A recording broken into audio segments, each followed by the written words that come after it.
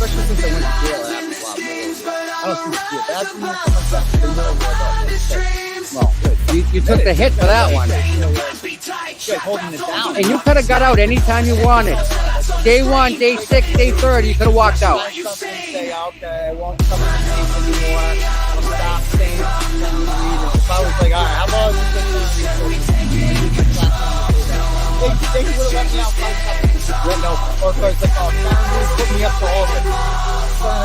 They would have just spent, they would have thrown me out in 5 seconds. Right. That's all we wanted. We don't want me. They want her. Yep. They want her. So, but sometimes you just got to be the, you got to answer something, man. So I know a lot of people are actually really taken back that you took that much of a step and took the hit and didn't give in at all. Yeah. So that's a big thing, man. That's huge. Yeah, I mean, I didn't want to be in jail. Well, who does? Yeah, right.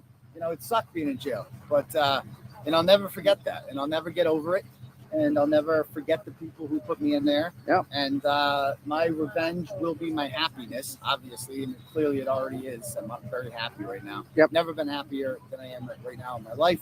It was a real wake-up call as far as just like developing a new lifestyle and everything. So it was, kind of the best and the worst thing that happened to me. Let's put it that way. You got, I don't know, 1,307 people all behind you and 100%. So that's what's watching right now? Yep, 1,307 at least. It's a nice audience there. Good morning, everyone. Yeah. Good morning. What time are we at right now? We're at about 8 o'clock. Yeah. Okay, so that's cool. We are trying to get a press pass. We're working on that because I'd like to get in there. They're just ignoring me right now. They're not denying it. They're just ignoring it. So we got Tim Bradle on it because I have a right to that press pass. Can somebody give you a press pass? No, you have to. It has to. Okay. You have to sign it. You have to get it yourself. They'll give it to you. You don't have to work for like a major media company to do it. Ask Grant. Right. You have to have a website. Grant's his Patreon. He put his goddamn Patreon. Like that counts. So. Wow. Yeah. Anybody with a link to a website that they run. Yep. It qualifies under the SJC rules that writes on matters of public concern, which I do. Oh yeah. Yeah. And what you have, not do you've been doing this for a while. For 10 years. Yeah. Right. So I definitely qualify. So we'll see what happens. I know it goes to a room, and that room's like a bottomless hole. You send it in, and whenever they get to it, they get to it, right? You just got to stay on it. Yeah. You just got to stay on it. So we'll have, that's what you got a lawyer for. My lawyer will take care of that. Yep. Make sure it gets done, and we'll be good. Well, a lot of people want you to have a pass on the chat because right. It appears to be the only way in for me. So we'll have to do it that way, and that's fine. It's like if they don't want me in, that's fine. You'll get in. I'll get in eventually. Yep. This is.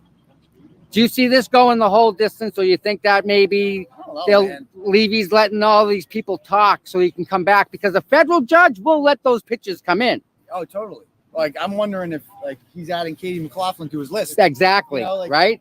Like, do these people not realize there's still a federal probe going on? And, if you get up there and lie under oath and he knows that you're lying. It's perjury. I would assume that's kind of a big deal. So, I don't know. I assume that's what he's doing, and some people think they're going to wait till after the prosecution's done before they lay the hammer down. If I were a betting man, I think it goes all the way to the end. But never know. Right. You never know. Anything could happen. Especially with this case. Yeah. You just never know. That is pretty. If the feds know, which I'm sure they do, that Karen Reed didn't do this. It's a pretty big risk on their part to allow her fate to be left up to a jury. Right. That's pretty wild in my opinion, so I wonder if the jury convicted her, could Levy come back and overturn that, like a federal judge, on appeal and stuff? I don't think so. I don't know. I suppose she can be. There's so much I don't understand this whole case. It's all new to me. So they asked Maura Healey about it on Greg Hill's show. Really? Have you been following? And she's like, no, I'm not going to. And that's the problem. Wow. This is your state. This is a travesty that's happening right here. And just just let it play out. Wow. That's the problem, So, all right, I'll let you get back to it again. Love you people. Thank you, my friend. Thank you. All right, guys. And you from Maine. Yeah, I'm going to go say hi. I don't want to, I want to leave this here, though. Dina just gave Mrs. Reed one of the bracelets. Did she really? That's badass. Yeah, do you want to hold this for me, bud? You run over there and say hi to him if you don't mind. Oh, Rita just pulled up.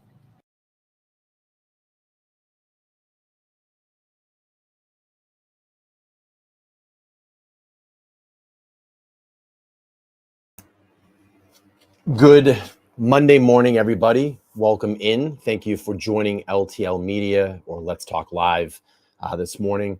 We're going to go through courtroom testimony throughout the entire day. I'll have a couple of streams that go throughout the day. We'll start the morning session when they break. I'll break down for lunch, but I'm going to leave a link to the afternoon stream so you can pop back in after lunch and just continue here. We're going to watch, again, live courtroom testimony, uninterrupted with boosted sound.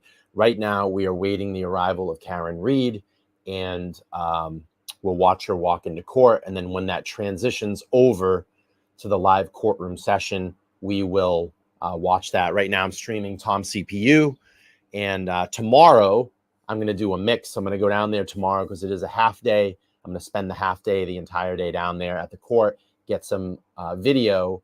I don't know if I'm going to live from there, but I may get some video and then just upload it later on that evening. So just going to check in here. MIGI checking in. Good morning to you. Thank you so much. Let's see. Happy Monday to you, Paula. And I want to keep everything in perspective here today. Any donation that comes in, and Karen's arriving right now. Let's go up to Tom. We're going to donate 25% of it today. So any donation that comes in, I will donate 25% of it today. All right, let's go back to live with Tom. Karen is arriving to court. Full screen. Good morning. Good morning. No, you didn't. Nope. You were here. You were here. Nope. Nope. See my brother? It's all good. Yeah. White car? The Navy car. Oh, okay, perfect. The Navy car? Oh, he does? Oh, okay, good. Peter said he has a pass. Oh, he does? How are you, Mikey? That you were late. Yeah, I like it. Oh my God, that is great. Oh, I love it. Love it. Amazing. Who's up first today? Gallagher? On the witnesses, Gallagher? Yeah. Okay. We're gonna find out why Michael Lank responded at 9 o'clock with the state police to take him on the investigation today. I hope so. How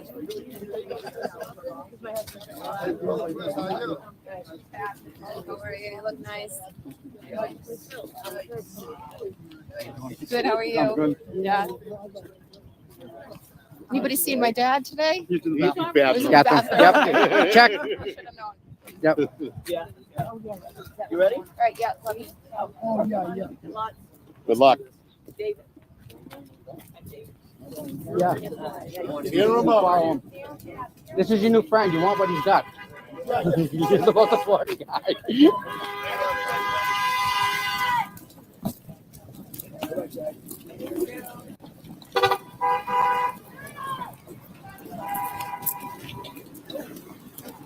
Oh, jeez. There's two. What, for me? You and him. Ooh, thank you, Tom.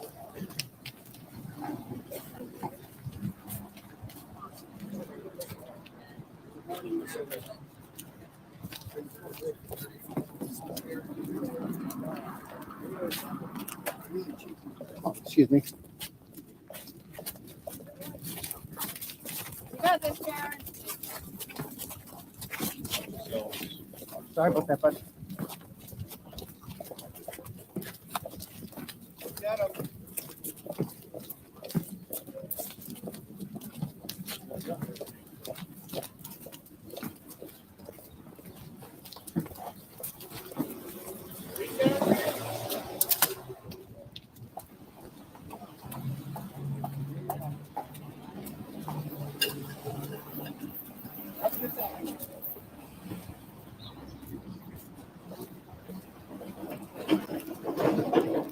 Good morning.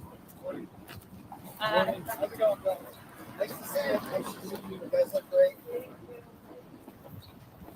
You're welcome, SD. Pardon me, Tom. Yeah, no problem. Have a good day, Grant. All right. And that was that. She looked good walking in. The lawyers look great. Yes, it was a very, yeah. And you get all these supporters here in the pink, wishing her luck. Yep. I mean, she looks great every time. I don't think she's ever not looked like dynamite.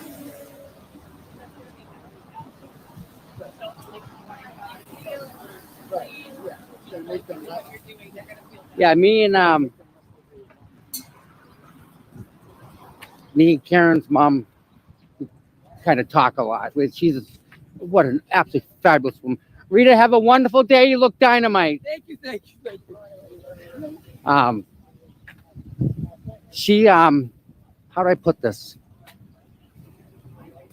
Like, she knows God, put it that way. And you can tell when you even come near her, like you can sense it, you know it. It's pretty awesome.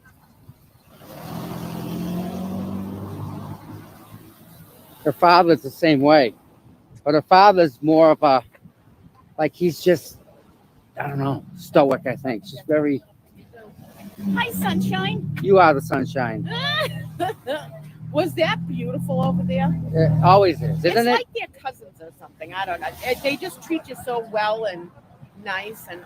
I was just telling people that, like, her mom, like, very religious. Like, she knows God. And you can tell when you're near her. She's just like, yeah, It was beautiful. she's very nice. All right, who are we saying hi to? Let me put my Hey, glasses good on. luck. You got 1,500 people. Good luck with that Okay, one. good morning, 15, everyone. 15. So, You know? Nina Miner, good morning. Darcy, good morning. Courtney, it's like romper room in here.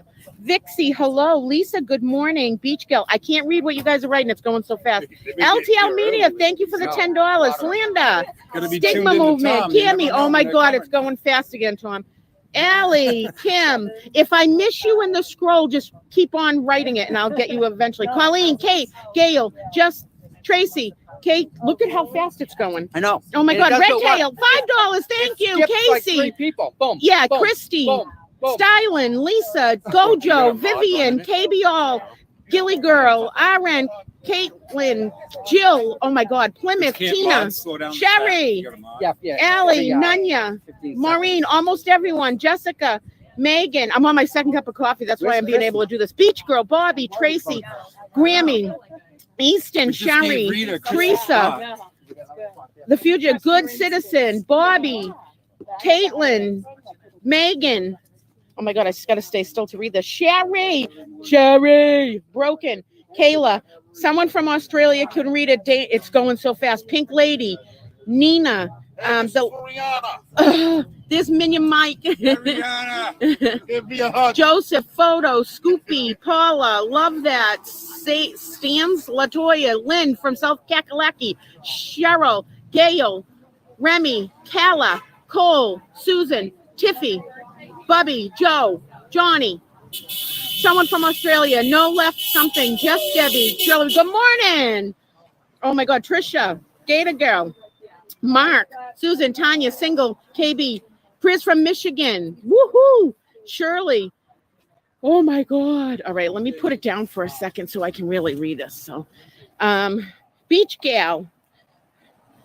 All right, so we just had the weekend, and let's see, I'll go this way. And what does everybody think about all the pictures that resurfaced of Katie? It blew her testimony right badly. Tell Dina to do another super chat dance. We'll have to wait till someone comes over here to hold it. Anyways. Oh, can you do the super chat dance? Oh my God. Yeah, I'll do it. Can you hold this? Hold on. Okay, ready? I got a super chat. Got a super chat. How's that for $10? I think that's perfect. Yeah, I would never make a good stripper, that's for sure. All right, not surprised. All right, Kim. All right. So I was blown away by the pictures. Like, we knew they were out there, but my God, if she had just said, "Yeah, I know her. We went to school," like, the lies. It's awful. It's awful. I can't even see what everybody's writing. It's going so fast. Yeah. So we'll see what happens. I think Lank is testifying today and Gallagher. So this should, bring out some stuff. The glare I love the glare. Good morning, Will, if you're seeing this. Good morning, Will. Hold on, I'm going to turn it around. Good morning, Will, if you're watching. We love the glare. We think you're wicked pissa. Wicked pissa. Oh, I didn't even show you guys my shirt. Hold on. There's my shirt. It says, see you next Tuesday, Julie Grant. Okay. I'm clipping it. Oh my God. It's not going to be too pretty. I got a lot of rolls going on. All right. Auntie Bev definitely showed her true colors. She's totally showing the world how biased she is. That's for damn sure. Well, you really put a lot into it, God bless you. And it's got to be terrible for Kate. She just sealed her fate by doing that. I mean, all she had to say was like, yeah, I knew when we were on track, we were whatever. Like, why lie about that? But now we know. Bev is definitely covering their stuff up. I mean, Bev's peers who are watching, can you give Unks bum slap to confirm this? No, I'm not doing that. That's terrible. I'm not going to go up and do that. Stop it. Yeah, I don't recall. And then she wore the cross around her neck. Oh my God. You can't even make this stuff up. You really can't make this stuff up. It's terrible. Stop. It's going so fast I can't even read what you guys are writing. Well, thank you. Thank you. I took today off. It's supposed to be beautiful here. Oh, do you guys want a weather report? I can pretend I'm Lally. You want a weather report? So the trees are blooming. If you didn't know, the trees are blooming. It is sinus weather.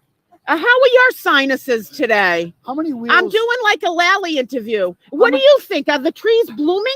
How many wheels, if any, are there on the fire trucks? Yeah. Can someone please answer that? That's a new question. Someone should email that to Lally. How many wheels are on a fire truck? Oh, there's a kiss from the UK. We love you right back. Here, I'll blow you a kiss, UK. Mwah. Kiss from Massachusetts.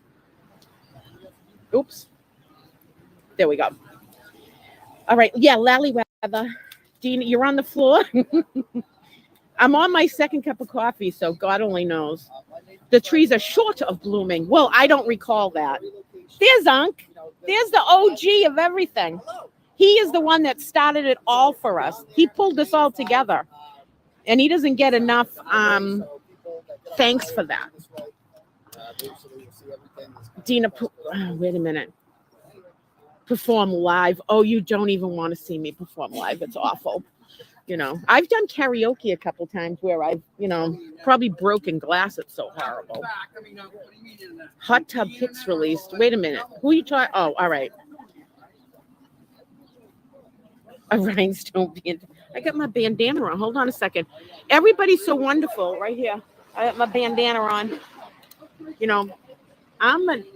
Got my shades. I got my hoop earrings. I got it all. One of the turtle riders that just came out, a Karen Reed supporter, came all the way down from Auburn, Maine, and she gave us these beautiful bracelets that, Kurt, did you get a bracelet? Yes. It's in your truck, though? My beautiful wife got one. Yeah, his beautiful wife. His real wife, not his protest wife. So anyways, these are them, and oh my God, it's got a little angel for John. It's got the turtle in there for Turtle Rider. It's got a little red bead in it for the broken tail light. It's got pink for all of us. Oh my God. Anyways, I gave it to Karen's mom. She's such a sweetheart. Thank you for my t-shirt. I did show Vinny my t-shirt and he ran away kind of. He was like, oh my God, don't take a picture of me with that because he has to work with Julie Grant. So too funny. Okay, someone wrote something long. Sassy bartender, where did you get your shirt? One of the lovely people, I'll give a shout out to Donna. She's the one that made my shirt. I would like to say it's McCabe, but you must be talking into your phone. It's spelled wrong. You'd have to get in touch with Donna to have a shirt made like that. Donna's really lovely. Donna Jerome. She made it for me. Bracelets. Oh my God, they're beautiful. They're beautiful. And we have a guy that came down here from Orange, which I'm sure already said, good morning, hon. I have another shirt. So I got another shirt. One of the turtle riders gave me one of their shirts for when I go to Florida to wear on the beach to go over my bathing suit. I'll show you. Don't mind my car. It's awful. Hold on a second. Where is my shirt? Hold on. Let me spread it out. So she gave me this shirt to wear on the beach. And so I'll have one in Florida when I go to Florida. Snowblower destroying evidence. Oh, so how was everybody's weekend? Any questions or anything? Lank's supposed to be testifying today in Gallagher. I can't even imagine what bombs are going to drop. Is Vinny still here? No, he went back. His sidekick's still here somewhere. But they're not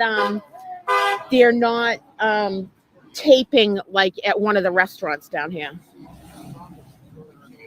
Where can I get the bracelet? I don't know. Look in the justice page. Eventually everyone will be typing it, and you can, maybe she'll make some to give out. I'm not sure.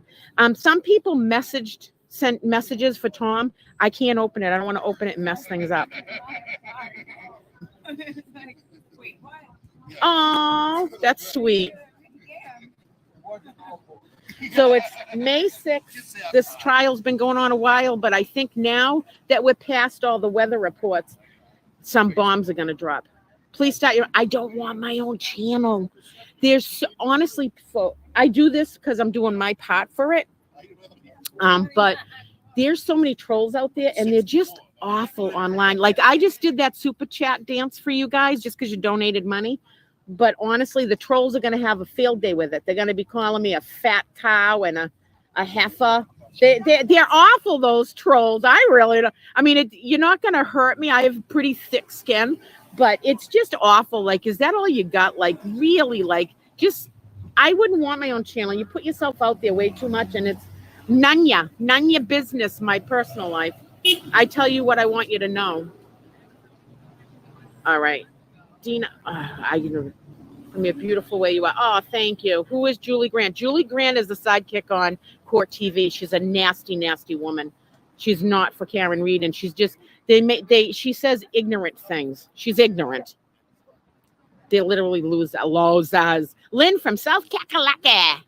We love you, Dina. Oh, we love you too. I was there in Spartanburg, Fountain Falls, a Fountain in South Kakalaki. I went down there for my, not my blood nephew, but my heart nephew. He got married down there, and I went to South Carolina. There was a big lake down there they got married on. Anyways, it was really nice. It was hot, but it was nice. All right, hold on. Here we go. All right. Oh, I love you guys too. I do ignore the losers. I don't care what that's pretty rotten, but whatever. Canton salute trolls. Yeah. It's going to start going down. I mean, when we're out and about around here in Massachusetts, there's very few people that are against Karen Reed that you see out doing anything. Like, even like when we were out at Legacy Place yesterday, like, a month ago when you did a standout, you'd get like 10 fuck yous as they drive by. But now there was only 2 yesterday. Like, the tides are turning, I feel bad for the people that were standing out long ago. They used to stand out on Neponset Street Bridge, and they had like bleach bottles thrown at them. They had their tires sliced, their lug nuts loose. Like, seriously, folks, you have to go out and check your car. If you display anything, Karen Reed, there's some sickos out there where you got to check the lug nuts on your car. You got to make sure your tires are intact no matter where you park. It's got to be in sight. It's awful. But you know what? We put ourselves out there, and it's our own doing to support something that we feel, but there's no reason to get, you're loosening someone's lug nuts up or slicing their tires and stuff. You're causing real physical harm. One of these days, they're going to get caught on film, That's you're causing physical harm to somebody. That's not right. Oh my God, it's going so fast I can't even. On my way, grab the nice coffee and appreciate all you amazing people. We appreciate everybody out there. I quit Court TV and nope. And I'm from South Carolina. Absolutely love your accent. Oh, thank you. My friend still lives down there. So shout out to my friend Lisa in South Carolina, Todd, Amanda, the kids. Todd just graduated from college. He went back and got his master's. A shout out to Donna Giroux in Taunton.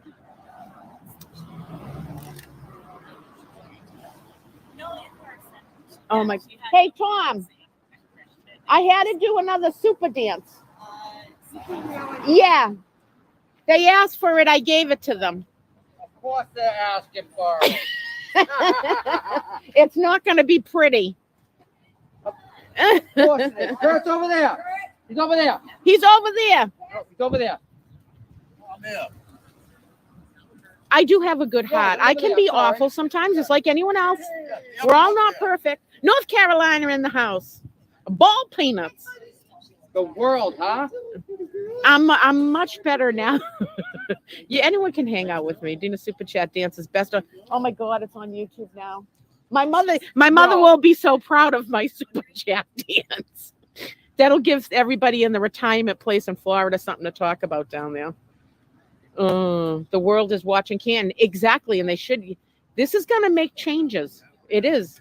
This is bigger, and after this, they still got to look into the Sandra Birchmore, and people don't talk about that enough. The Sandra Birchmore case. We love you, Dina from Detroit. Why does the judge this for the children? I love Detroit.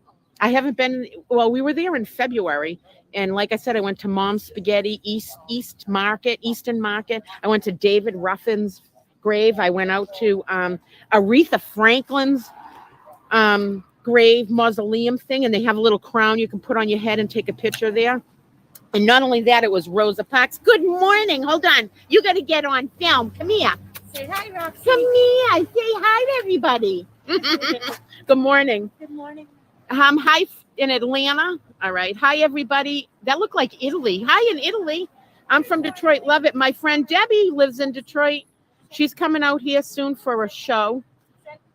Good morning, Kim. Good morning from South Africa. Oh, my God. Wow. Coffin Duffer. Oh, my God. Did you guys see that? She is, there's one thing to take pictures. She went running away like she did something wrong. Hi in Ohio. Jeffrey, hi. Greetings from Cranston, Rhode Island. How was Mom's Spaghetti? It was okay. Mom's Spaghetti. I didn't think it was anything special. I thought it was overpriced, but you're going to get it because it's M&M. Hi in Ontario. If anyone wants to know, Unk's live right now too. He's right there. He's on live. Canada. So my ancestors were all from Canada. They were from something just bit me. They were from Sonyaville and Comeauville. And we have our history back to the 1300s. We do have my ninth great grandmother was Molly Muse, who was a Micmac Indian. North Attleboro here. Hi, North Attleboro, New Bedford. Good food down there. Hold on a second. I didn't see something about my car. Who, if anyone, drove your car this morning? I drove my car this morning. Hi from Scotland.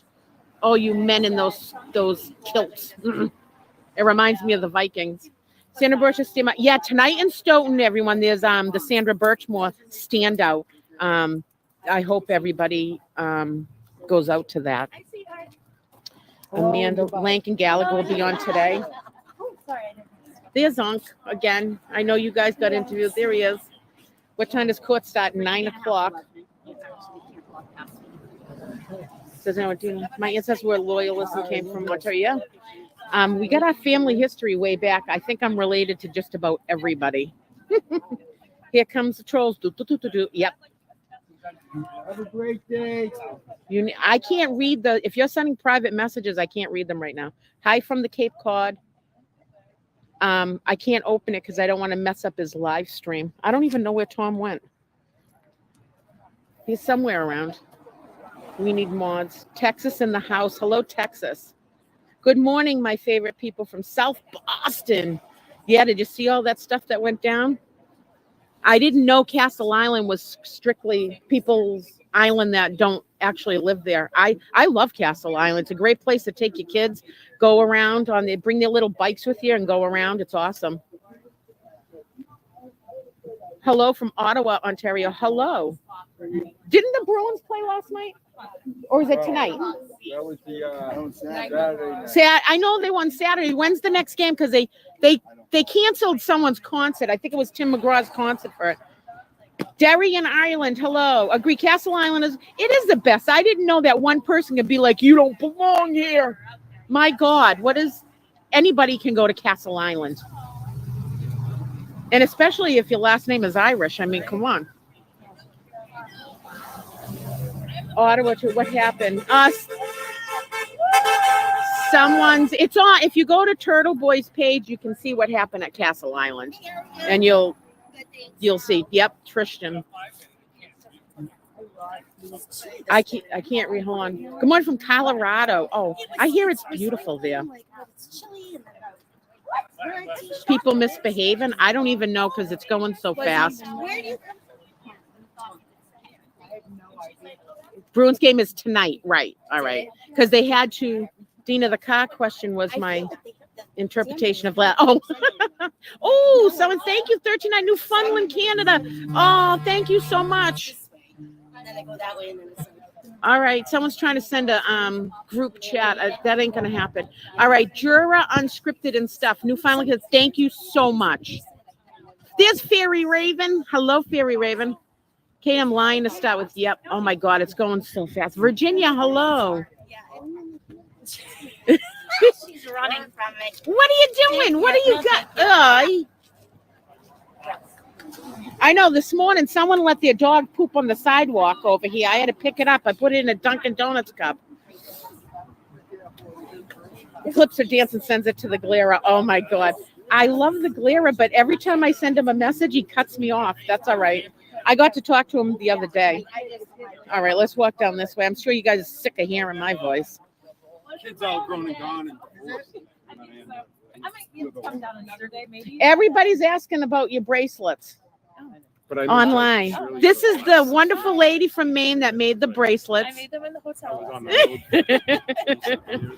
So if you go on the Justice page, maybe you can find something there about it. So Literally moved. sending love. People are sending love from Maine. What part of Maine are you from? Oh, no. Hold on, we'll see if they answer. What part of Maine? Let's see. Tammy, what part of Maine are you from? Nice to meet people in Marlboro and Scott. Yeah. The Dunkin'. That's all I had. I didn't have any poop bags. Cannon, Maine. Cannon? I don't know Cannon. Dixmont.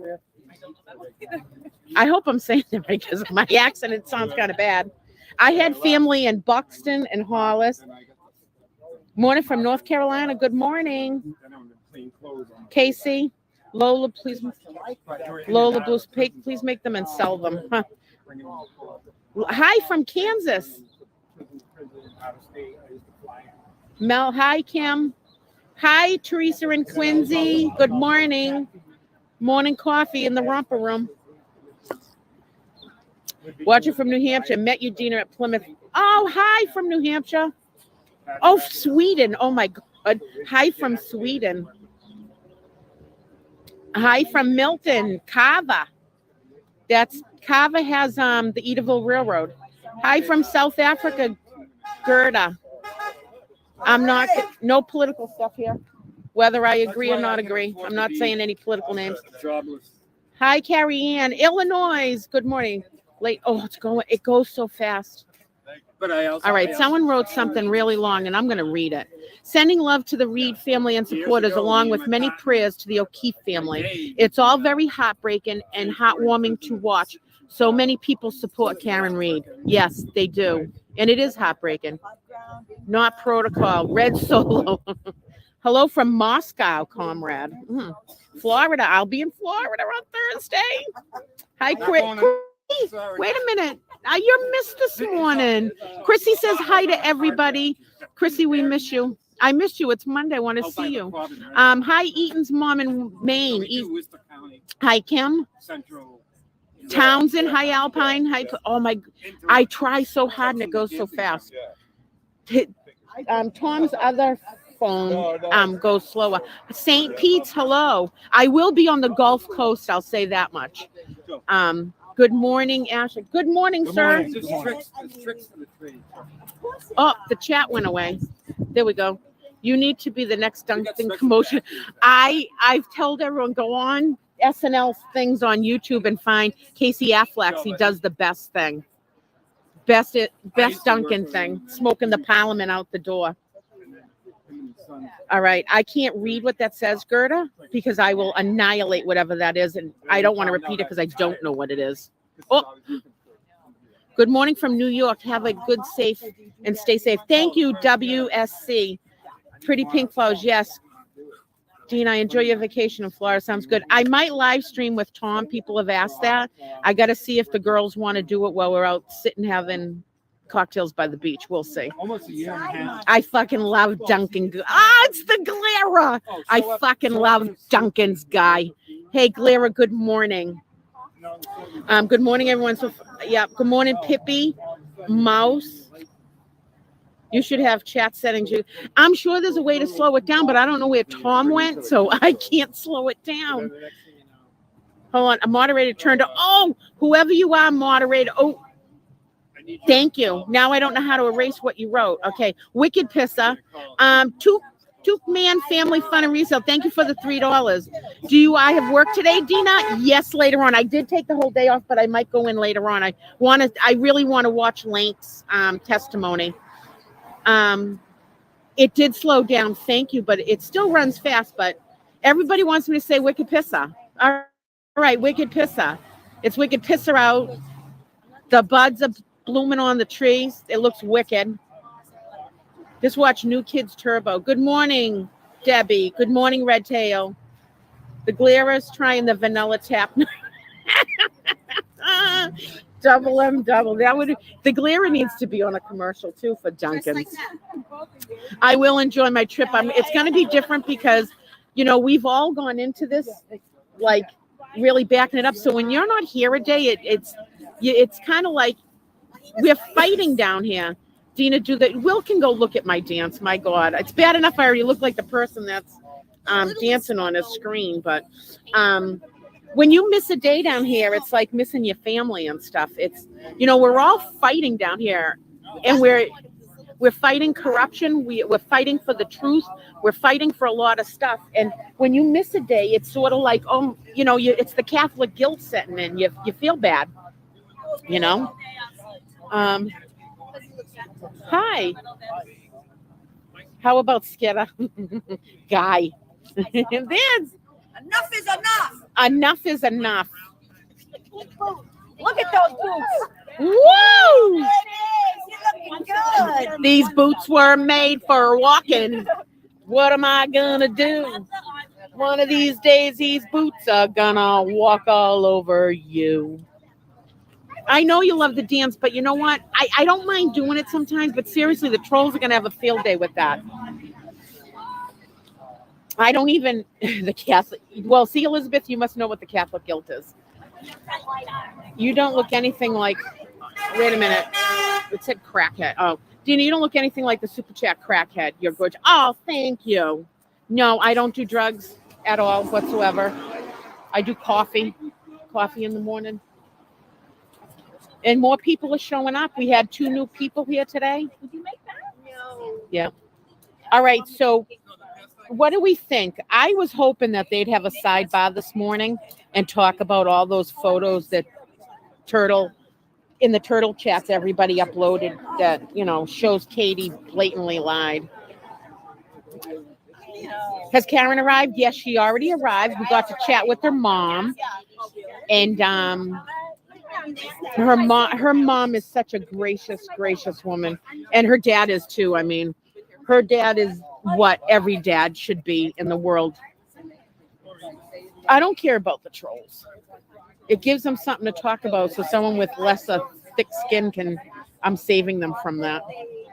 At least from what I saw online, I thought it said they were gonna be Karen Chouini, can you chat fans to hit the? Oh, well, everyone, if you enjoy Tom's live every morning, which he's doing an unbelievable job, hit the like button, because this is what keeps it going. Is Tom's? You got to hit Tom's like button. All Good right. morning. How are you? Good, how are you? Good. Hey, my good girl. All right. Can I say something to people? It's your channel. You can say whatever you want, love. It's your channel. Hi. Listen, I want to Yes, thank you do. everybody for watching, I'm subscribing. gonna sneeze. Bless you. Hold on, it's coming. Go ahead. Bless you. Bless Thank me. Thank you. It's allergy Listen, season. everyone that's here, thank you for watching. Thank you for chatting. Thank you for hitting the like button. And the big thing is thank you for subscribing. That's how you get ranked in like the YouTube world. I have 6,873 subscribers this morning. You know, that's amazing. I remember when I had, I think, 600, and one of my mods said, let's get that fixed. And it's like that night I had over 1,000. Yep. And now I'm almost at 7,000 people. Like I can't, that's a lot of people. So I appreciate everybody. It just jumps, you know? So everyone that's watching, I appreciate it. And What you're doing is amazing, and it's going to go down in history of what you're doing. what, me? You. I'm just, You're you're on the ground. You're showing what it's like for a real fight. Yeah, but I'm just showing you guys. You guys are it. It ain't me. It is you. No, I'm recording it. Yeah. That's all I'm doing. I'm just holding Just the camera. take the compliment and shut up. Take the compliment and shut up. It's how I see it, though. I mean, I get it, and thank you for that. I Okay. do appreciate that. But I mean, it has to be recorded for prosperity. Exactly. For here you go. And I'm biased off the bat. I don't think she did it. All the evidence that I've read from the documents that are submitted to the court, it doesn't. Even if you're on the fence and you don't know either way, I firmly believe she's innocent. But even if you don't, the evidence proves she is innocent. She's factually innocent. It factually. But I believe she's completely innocent. Absolutely. All she did was drop him off and drive back to the house. That's all she did. That's not in any way related to what happened to Officer O'Keefe. In any way. All she did was drop him off. They're in the chat now. They say, listen to Dina, Tom, shut up. Come here, I gotta hug you. People love you more than they love me. Oh, cut it out. I'm there. Dina. That's all right. I'm here. I told them, I said, we might live stream. You've said it before. I got to ask the girls in Florida, and maybe I'll live stream from the pool jacuzzi with you. Listen, I'm not getting in the jacuzzi with you. Not happening. I'll be in Florida. It'd be kind of hard. You can butt dial me. I'll butt dial you from the jacuzzi in Florida. Okay, but again, right? MVP. Look at that's Jennifer, right? She's dancing on the sidewalk to music while she's got a sign. Not right now. Not right now. Kind of early. It's kind of early. There's not enough coffee yet. Before my 10 a.m. friendly zone. It's her energy that gets people over There's here. a dog coming behind you. Good morning. Oh, sorry. Good morning. It's okay. Be my friend. Be my friend. It's all right. So it's her energy that radiates to other people that bring people in. Mhm. And all I'm doing is holding the camera and capturing that. Yep. So it's the people as much as it's me. Does that make sense? I hope. So, I mean, yeah, I appreciate the compliments. And again, I can't say enough for They're saying hi, Jen. the donations that you guys give me, the love, the compliments. I have people just come on the side of the road and come right to me and start talking to me, telling me stories that are heartbreaking. And they say I make it better. That's all I can do. We're all right? doing a little bit to make the world a better place. And that's all we're doing, just a Yep. little bit. And again, everyone's doing their part, and it works. I mean, she's holding the sign right now. That's Yep. She's just as much involved as I am, as you are, Yep. as she is. So it's the whole thing, you know. And the poor family. I got to talk about Karen's family for a second.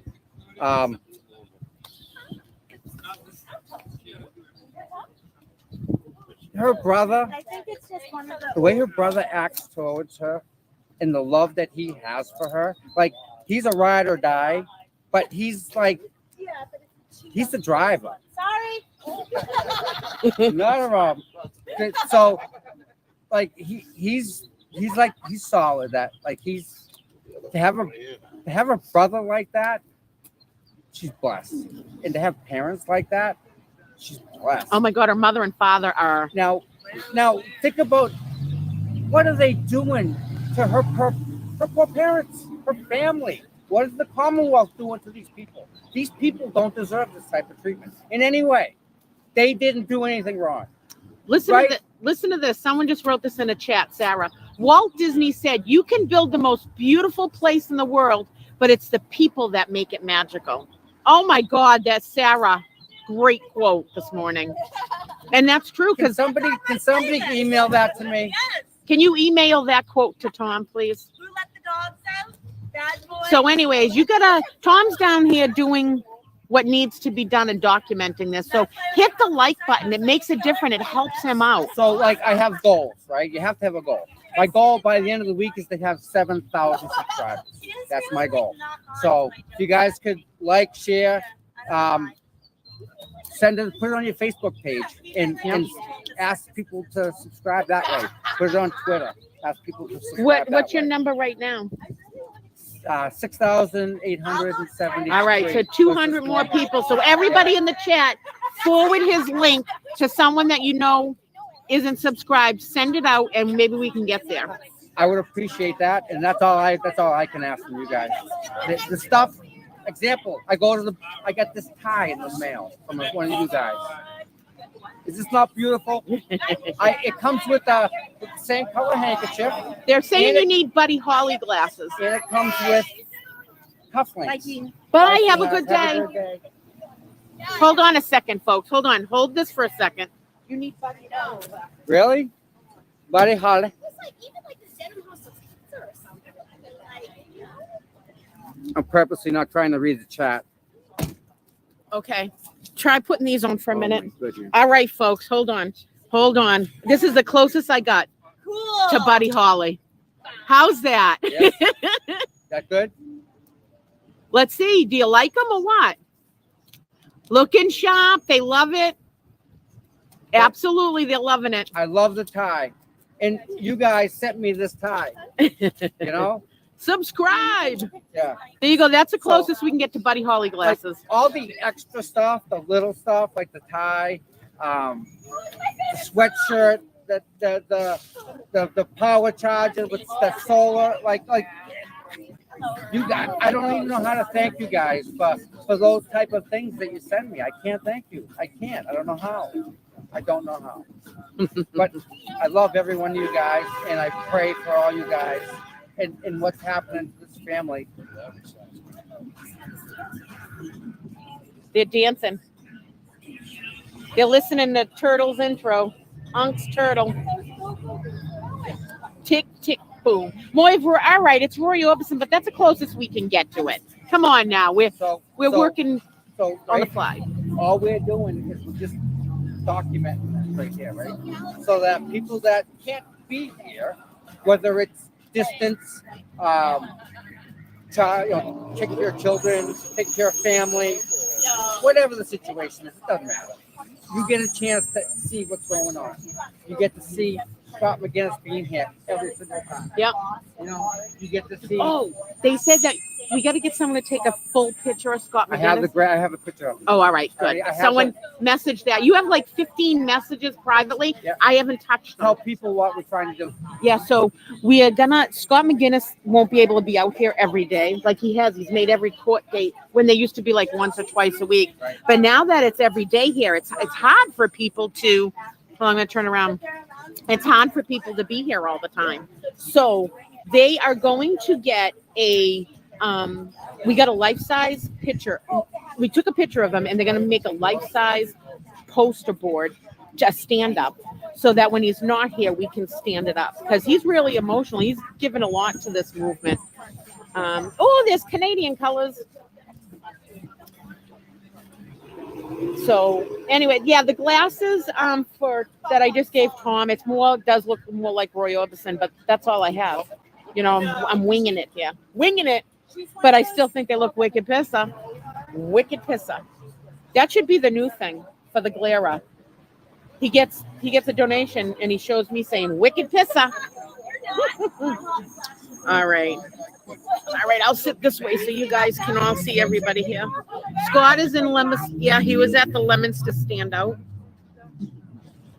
I'll hold it like this. It's on my leg. He does do a lot. Everybody down here does a lot for the movement, though. Tom, it's unbelievable. But every person that shows up for an hour, half an hour, once a week, once a month, it means something. And believe me, the Reed family sees it. They know people by name. It's not just because we're here all the time. They are so touched by all the support. Totally touched by all the support. Be careful with the music, Dina. It can result in copyright strike. Yeah, hopefully you can't hear it too much, but love to Tom, Dina, Chrissy, Scott. Chrissy, I know I missed Chrissy this morning. I love her. Oh, well, Lacey Ann, great job with the tie. Good morning, Clara. Yeah, and just this is a personal message. So there's a lot of love in this movement. But I got to be honest, when people send like private messages or want to send us pictures and ask for our phone number and stuff, people aren't giving it out because you're talking hundreds. And it's kind of hard to weed it all out. It's not, don't anyone take it personal. If anyone in this movement that you reach out to in like Facebook Messenger and stuff, because trolls are trying to hack into everything. So don't take it personally, okay? All right, that car right there that just beeped. Yeah. For example, I just went and got my water, Yeah. and the guy rolls the windows down, starts talking to me, says she didn't do it, and I said, I agree, she didn't do it. He said, there's no way she did it. And he started telling me about all the things that he thinks is wrong. It's some guy. Yeah. You know, just out of the blue. Yep. You know, hello, my dear. Good morning. And everybody greets each other with hugs. Like this is what You like this? I don't even call it a protest anymore. This is a standout for truth. And like I said to you people, all of us who are showing our faces and speaking out against this, we put ourselves out there. It's sometimes it's kind of scary. I mean, I'm sure we all have FBI files at this point. You know, this morning when I had to pick up the dog poop, I had a little baggie, but I had to walk it up by the registry of deeds to throw it in the trash can. And they looked at me like throwing something out. And I'm like, don't worry, it's not a bomb. You know what I mean? Like everything you do is cool. Good morning, everybody. We are streaming TomCPU. Just to let everybody know, because I had some trolls come in here earlier. I have a great relationship with Tom, and I've talked about this in the past. He's given me personal permission to stream him outside of court. And when court resumes, I will cut into the live feed, of course, and we'll watch the full courtroom testimony today. I'm going to be cutting out. I'll keep the live on. I'm doing some work behind the scenes here to get a video ready for tonight. And I want to get that edited and put together tonight. But I will be, coming and going throughout the day, so we can just watch the live interrupted courts. I'll get this down today. It's early. Court session today. We're going to watch that. And I just want to remind everybody, 25% of all donations that come in today will go to Karen Reed's Defense Fund. What I will do at the end of the day is donate, and you can go on her Defense Fund page and you will see it, LTL Media. I made one donation last night for $50, and I made one donation for $100 last night.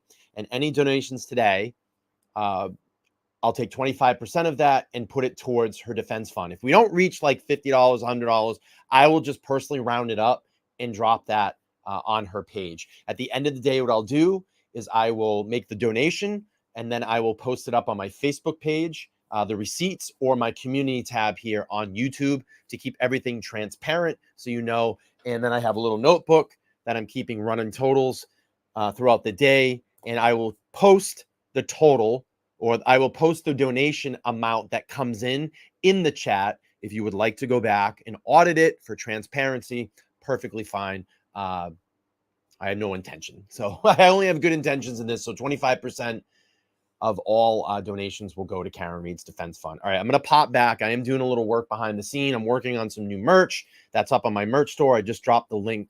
Oh, my girlfriend just said that she's keeping track as well, too. Perfect. What was I going to say? Oh, I have so many things to get out. But I just dropped some new merch. If you're interested in that, I just dropped the link in the chat. You can check out my t-shirts. Also, tomorrow, I'm going to go down and either stream the complete half day tomorrow at court, or I'll probably just go down and catch video and then upload it at the end of the day. Haven't really made my total decision yet.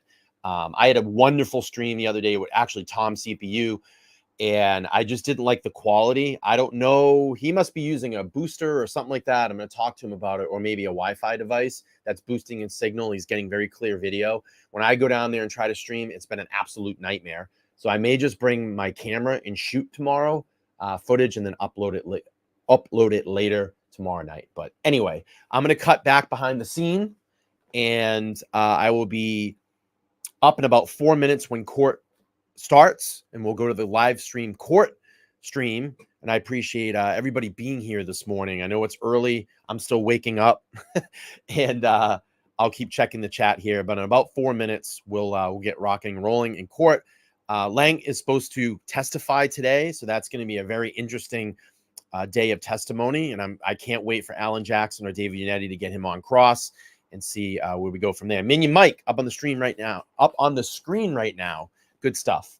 All right, I'm going to pop in, pop out, and I'll see you in a couple minutes. Back to full screen.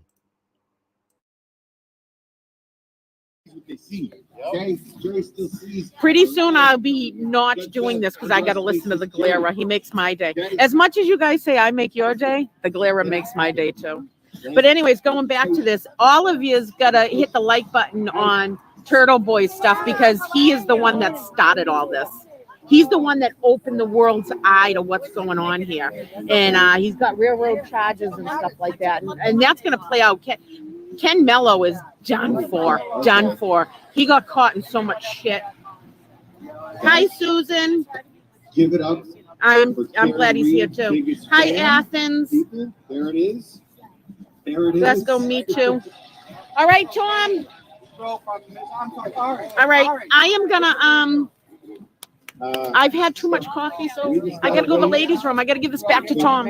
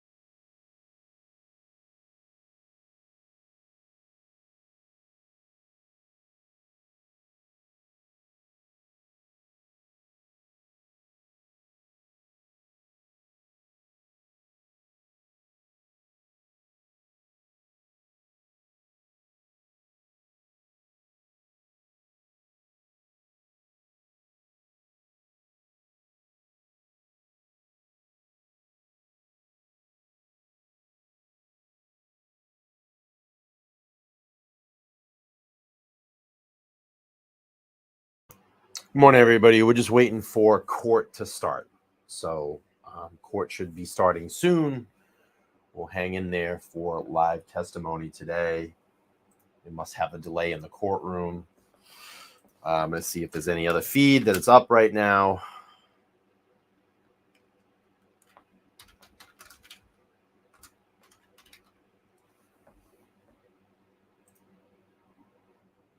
The fan, that's it. NBC has the fan. So we'll hang out here. Should start soon. I'm just behind the scenes doing a few things. Feel free to get settled in, and we'll get started soon.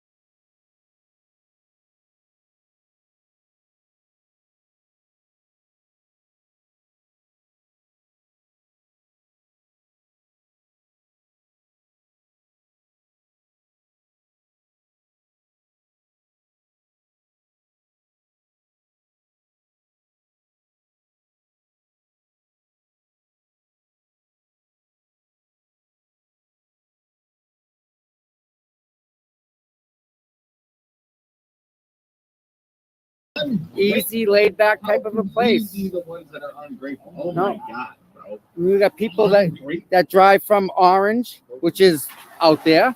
And we got people that drove from Maine to come here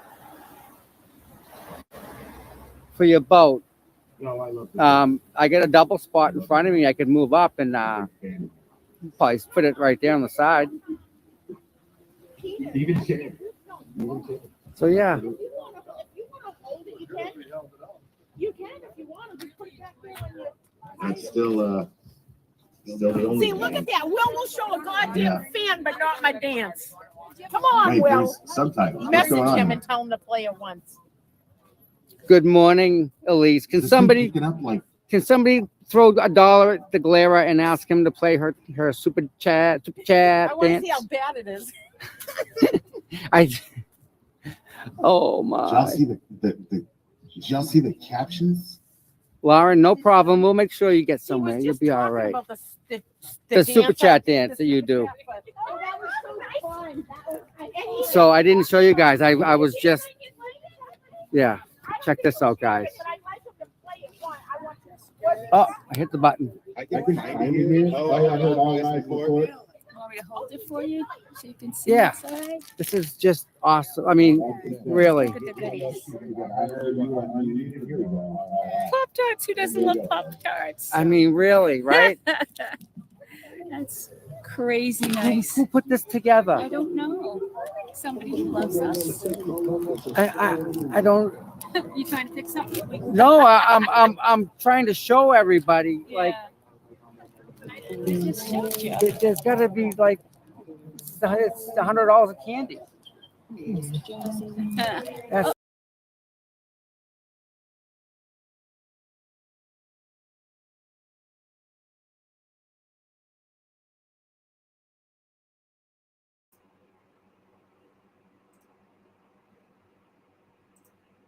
Your Honor. Judge, as I indicated in an email that I sent to your clerk last night and copied to Commonwealth. I have not seen the email. Okay, well, I'll explain what was in it. Essentially, I was alerting the court that I would like to be heard prior to the start of testimony today because since Katie McLaughlin testified on Thursday and Friday, we received a deluge of photographs that put her with Caitlin Albert on many different occasions after they graduated high school. We received information from their high school yearbook that they were more than just acquaintances in high school. They were teammates on the track team. And even after I sent that email with the photographs that I attached to it, late last night, we received another photo where Katie McLaughlin and Caitlin Albert are standing next to each other in a photo at a baby shower in June of 2021, about 8 months before John O'Keefe's death. It's very clear to us that Katie McLaughlin perjured herself. And I wanted to discuss the issue of the admissibility of not only the photographs that we're now providing that we just received over the weekend, but I also want to resurrect the admissibility of H, I, J, and K for identification. And I think a discussion of this, Your Honor, needs to start with what court orders are currently in place. The leading case with regard to the provision of reciprocal discovery when the defense is offering. So you want to get back to Rule 14, the Rule 14 issue? It is a Rule 14 issue. Okay. That's supplemented by. Hold on one second. So on top of that, we can discuss this later. I'd like to get the trial started. No. That's fine, Your Honor. My belief, my strong belief, is that we need to determine this today. And the reason is that Caitlin Albert is coming up as a witness for the Commonwealth. She faces the same areas of cross-examination that Katie McLaughlin faced, and these photos are relevant to her cross-examination. Okay. All right. So aside from the Rule 14 issue, I also think this is cumulative. I don't have the email. I do have the photos, but we can address this. When do you expect the Albert? I'm sorry. What's her name? Caitlin Albert. Caitlin Albert. I'd say midweek, probably. It depends on how far we get today. So we'll address this either today or tomorrow. Thank you. Scheduling purposes. So Sergeant Link, is he testifying today? Yes, Ron. All right. So we need a voir dire of him. I expect that might take a while. Is he testifying this morning, or can we use the lunch break for that? I need to know if it's around 11 o'clock, we'll have a voir dire. I'll just order coffee. I just need to know about that. So I anticipate 2 witnesses prior to him. So I can't predict necessarily how long. How long will you be with those 2 witnesses? With those 2 witnesses, probably half hour, maybe a little more with each. Okay. Any idea how long the cross will be with those witnesses? Probably, I will handle one of those witnesses. Mr. Yannetti will handle the other, and I would say at least a half an hour on cross-examination, maybe a little bit more. Okay. Would it be up to an hour on each? I'm just, again, scheduling. I'm not limiting you at all. I'm just curious. Thank you. I don't think we'd exceed an hour. I would say safely, I know it's a big range, but between a half an hour and an hour, I think, for each of them. Okay. I think that's probably accurate. All right. Paul, can I see you for a second?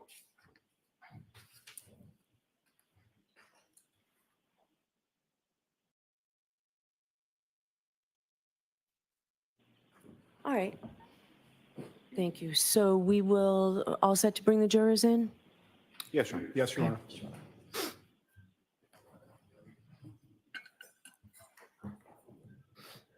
Wow, you see Yannetti shaking his head?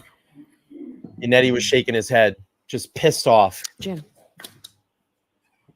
They know how this trial is going to go. They know that she's going to fight every single thing that they try to put forth in front of this jury. And if people don't see what's going on here in this trial, that Karen Reed's not getting a fair trial, I mean, you're blind. We also have exhibit 8. 8. Thank you.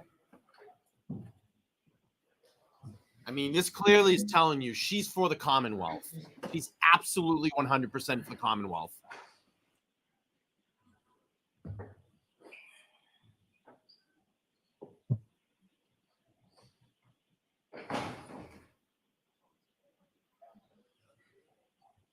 And she ain't gonna apologize for it, believe me.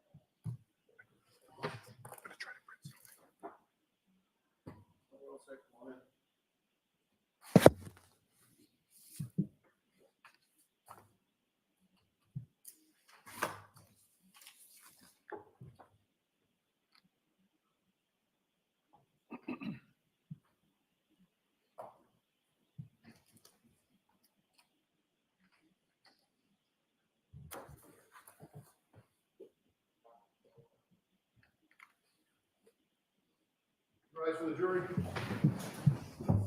Okay, so that wasn't in front of the jury, but it is on the record. It is on the record. I apologize. I thought the jury was in the room.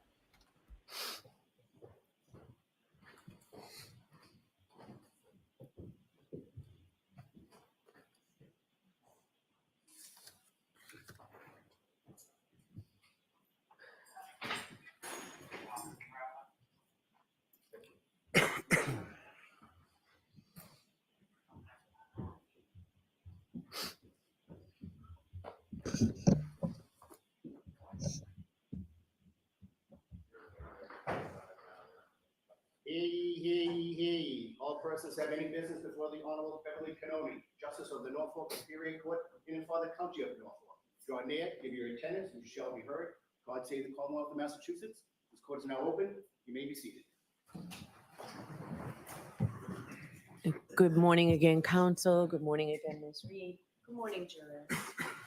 I have to ask you those same 3 questions, and we appreciate your patience. We had to work out a few things this morning. So, was everyone able to follow the instructions and refrain from discussing this case with anyone?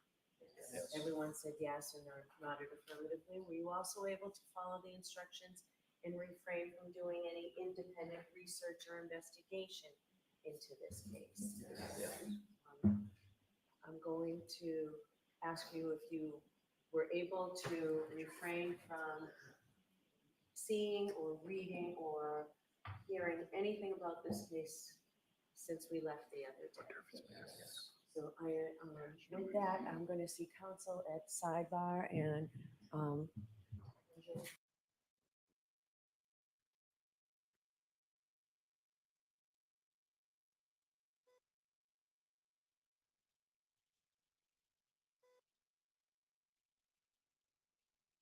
Another sidebar. Another sidebar. That's where we're at. Another sidebar. So I want to go back to real quick. Last night, if you didn't catch my live, and I'm going to try to get this out before they resume, but if you didn't catch my live last night, go back and watch when we broke down Katie McLaughlin's testimony. And I want you to go back and pay attention to Alan Jackson, the questions that he's asking. And maybe some of you missed this. So Alan Jackson went into a roll of questions of basically trying to set a timeline of when the last time Caitlin Albert and Katie had any type of contact. And he asked her, what was your contact with Katie prior to January 2022? What was your contact with Katie after January of 2022? And he threw in a few key things that kind of rung my bell a little bit. He asked, did you have text messages? Did you have Snapchat conversations? Did you have Facebook messaging? Did you have phone calls? But he kept going back to Snapchat, and he said it quite a few times. And I believe what Jackson's doing is setting the tone for when Caitlin Albert testifies. And he's probably going to bring out communications between Katie and Caitlin and show it to Caitlin Albert and say, can you explain these types of conversations that you had with Katie McLaughlin? I feel that a lot of people in the chat, when I was kind of going down that road last night, agreed with me as well. He's digging in and asking those questions for a specific reason. He wouldn't keep reiterating that and talking about it. And he really dug in his claws at that point and really kept pushing Katie. And I'm going to tell you, it's to set up for testimony from when Caitlin gets on the stand. And then probably what he's going to do is when he questions Caitlin Albert, Katie, and so many Katies and Caitlins, but when he questions her and shows her the communication, and you get Caitlin Albert on a lie, he's going to go back and most likely call Katie McLaughlin back to the stand and ask her, can you explain this? I honestly feel that's what was going on there. And it was very, very interesting back and forth. And I encourage you all to go back and watch that section of testimony. And if you want to go back and watch my live, if you didn't see it last night, I would encourage you to go watch that because it was a great breakdown. And I caught it right away. And I said, something's going on. Jackson wouldn't be digging in like this. And I guarantee you, and I said, mark my words, he's going to bring this back around later on and use it and catch both of these girls in a lie. So we're waiting here for testimony to resume. I appreciate y'all being in here. What do you think? Do you think that I'm correct? Do you think I'm correct in this? If you feel I'm correct, drop a 1 in the chat. If you think that, excuse me, if I'm way off, drop a 2. I'd love to see what you all think. Are you agreeing with me or disagreeing? Drop a 1 if you agree, a 2 if you disagree. I'd love to see that. There's good old Grant. Amazing. That guy gets a press pass. I can't get a press pass. I cannot get a press pass. I have applied multiple times. Multiple times. All right, looks like court's going to resume. We'll go back here, and I'm going to shrink down the screen so we can all watch. Just a reminder, 25% of all donations that come in today will be donated to Karen Reed's Defense Fund, and I will post receipts at the end of the day on my Facebook page and my YouTube community page. And you can also go to Karen Reed's link and just look at recent donations, and you will still see the LTL donation up there. All right, here we go.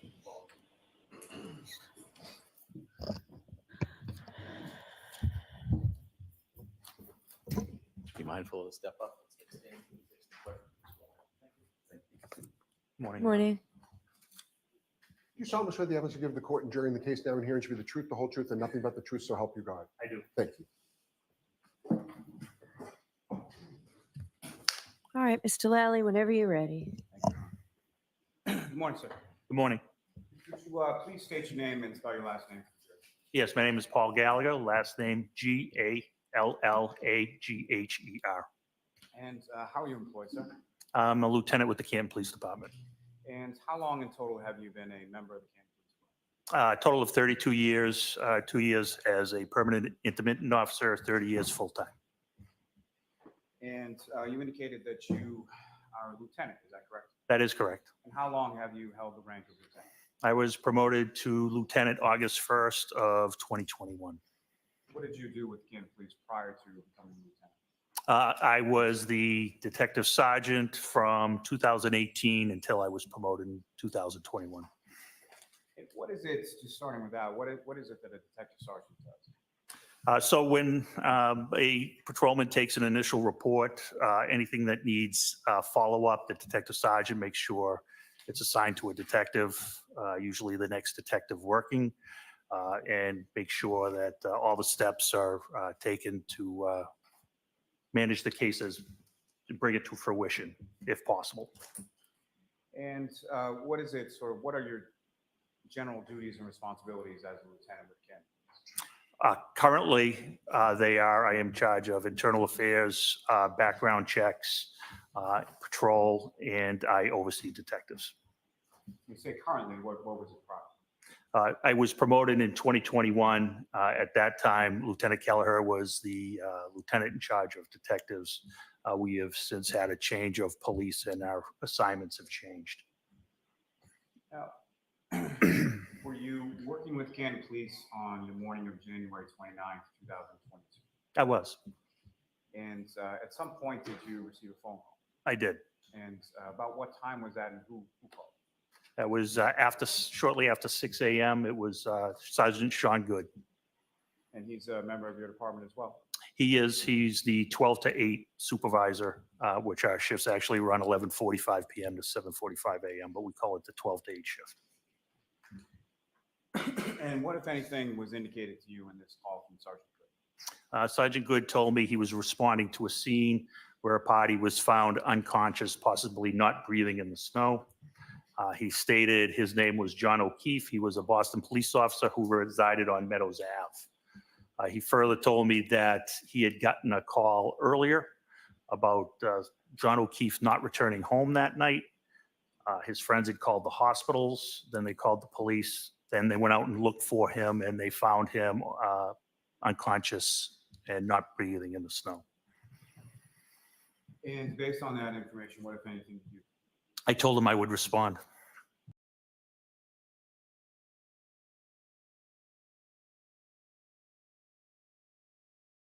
When he said he was a Boston police officer on Meadows Ave, I thought they discovered him on Meadows Ave.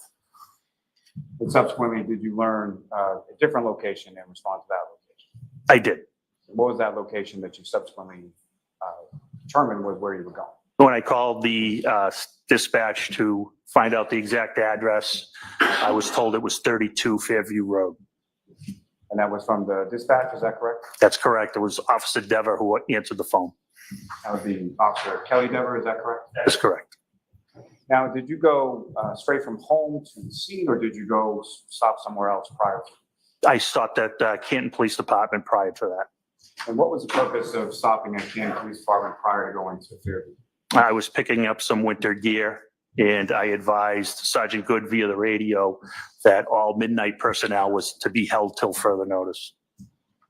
And you say winter gear, as far as you're responding to a scene, what, if any, other sort of equipment did you procure when you went to Canton Police? It was clothing. I needed a winter jacket, hat, things of that nature. I was responding in my personal vehicle. And if you know, about what time was it that you arrived on Fairview Road that morning? I arrived shortly after 7 a.m. And when you arrived, what, if anything, was it that you observed upon your arrival? There were some vehicles pulling away, but parked by where the scene was were 3 Canton police vehicles and 1 black Toyota pickup truck that is assigned to our detectives. And who, if anyone else from your department was there at that time? When I arrived, the 3 marked units were occupied by Officer Mullaney, Officer Saraf, Sergeant Good, and the Toyota pickup was driven there by Detective Sergeant Lank. And as far as by the time you arrived, Mr. O'Keefe is no longer on scene, is that correct? That is correct. And what, if any, vehicles or apparatus or any personnel from the fire department were on scene by the time that you arrived? None. Now, when you first arrived, who, if anyone, did you first sort of speak with on scene? I first encountered Sergeant Good. And you had a conversation with him, is that correct? That is correct. And who, if anyone else, did you talk to? Detective Sergeant Lank joined us as well. And following these initial conversations with Sergeant Good and Detective Sergeant Lank, what did you do with that? Once they updated me on the case, we decided that we had to process where Mr. O'Keefe was found. It was snowing heavily. Sometimes the wind was blowing north, sometimes it was south. It was changing directions. And we discussed how to process where Mr. O'Keefe was found, because at the time we had no idea how he came to be where he was. And with respect to that, first, as far as where Mr. O'Keefe was, who, if anyone, directed you to where Mr. O'Keefe had been prior to your arrival? When I arrived and I spoke with Sergeant Good and Detective Sergeant Lank, they updated me on the case. They had told me that Mr. O'Keefe was transported to the hospital, that they were doing CPR on him at that time. They told me that he was bleeding from the mouth and nose, and that he may have had swelling above one of his eyes. They told me that they transported his girlfriend as well, and they told me the circumstances surrounding that incident. They told me that at some point after the phone call to the police station, friends, the woman's name was Kerry Roberts, picked up Miss McCabe and John O'Keefe's girlfriend, Karen Reed, and they drove around and they discovered Mr. O'Keefe on the left side of the property. I would call it the east side of the property, unconscious and not breathing in the snow. Now, this area that Sergeant Good directed you to, where he indicated Mr. O'Keefe was, you mentioned that it was snowing heavily at this time, is that correct? It is correct, yes. And about how much snow was on the ground in this area at the time that you initially went over? I would say at least 4 inches of snow. Now, with reference to, as far as you mentioned, sort of processing, What, if anything, did you and the other officers do with regard to that scene as far as that was concerned? So it was a unique scene because of the weather. Sergeant Lank had notified Norfolk County CPAC. He had advised them that Sustained. I'm sorry, can you rephrase the question, please? So Detective Sergeant Lank had reached out to Norfolk County CPAC, correct? That is correct. And what is CPAC? It's the State Police Investigative Unit of the District Attorney's Office, Crime Prevention and Control.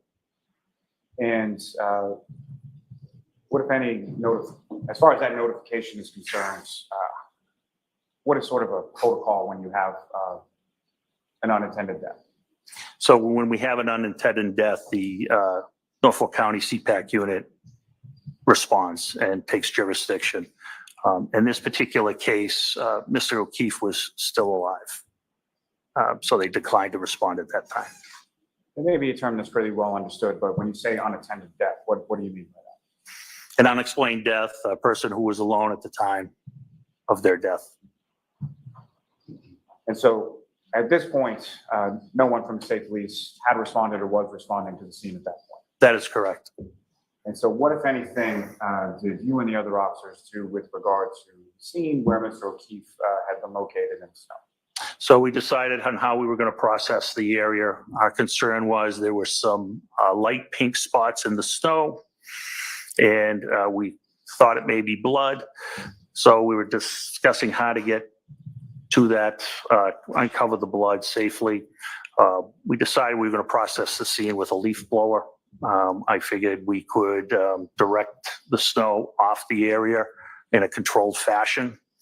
At that time, Sergeant Good volunteered to go get a snow blower. But what I told him in the meantime, I wanted to photograph the area. I wanted all the cruisers away from the house. There was one cruiser, I believe, occupied Officer Sarif directly in front of where Mr. O'Keefe was. I wanted him backed up. And there was crime scene tape set up, and it was blowing wildly in the wind. It was serving no purpose at that time. Why is it getting froggy There were right no now? civilians or witnesses about. And I knew we had two officers who could protect the scene while we processed it. So Sergeant Good, before he left to get the leaf blower, he directed the officers to move their cruisers. I told Sergeant Lank the most important thing he could do at this time would. The objection sustained. Move on to your next question, Mr. Lally. Now, you mentioned that there was some crime scene tape that was set up around. Is that correct? That is correct. And how was that accomplished? Sergeant Good and my Detective Sergeant Lank put out the crime scene tape. Do you know what, if anything, they were able to use to attach it to in order to set it up around where Mr. O'Keefe had been found? I believe they used a fire hydrant, a tree, a flagpole, and I'm not sure what else. I don't recall specifically what it was attached to. And with regard, you mentioned there were photographs that were taken prior to the implementation of a leaf blower. Is that correct? That is correct. And I could just ask a little bit about that. As far as the leaf blower was concerned, why was that a decision as far as that being an implement to use in this particular scene? It was a unique scene. There was snow. I had never processed a scene in the snow. I had seen a leaf blower used in the snow, and it's quite effective at being controlled. So that's why it was readily accessible.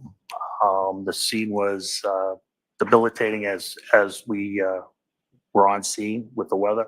Snow was piling up, and I thought that was the best method at that time. And prior to the arrival of Sergeant Good back to the scene with the leaf blower, what, if anything, else was done to sort of document the scene at that time? In addition to photographs, what we did was I wasn't sure how the roadway ended. I wasn't sure if there was a sidewalk, a curb, a berm, or whether it was just grass, excuse me. So Sergeant Lank and I dug out what I believe is called a 6-inch Cape Cod asphalt berm, exposed it so we could get a better perspective of how far Mr. O'Keefe might have been off the roadway. May I approach the witness? Yes. I'm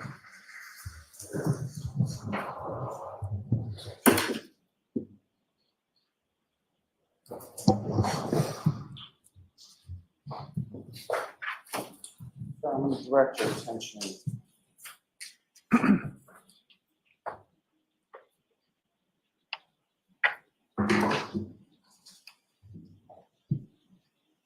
Direct your attention to what's commonly marked as exhibits 7, 10, 11, 12, 13, 15, 16, 17, 19, 20, 21, 22, and 23. Please review those yourself. Look up on Okay.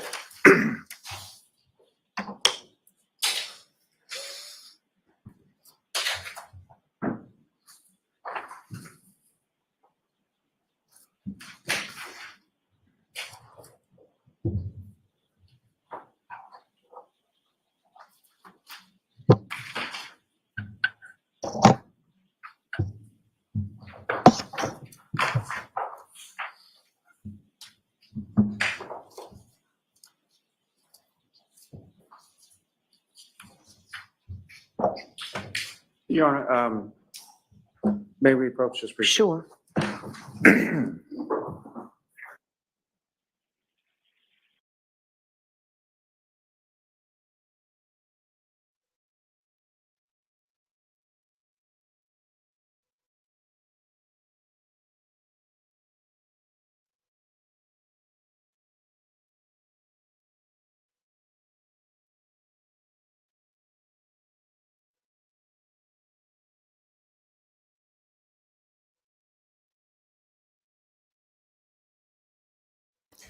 I don't know, but I don't use leaf blow. I wouldn't use a leaf blower to to secure a scene or collect evidence. I don't know. Banner it's down at it's what the fox. It's at the bottom there. I have the scroll, and it's letting you know who's on this stand. It's there. Lieutenant Paul Gallagher, Canton Police, currently on cross. Or on direct. I'm sorry, on direct. Mr. Lally, hold on for a second. Yeah, I'll see counsel again at sidebar on this issue. This has got to be the trial that has had the most sidebars that I've ever seen in my entire life.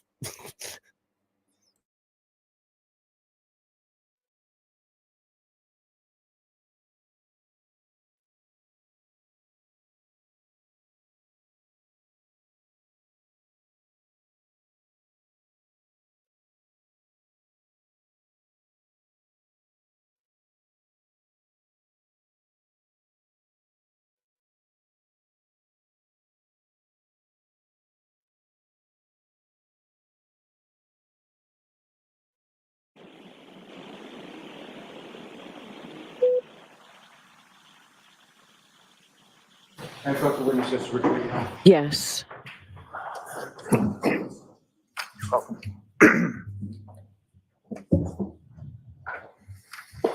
Jurors, I had told you before how important it is that our record is clear, and that's why I'm sort of making this take longer than it would otherwise. So.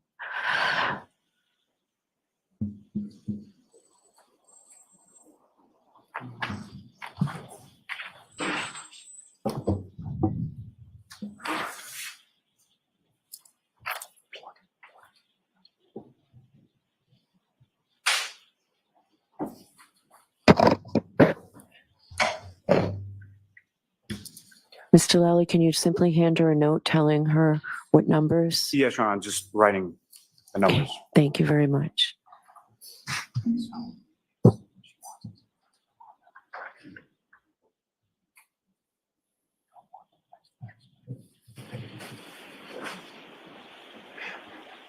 Thank you.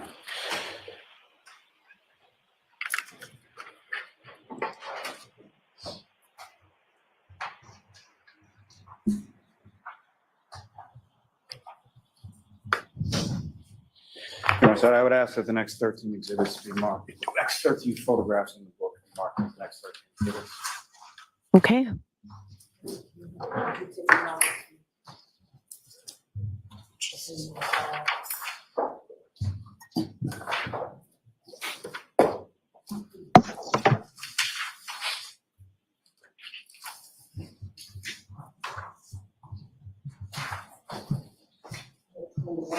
Thank you.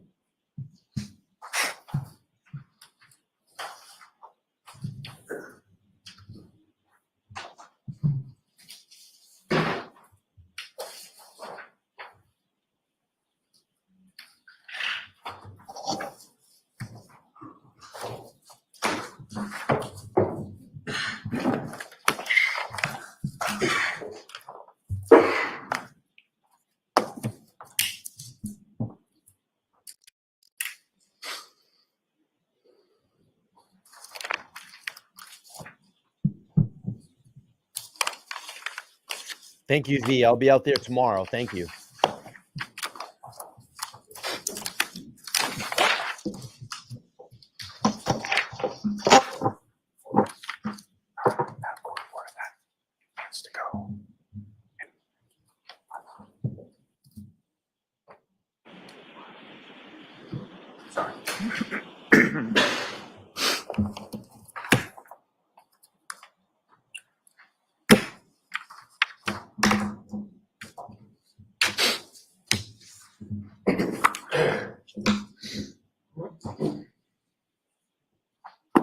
Thank you for being here. Thank you.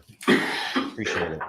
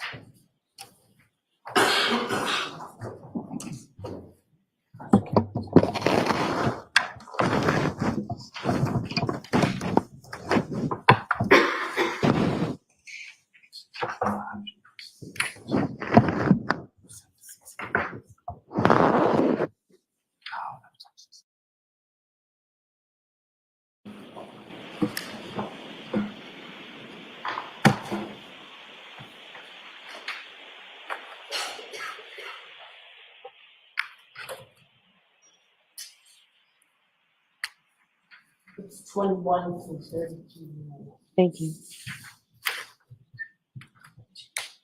All right, you can publish them, Mr. Lally? May I return them to the witness as well? Yes.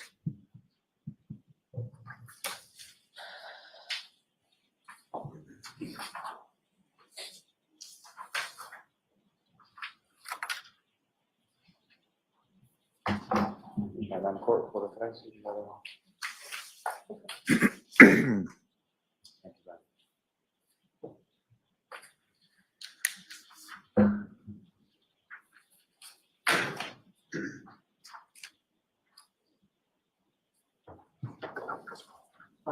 Ben. Thank you. Ms. Gilman, if I could have the first of those photographs up on the screen.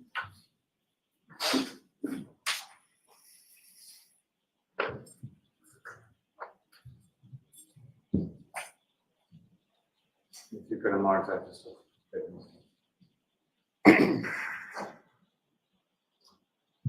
And Lieutenant, I don't believe that's the first photograph for you, but if you could locate that within the Sure. file.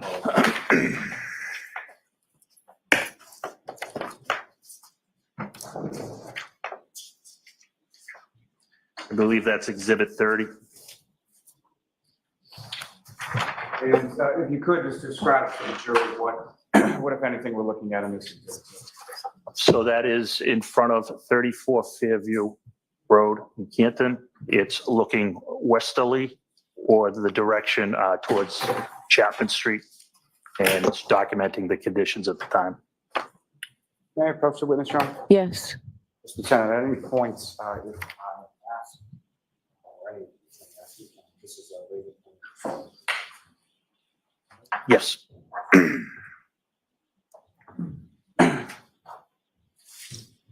And Ms. Gilman, if I could have the next photograph, please.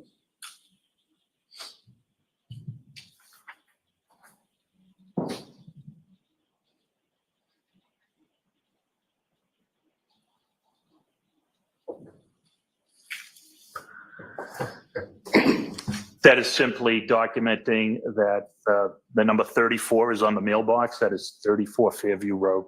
Do you have a number on that in front of you? Yes, I do. It's Exhibit 22. Thank you. There are two of these, I believe, or similar. I just want to make sure I have the correct one.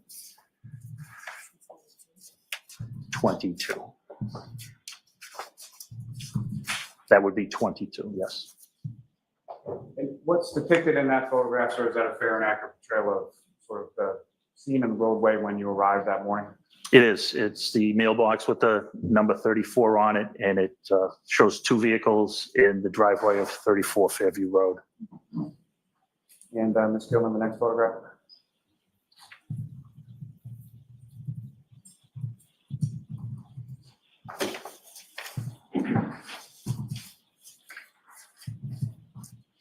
If you could, Lieutenant, when you locate this, indicate which exhibit we're looking at in this one.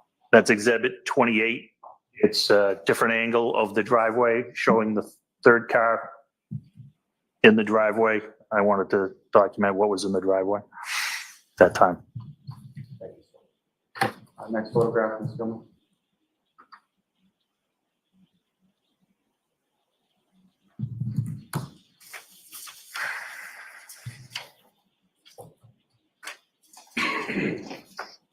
It's Exhibit 29, and basically it documents the same thing. The entirety of the house from I guess it would be a westerly view, and the three cars that were in the driveway at the time I arrived. And the next photograph, Ms. Gilman.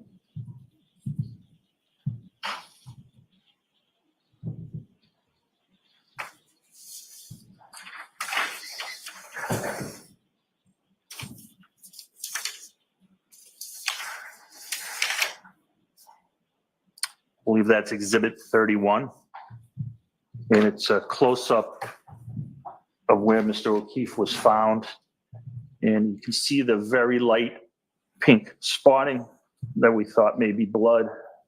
And there was an object in the center as well, which we didn't know what it was at that time. Subsequent, did you learn what that object was? Yes. What did you learn? It was a broken clear cocktail glass. And the pink spot was frozen or coagulated blood. And the next photograph, Ms. Gilman.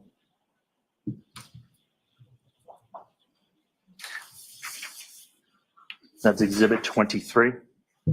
And it's basically showing that the scene was trampled by rescue workers, witnesses, et cetera, but you could still see the pink spotting in the area where Mr. O'Keefe was. As far as footprints within the snow that you observed, you indicated that the scene was trampled or walked over by first responders, correct? Correct. And the footprints that you observed, what footprints have you, so what areas around where Mr. O'Keefe's, where it was indicated to you that Mr. O'Keefe's body was, where those footprints located? They were located between the street and where Mr. O'Keefe was found. And as far as between where Mr. O'Keefe was found and the house or the residence at 34 Fairview, what, if any, footprints did you observe in that area? I didn't observe any footprints at that time. Ms. Gilman, if I could ask for the next photograph, please. If you're paying attention here, they're sharing the screen, and we've already seen all of Lally's exhibits. I just actually took a screenshot of it and posted it up on my Facebook group. So if you're not that is Exhibit 24, make sure to subscribe. You'll be and it's all the showing. it just showed it to the shot world of the scene. Mr. O'Keefe was found in this area here, and it depicts the wind blowing in that direction at the time. And probably pretty self-evident, but depicts the wind blowing in that direction based on what? The flag flying. The next photograph, Ms. Gilman. I mean, they're showing everything here, what he has. You can see everything.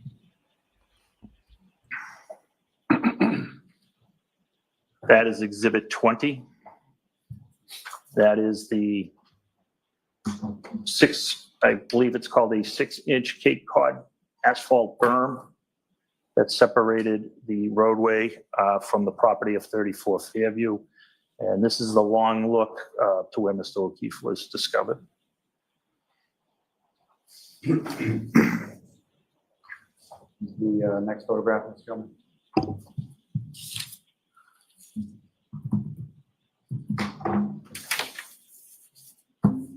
Again, that's a close-up of one of the exhibits we saw earlier. Again, you can see the spotting and the glass here. This is, I believe this is Exhibit 26. So, next photograph, Ms. Gilman.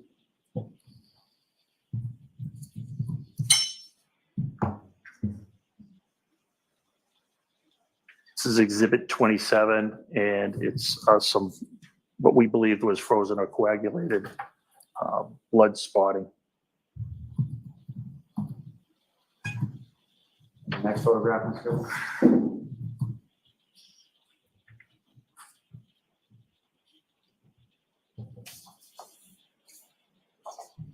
And that's a different view, close-up of the scene, and that's Exhibit 32. And the next photograph, Ms. Gilman.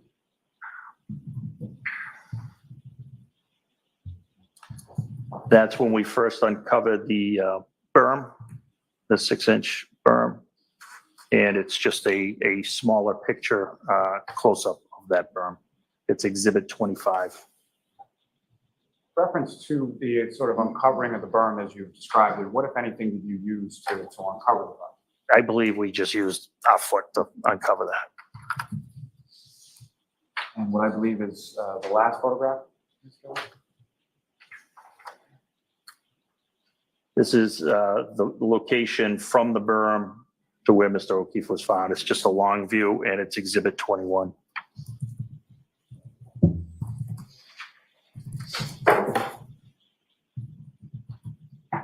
May I approach on just? Yes, yes, Tori.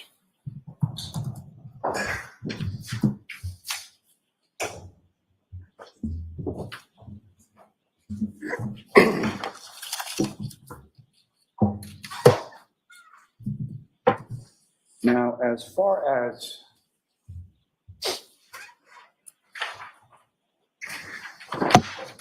the cruisers with the Canton Police Department, what, if any, sort of recording equipment are they equipped with? They're with dash cameras, watch guard cameras. And what, if anything, have you done to review some of that dash camera footage from the cruisers, from that? I've reviewed all of it. And specifically, have you reviewed dash camera footage from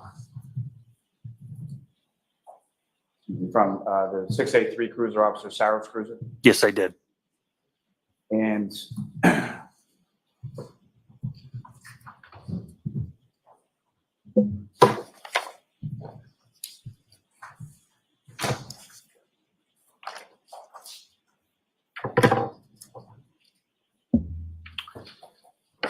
John, if I may, I would ask that it's already been marked as Exhibit 12. I would ask that a portion of that be played for the jury at this time.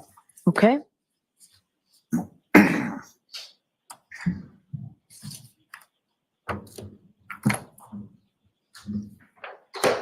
And Ms. Gilman, if you could fast forward this to approximately 57 minutes or so into the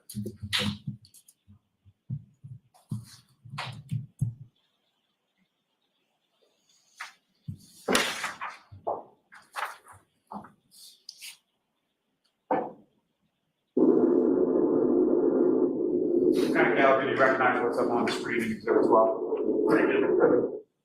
And what do you recognize? That's the video I referred of Canton Cruiser 683 on, it's dated January 29th, 2022 at 7, if the time is correct, 7:02:54. And around this time, within this video from Officer Sarah's cruiser, what, if anything, did you observe occurring within that cruiser camera footage?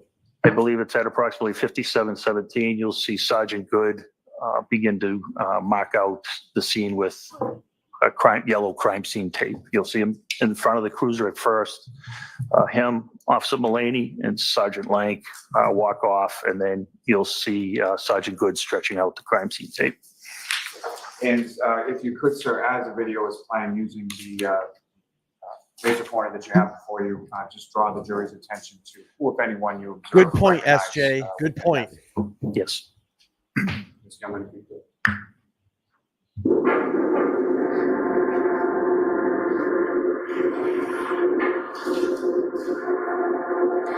The yellow tape, it is.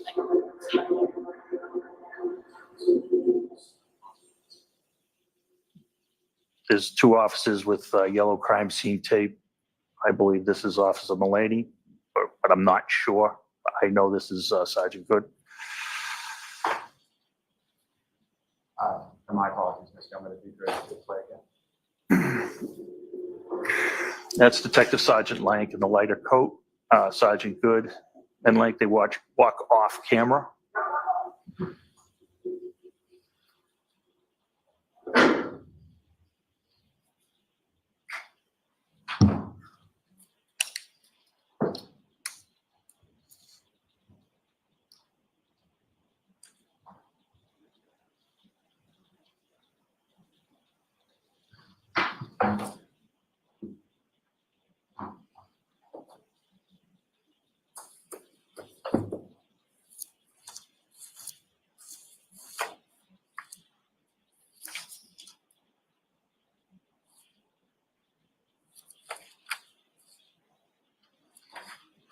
You'll see Sergeant Good come into the picture right here. They're stretching out the crime scene tape. You can see it flapping in the wind there. You can see it raise way up because of the wind. This is the crime scene tape here.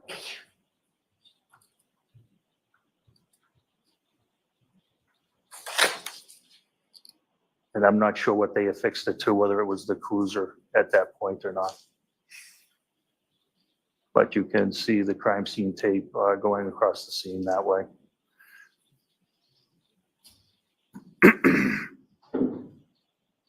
Ms. Gilman, if you could pause it right there for a moment.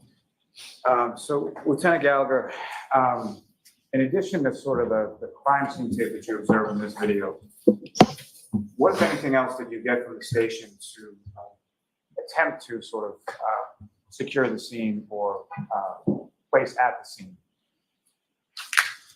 I'm not sure what you mean. Did you get a tent at the station?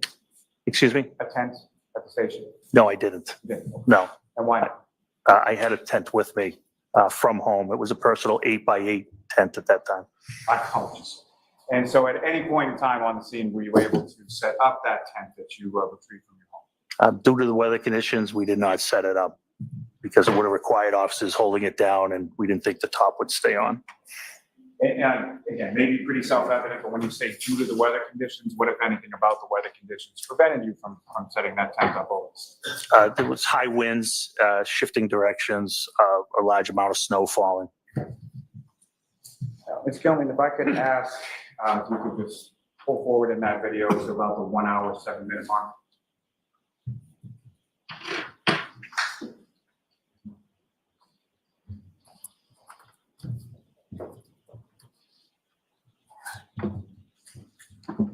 Yeah, you could hit play from there.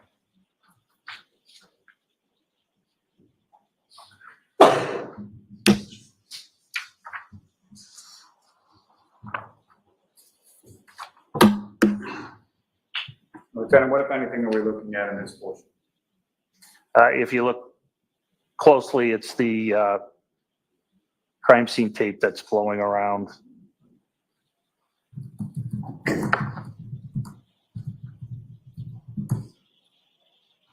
Right now, you can't see it.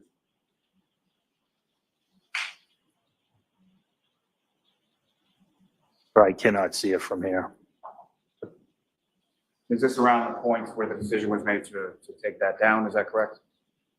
It was later on, I observed the same thing, and I told the officers it wasn't doing any good at that time. And there were nobody to keep out of the scene at that point. It was only police personnel on scene. Thank you, sir. Ms. Gilman, you can stop and take it down. Thank you very much.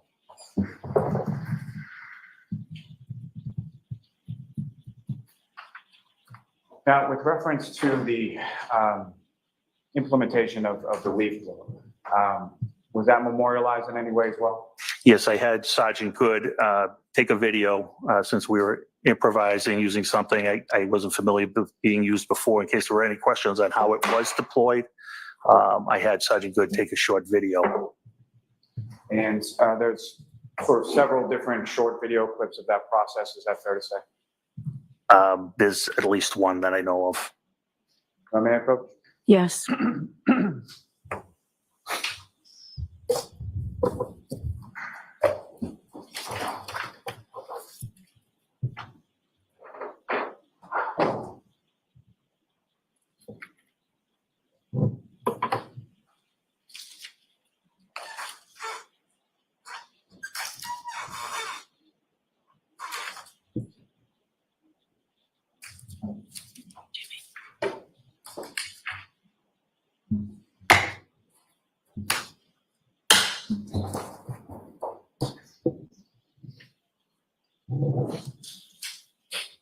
So showing you with this, you recognize that?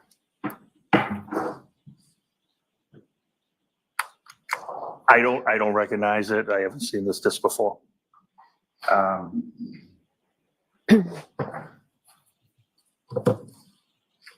May we approach? Okay.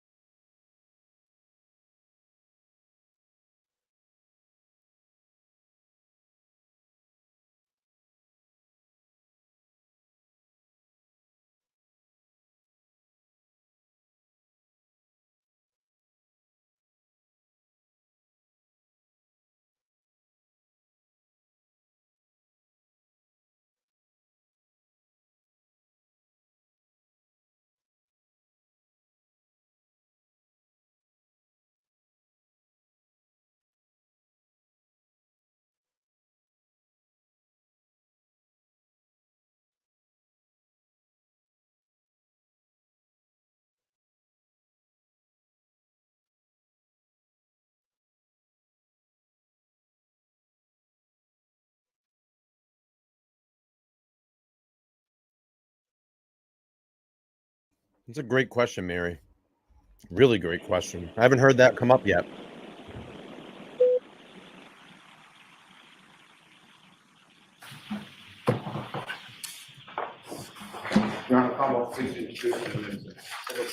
Okay.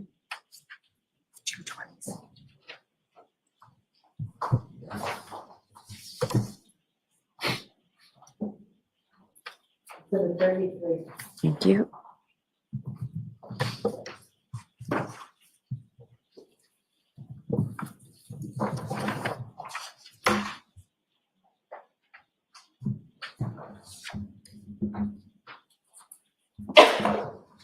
My deepest apologies, Your Honor. May we approach this briefly? Okay. Jurors, feel free to stay.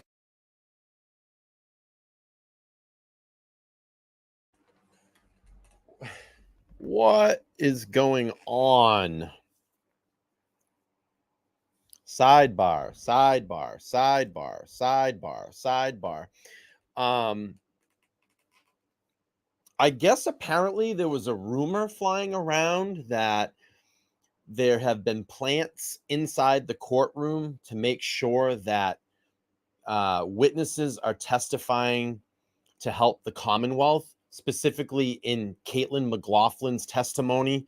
I guess someone was pointing out behind her that it was someone that was related to Jen McCabe that was watching in the courtroom. I'm not sure if that's true, but there was things flying around on Twitter and Facebook. I believe yesterday it started floating around that there were plants to make sure that people are testifying the correct way. I mean, it's just getting crazy. This whole thing is crazy, and I just don't see it. I don't see how the Commonwealth has this strong case that they're trying to present here. I just don't see it. Oh, it was the O'Keefe's sister. Got it. I mean, I logically cannot see it.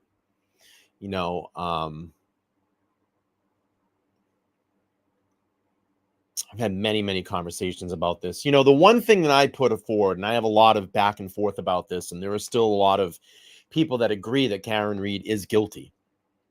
But I've always reverted back to this. And I said this yesterday in a conversation that I was having with a friend of mine. We're going to go back. I'll finish my story after. If you wanted Karen Read dead to rights, show us a video. Why did none of the video cameras in that time with the frame court permission, they published work? what's They didn't now work. marked as 30. Show us the video. That will dead her to rights that she did this. And there's no video because we know it's all cover up. If I can publish that to the- Yes.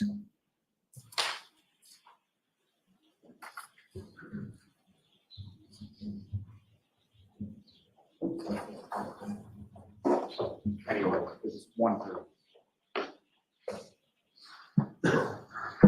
Sorry, Ms. Gilman, if you could just pause it right there. And Lieutenant Gallagher, do you recognize what's up on screen? I do. And what do you recognize? It's me operating the leaf blower and at the scene where John O'Keefe was discovered. And who is operating the leaf blower in these videos? I am. And who, if anyone else from your department, is sort of present while this process is going? Detective Sergeant Lank is documenting, and Sergeant Good is also assisting. And Ms. Gilman, thank you very much. If you could just play and run.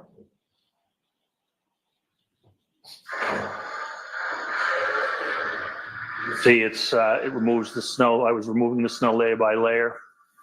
And right here, you can see it exposing the cocktail glass. You're going to see red spots appear as I remove it layer by layer. These pink spots start to turn to be dark red spots.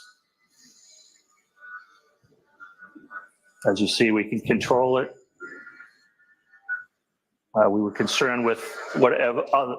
Oh, hold on and wait for a question.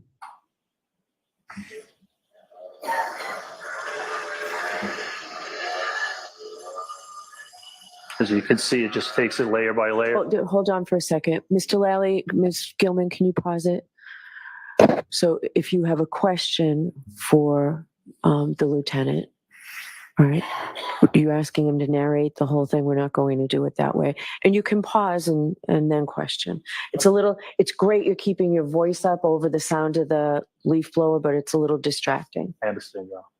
So do you have a question, Mr. Lally? Just briefly at this point, so Lieutenant Gallagher, with respect to as you're conducting this sort of process, what, if anything, are you concerned about as far as throughout this process of trying to locate evidence? We're concerned with the weather destroying biological evidence at that time. Well, you've done it there with the leaf So blower, what, if anything, were sir. you doing with regard? We were trying to take the snow that had fallen over the blood, and we were trying to remove it to expose the blood.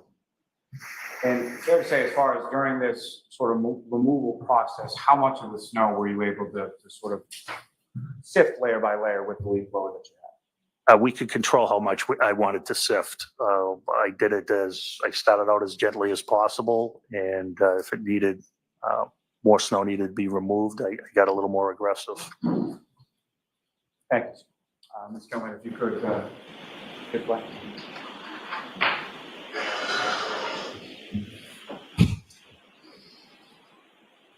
And the next video, man.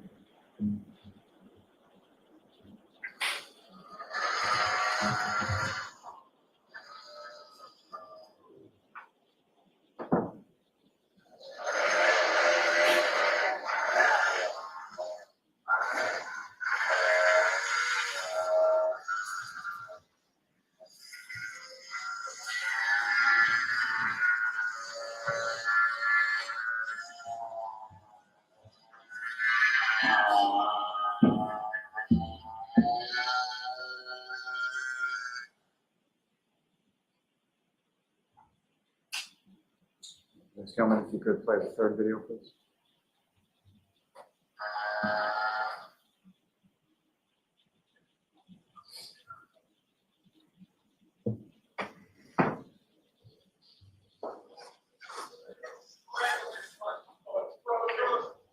So we touch evidence. We touch evidence. We touch evidence. This is amazing. This is amazing.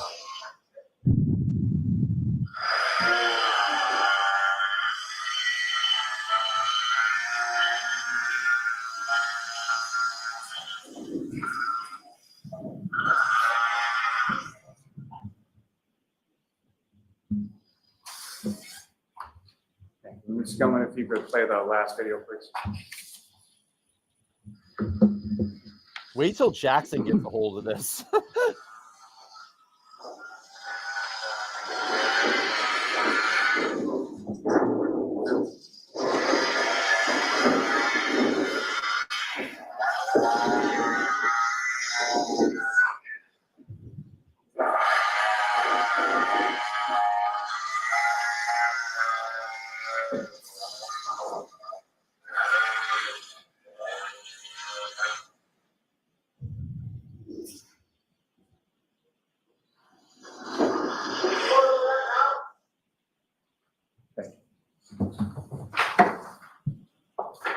And Mr. Officer, you can put the lights on. Thanks. Lieutenant, with reference to that process, how far deep into the snow were you able to go with using that leaf blower in that manner? We get almost to the ground, bare ground. You basically move evidence around. Surface area, like how much of that area where Mr. O'Keefe was found were you able to use the leaf blower on? It was approximately a 6x6, 7x7 type area. And from that area, what, if anything, in addition to the cocktail glass pieces that you already testified to and the red spots on the ground, what, if anything, else did you observe? We didn't observe anything at that point. Anything else, just the blood in the glass. Now, Lieutenant, during the time that you were on scene, with reference to the neighborhood in general, how many people did you observe sort of come out of their house at any point in time that you were there? I didn't observe anybody ever come out of their house. And that includes the residents that you were in front of, as well as any other residences along that street, is that correct? That is correct. Now, at some point, about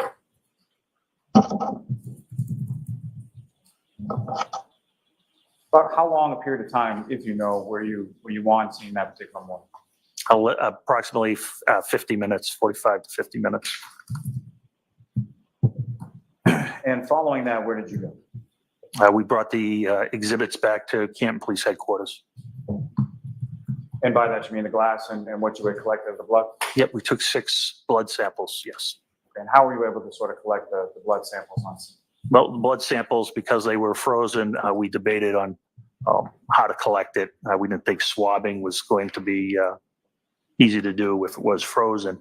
So we decided on finding some type of temporary plastic evidence container. We were able to find large cups, and we took 6 samples. We bagged the 6 samples, and Sergeant Lang transported them back to Canton Police Headquarters. And with respect to those samples and piece of glass that you located, eventually, what, if anything, was done with those? Well, first and foremost, when you came back to Canton Police Station, what, if anything, did you do with them? Chief Berkowitz was at headquarters, and we had a meeting in the detective sergeant's office. What I'm asking, sir, is with reference to those items that you took back from Fairview, when you got back to the station, what, if anything, did you do? Sergeant Lang placed them into evidence. And then subsequent to Sergeant Lang placing them into evidence at some point, where did they go? They were turned over on February 1st to the Massachusetts State Police Crime Lab. And was that something where they were driven to the crime lab, or did the crime lab come to the station? The crime lab was already at the station. Now, you go back to the police station and have some conversation with your chief, is that correct? That is correct. And what was your chief's name? Chief Berkowitz, Kenneth Berkowitz. And following that conversation, at some point, did you return to Fairview Road that morning? I did. And who, if anyone, did you go there with? I accompanied Detective Sergeant Lang.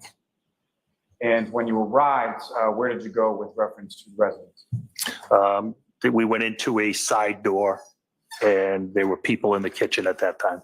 I believe it was the kitchen area. And did you know any of the people that were in the kitchen? I did. Who, if anyone, did you know? Who I remember specifically was Jen McCabe, who I don't know personally, but I know because that's who Sergeant Lang arrived to talk to, and I knew Brian Albert in a professional sense. And so Brian Albert is also a police officer, is that correct? He was Boston police officer, yes. Now, as far as any other people, who, if anyone else, were you introduced to when you came into the kitchen area? I wasn't introduced to anybody. All I know is there were 5 or 6 people there. And are you familiar with a gentleman by the name of Brian Higgins? I am. How are you familiar with him? He is an ATF agent who I've worked with when I was assigned to DEA, and he later had a satellite office at our PD, and I have since come to know him personally. And in reference to your work with the DEA, how long did you work with the DEA? 13 years. And so, Mr. Higgins, was he present in the home on Fairview when you arrived there that morning? I don't recall him. When I arrived originally, definitely not. I don't recall if he was there when we arrived about 9 a.m. So you don't recall him being there at all? I don't recall specifically. I never had any conversation with him. Now, you had made some mention of February 1st, a few days later, at your department, there were members from the crime lab that came, correct? That is correct. And what, if anything, did they come there to do? They were assisting the state police in executing a search warrant on a motor vehicle. And where was that motor vehicle in relation to your department? It was in our Sally Port. If you could just describe to the jury sort of what is it, Sally Port, specifically the Canton Police, like where is it located, what does it look like? Sure, it's on the rear portion of our police department. They are large overhead doors that are numbered 1, 2, 3, and 4. We only have 2 bays. So the Sally Port that the vehicle was in, typically we enter through door 4 and you would exit through door 3. Those doors, overhead doors, can only be controlled by a computer in the dispatch center.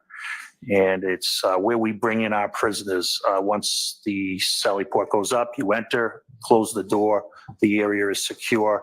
The rest of the PD is only accessible by access card, key access card.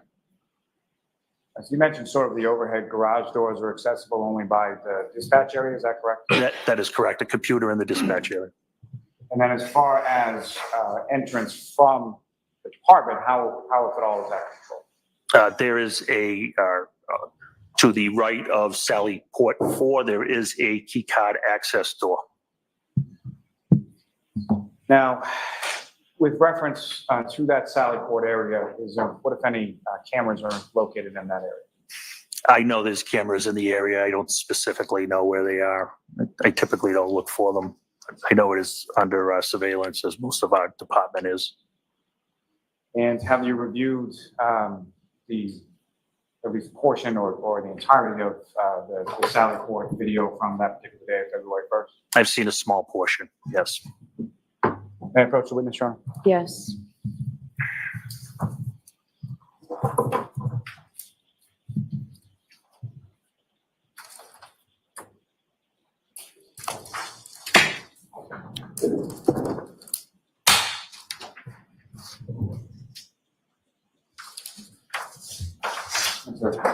Do you recognize what's depicted on that particular flash drive? Yes. Okay, what is depicted on that, sir? CPD Sally Port videos.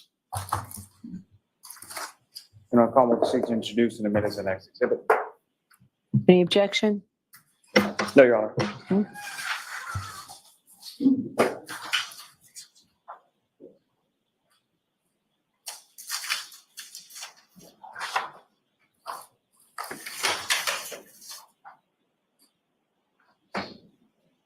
Exhibit 34.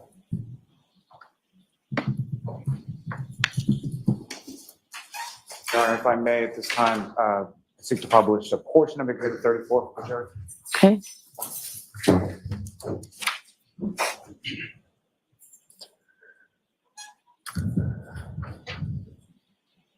May I have one moment, Your Honor? Yes.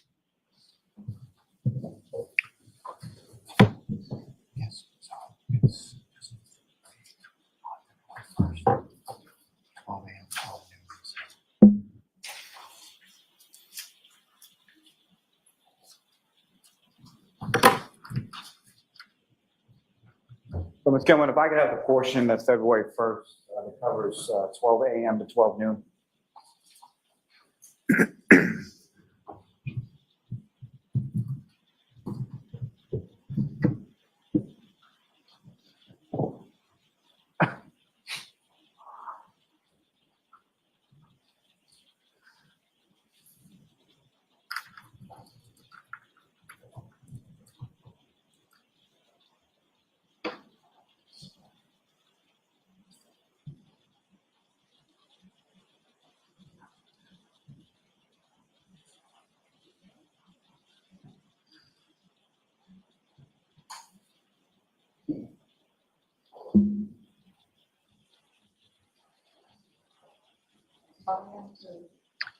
You number 2-1 bottom.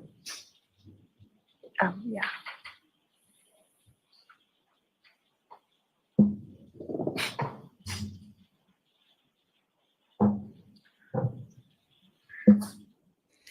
V, thank you so much for the $10 on Cash App. We'll add that to the 25%. And what we're going to try to do is get to $50 today via the 25%. We don't get quite there, I'll bump it up and round it up, and then we'll donate tonight. So thank you for kicking it off. $10 towards Karen's. 25% of that $10 will go towards Karen's defense fund today. So thank you. Appreciate that.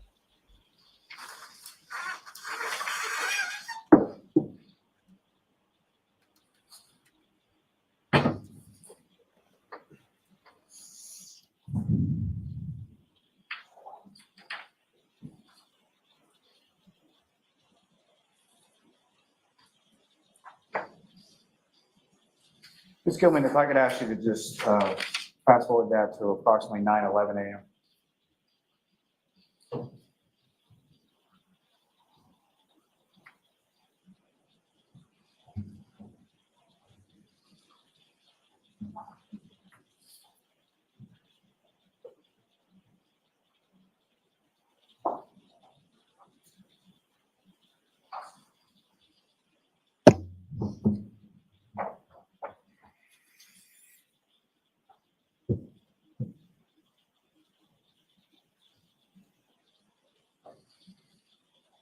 If you could just pause 1 second.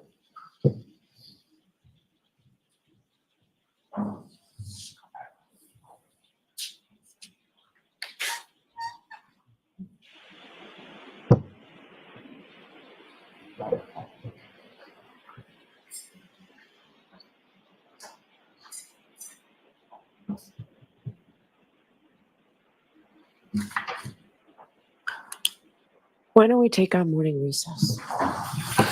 Why don't we take a 10, 15-minute recess?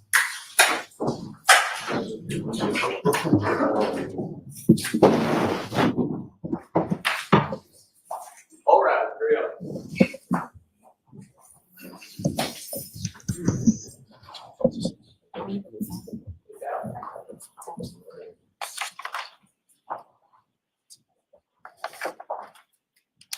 Nancy.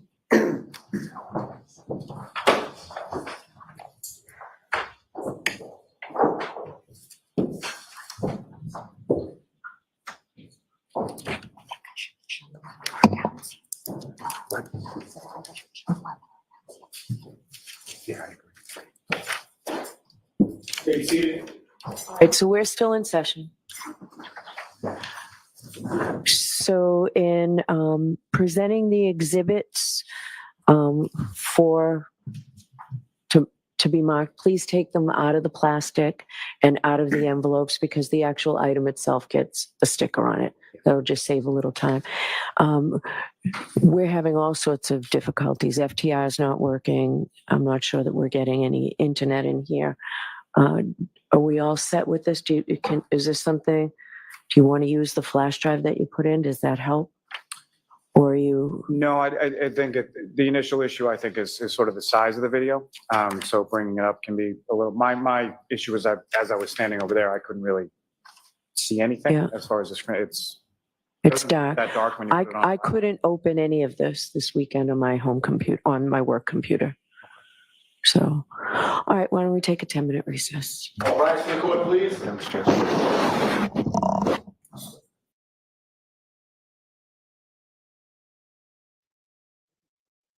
All right, court's going to be on a 10-minute recess right now. And we get to look at the fan because the shit definitely is going to hit the fan. Hey there, Karen Reed trial watchers. You know what a lot of the trials we cover remind me? I'm going to bump out of this real quick because we are not sponsored by whatever they're going to put up here in a minute. But interesting. I guess that's how we secure scenes with leaf blowers. And let me see if I can go back and find it. I got to see that again. Jesus Crow. Let's see.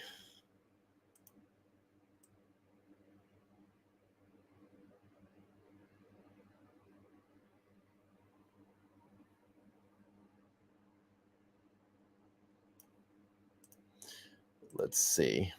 We'll go back to live courtroom in a moment when they come back. Let's see how we secure crime scenes.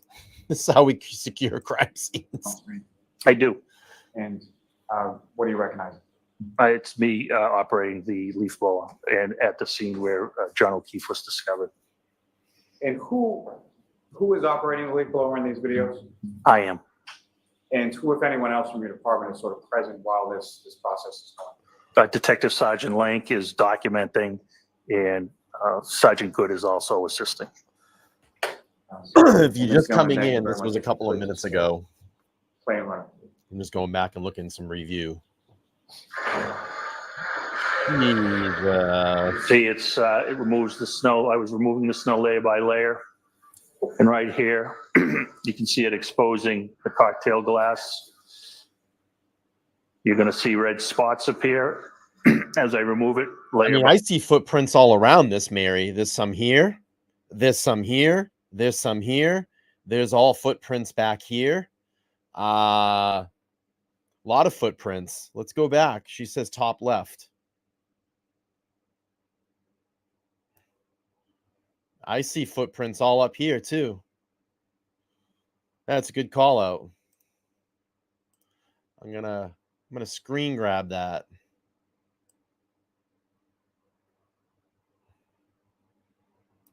But we'll wait here for court to resume. And keep playing what do through you here. recognize? It's me operating the leaf blower and at the scene where John O'Keefe was discovered.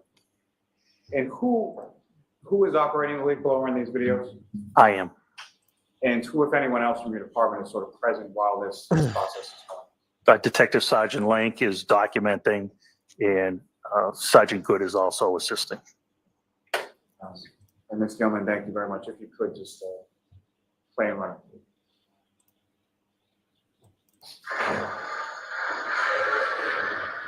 See, it removes the snow. I was removing the snow layer by layer.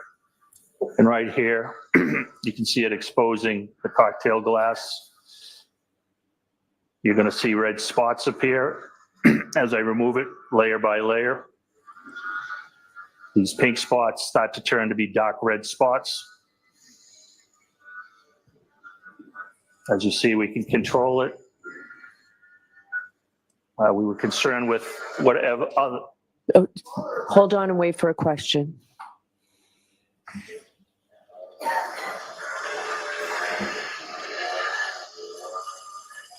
As you can see, it just takes it layer by layer. Hold on for a second. Mr. Lally, Ms. Gilman, can There's you a lot of pause it? footprints there. So if you have a question for the lieutenant. There's the footprints right here too. What are all those footprints doing there? All right. You're asking him to narrate the whole thing. We're not going to do it that way. And you can pause and then question. It's great you're keeping your voice up over the sound of the leaf blower, but it's a little distracting. I understand, yeah. So do you have a question, Mr. Lally? Just briefly at this point, so Lieutenant Gallagher, with respect to as you're conducting this sort of process, what, if anything, are you concerned about as far as throughout this process of trying to locate evidence? We were concerned with the weather destroying biological evidence at that time. So what, if anything, were you doing with regard? We were trying to take the snow that had fallen over the blood, and we were trying to remove it to expose the blood. And fair to say, as far as during this sort of removal process, how much of the snow were you able to sort of sift layer by layer with the leaf blower that you had? We could control how much I wanted to sift. I did it I started out as gently as possible, and if it needed, more snow needed to be removed, I got a little more aggressive. Thank you. Ms. Gilman, if you could hit play.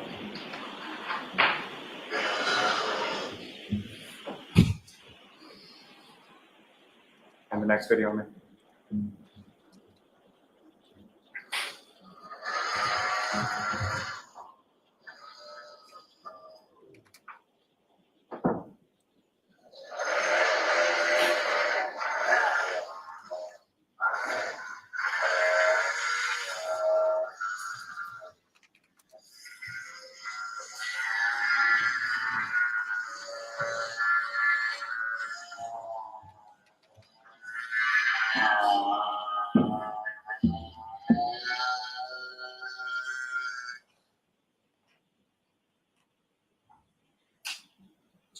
Ms. Gilman, if you could play the third video, please.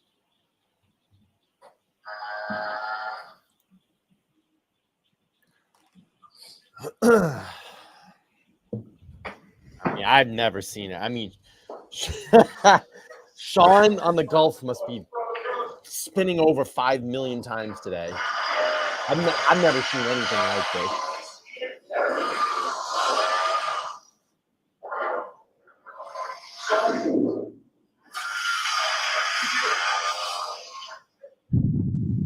I mean, to me, that's crime scene contamination 101.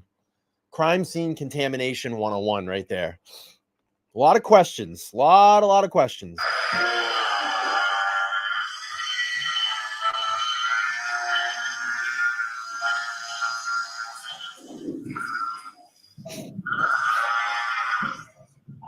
Yeah, Ralph says top of the line CSI. Ms. Gilman, if you could play the last video, please. So we're just doing a replay of the leaf blower evidence collection here. They're on a 10-minute break, and we will resume live testimony when we come back.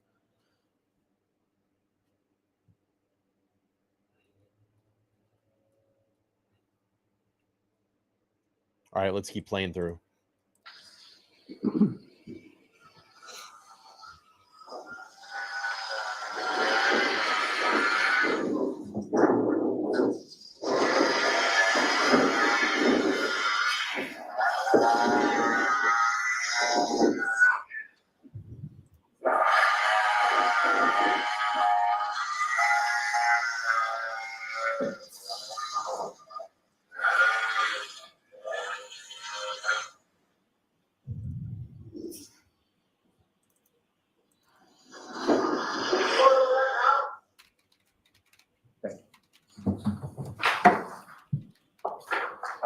Mr. Officer, you can put the lights on. Okay. Thanks. Lieutenant, with reference to that process, how far deep into the snow were you able to go with using that leaf blower in that manner? We get almost to the ground, bare ground. As far as sort of a surface area, like how much of that area where Mr. O'Keefe was found were you able to use the leaf blower on? It was approximately a 6x6, 7x7 type area. And from that area, what, if anything, in addition to the cocktail glass pieces that you already testified to and the red spots? Oh around, my gosh, I can't believe this. Yeah, we didn't observe anything at that Craziest point. thing I've ever seen. Anything else, just the blood in the glass. Oh my God. Now, Lieutenant, during the time that you were on scene, with reference to the neighborhood in general, how many people did you observe sort of come out of their house at any point in time that you were there? I didn't observe anybody ever come out of their house. And that includes the residents that you're in front of, as well as any other residences along that street, is that correct? That is correct. Now, at some point, about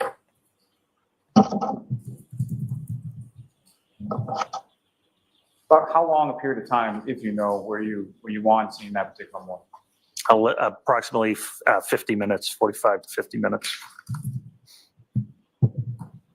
And following that, where did you go? We brought the exhibits back to Canton Police Headquarters. And by that, you mean the glass and what you had collected of the blood? Can you, I can't wait until Jackson gets a hold of this today. And I hope it's Jackson. It's going to most likely be Jackson on this. What do you say here? I mean, like, what are you doing? Are you not securing a proper crime scene? I mean, there's so much crime scene contamination going on. You know, one, the leaf blower for one. No one's marked anything off with crime scene tape. There's no evidence markers down. You had another person that came, I don't know who they are. If it's another police officer, I forget if they explain who that was. They come over and actually walk through the scene, touch the scene. I mean, Jackson, if he gets a hold of this today, is going to shred this. And I'm sure Melanie Little and all the other attorneys that are watching this today are probably shredding this right now. I mean, this is going to be some of the most compelling cross today. And I believe it's probably going to be Jackson when Jackson gets a hold of this. This is insane. I've never even seen anything like this before. It's complete insanity. Yep, we took 6 blood samples, yes. And how were you able to sort of collect the blood samples on scene? Well, the blood samples, because they were frozen, we debated on how to collect it. We didn't think swabbing was going to be easy to do if it was frozen. So we decided on finding some type of temporary plastic evidence container. We were able to. Yeah, AK makes a good point. He says, I love, this is sarcasm, obviously. He goes, I love how the pieces of taillight traveled with his body way up on the lawn. Yeah, exactly. How did it get all the way up there? Fine, large. Or how about this cocktail glass that supposedly flew up there with him too? Cups, and we took 6 samples. We bagged the 6 samples, and Sergeant Lang transported them back to Canton Police Headquarters.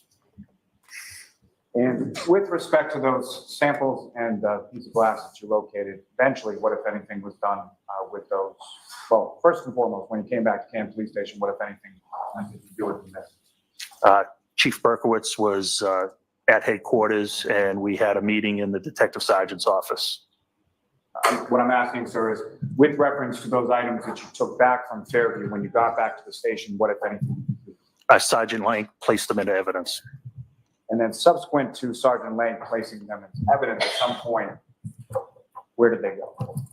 They were turned over on February 1st to the Massachusetts State Police Crime Lab. And was that something where they were driven to the crime lab, or did the crime lab come to the station? The crime lab was already at the station. Now, you go back to the police station, you have some conversation with your chief, is that correct? That is correct. And what was your chief's name? Chief Berkowitz, Kenneth Berkowitz. And following that conversation, at some point, did you return to Fairview Road that morning? I did. And who, if anyone, did you go there with? I accompanied Detective Sergeant Lang. And when you arrived, where did you go with reference to residence? we went into a side door, and there were people in the kitchen at that time. I believe it was the kitchen area.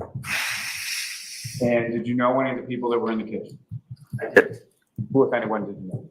Who I remember specifically was Jen McCabe, who I don't know personally, but I know because that's who Sergeant Lank arrived to talk to, and I knew Brian Albert in a professional sense. And so Brian Albert is also a police officer, is that correct? He was Boston police officer, yes. Now, as far as any other people, who, if anyone else, were you introduced to when you came into the kitchen area? I wasn't introduced to anybody. All I know is there were 5 or 6 people there. And are you familiar with a gentleman by the name of Brian Higgins? I am. How are you familiar with him? He is an ATF agent who I've worked with when I was assigned to DEA, and he later had a satellite office at our PD, and I have since come to know him personally. And in reference to your work with the DEA, how long did you work with the DEA? 13 years. And so, Mr. Higgins, was he present in the home on Fairview when you arrived there that morning? I don't recall him. When I arrived originally, definitely not. I don't recall if he was there when we arrived about 9 a.m. So you don't recall him being there at all? I don't recall specifically. I never had any conversation with him. Now, you had made some mention of February 1st, a few days later, at your department, there were members from the crime lab that came, correct? That is correct. And what, if anything, did they come there to do? They were assisting the state police in executing a search warrant on a motor vehicle. And where was that motor vehicle in relation to your department? It was in our Sally Port. If you could just describe to the jury sort of what is it, Sally Port, specifically the Canton Police, like where is it located, what does it look like? Sure, it's on the rear portion of our police department. They are large overhead doors that are numbered 1, 2, 3, and 4. We only have 2 bays. So the Sally Port that the vehicle was in, typically we enter through door 4 and you would exit through door 3. Those doors, overhead doors, can only be controlled by a computer in the dispatch center. And it's where we bring in our prisoners. Once the Sally Port goes up, you enter, close the door, the area is secure. The rest of the PD is only accessible by access card, key access card. As you mentioned, sort of the overhead garage doors are accessible only by the dispatch area, is that correct? That is correct, a computer in the dispatch area. And then as far as entrance from the department, how if at all is that controlled? There is a, to the right of Sally Port 4. So we're still on a break in the courtroom. This is just a replay of just what we saw, Lieutenant Gallagher's recent testimony on cross. Court will resume here in a couple minutes. We'll get back from the break. I want to appreciate everybody being in here today. Please make sure to smash the like button. And if you want, what I've done today and I was doing last night is 25% of any donation that comes in today will be donated to Karen Reed's legal defense fund. What I'll do is I'll do a total up at the end of the stream today. And hopefully we can get to trying to at least get to a $50 goal today to post on Karen's defense site. And what we can do is I'll take some screenshots and post them up on my Facebook and my YouTube community page for transparency. And any donation that comes through, you can see it on her her defense fund. And I did $150 last night, and I hope that I can keep that trend going today. So we already have a $10 donation that came in from V. So 25% of that will go towards Karen. And like I said, I'm just trying to reach a $50 goal today. Every little bit helps. I understand right now money is tight, but every little bit helps to help defend Karen. And Nightbot is dropping links throughout the chat, so you can donate that way or send a super chat or any membership, and that will help. And we'll put that money towards the 25% towards Karen's defense fund. So we'll keep playing this replay here. Still waiting for live court to resume. And again, I appreciate everybody being here today. There is a key card access door. Now, with reference to that Sally Port area, And if you haven't seen already, let me just pull this up. I actually have some new t-shirts up on my merch site, and I'll drop the link for that if you're interested in buying a t-shirt. I have my LTL Live and Loud. It's got the front logo here. And then I did a couple. I just did a basic LTL Media, established 2021. It's essentially when the YouTube channel started. And then I have this one here has been getting a lot of attention. The I Don't Know, Free Karen Reed, and the LTL Media with the pink supporting Karen. And then, of course, we have the I Don't Recall, if you want that one as well, with the picture of 34 Fairview on the back, Free Karen Reed, and the LTL Media on the front. So if you want to order a t-shirt, you can do that. We'll do some kickback, of course, to Karen. I've always been doing a lot of kickback to Karen throughout all of this, and I will continue to do so. So, all right, let's keep playing this replay. We're still waiting for court to come back in session. what, if any, cameras are located in that area? I know there's cameras in the area. I don't specifically know where they are. I typically don't look for them. I know it is under surveillance, as most of our department is. Thank you, V. Appreciate it. And have you reviewed? Yes, court is back in session. We're going to go back to the live feed. Live feed back in court. Sound up. Here we go. Jury Court is walking in session. in. Please be seated.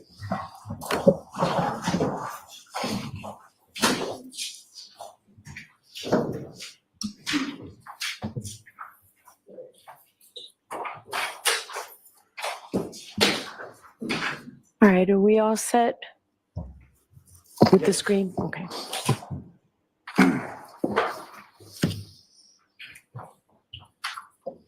And again, it may be better with the lights on. Maybe a little bit. I got to step away for a couple minutes. I'm just going to go full screen on testimony. I am here. I'm in the room. I'm just going to work on something. So I'm going to go full screen. I'll pop back in. Lieutenant Gallagher, again, from this video from approximately 9:11 in the morning, do you recognize what's up on the screen? I do. If you could just, using that laser pointer, direct the jury's attention to what, if anything, is significant you observed in this particular pause of this video. This is our Sally Port. You would come in Sally Port 4, exit Sally Port 3, like I said earlier. This is the vehicle they were executing a search warrant on, and this is the crime scene tape.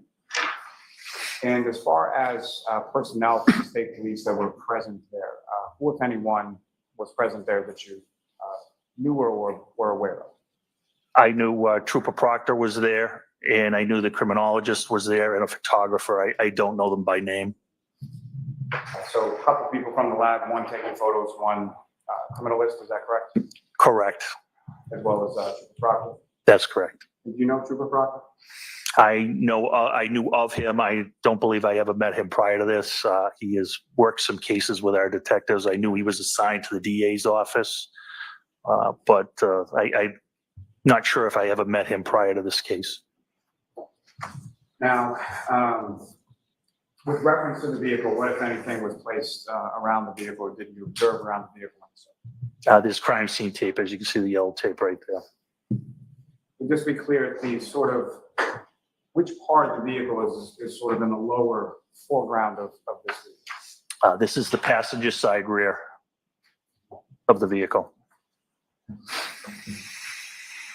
Now, at some point over the course of the time that you were there on February 1st, what, if any, other sort of specialized units within the state police were also present?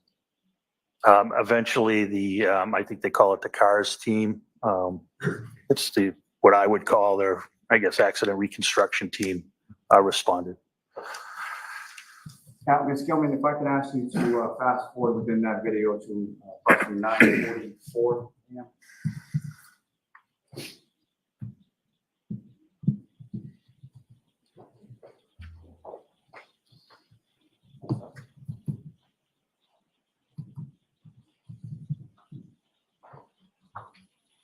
That's fine. A little bit back.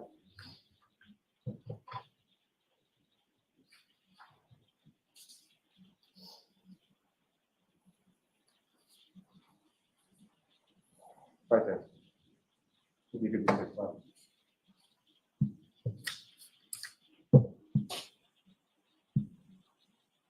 Now, Lieutenant, during this part of the video, in addition to the people that you've already referenced, who, if anyone else, was in the garage at that time? It's hard for me to say. I believe this is the criminalist. I believe if this is Trooper Proctor, this is me with the gray shirt, dress shirt walking in.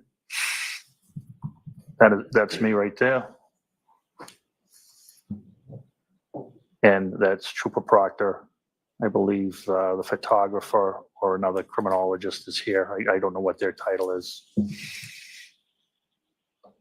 Now, at some point during the execution of this search warrant, what, if any, issues did you become aware of with regard to the criminal? They were having trouble. They were trying to remove the housing to the tail light, passenger side tail light, and they were having difficulty removing it. And what, if any, assistance did you offer with regard to that? I told them that we had an officer working who was in charge of our fleet maintenance and our mobile operations unit who probably had the tools to do it. And he also had vast, extensive experience in auto body. Who was that, sir? That's Officer Brian Wanless. And what, if anything, did you do with reference to Officer Wanless? I'm just going to pause this really quick. I guarantee you this is how they're going to say that tail light got smashed. I guarantee you, because they had trouble getting it out. I guarantee you. And this is the setup. This is how they're going to sprinkle the magic fairy dust. With regard to that area of the car. I asked dispatch to ask him to return at approximately, I think it was 9:50. And Ms. Gilman, if I could ask you to, if not already there, move it up to 9:51 a.m.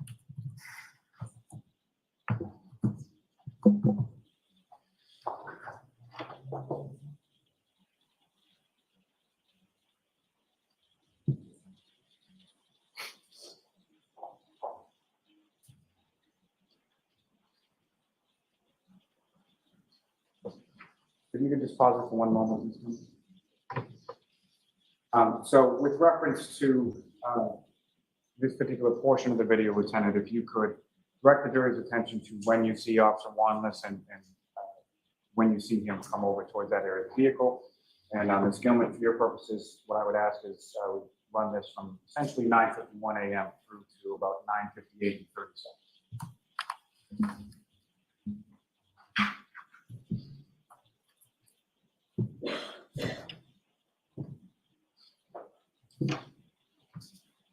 This is Officer Wanless right here.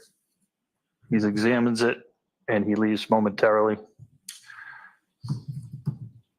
He dons a pair of gloves.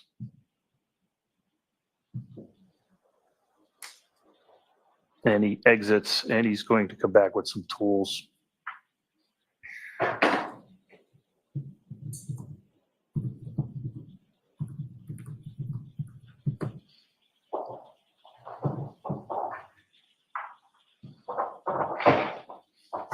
Here he comes. He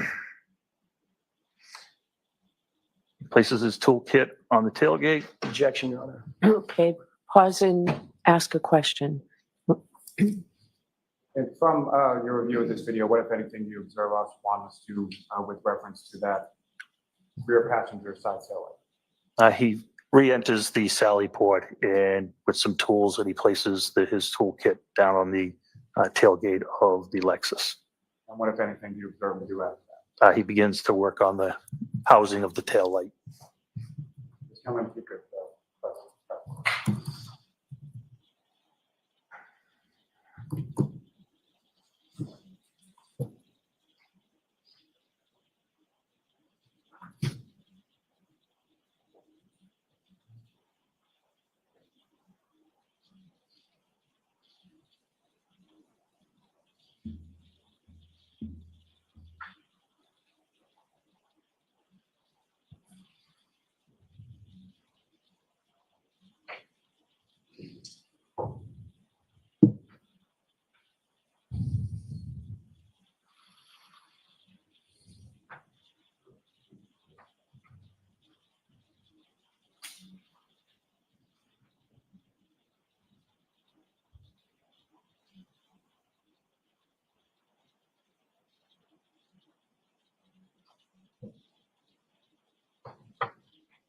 Thank you, Ms. Gunn. You can take it. Lieutenant, with respect to the items that you and the other officers recovered from 34 Fairview on the 29th, the criminalist that was depicted in that video, is that who you gave those items to? I believe so, yes. You gave those items to her directly, correct? Yes. Now, as far as that particular, I believe you testified earlier that you were looking to preserve biological matter, is that correct? Yes. And fair to say that your search of that area was confined to sort of where it was described to you, Mr. O'Keefe, has been found, correct? That is correct. Now, turning back again just to February 1st, and sorry to jump around, but back to February 1st, at some point you mentioned there was a crash reconstructionist from the state police, is that correct? That's correct. And what, if anything, did you aid or assist or facilitate with reference to crash reconstructionist around the police station?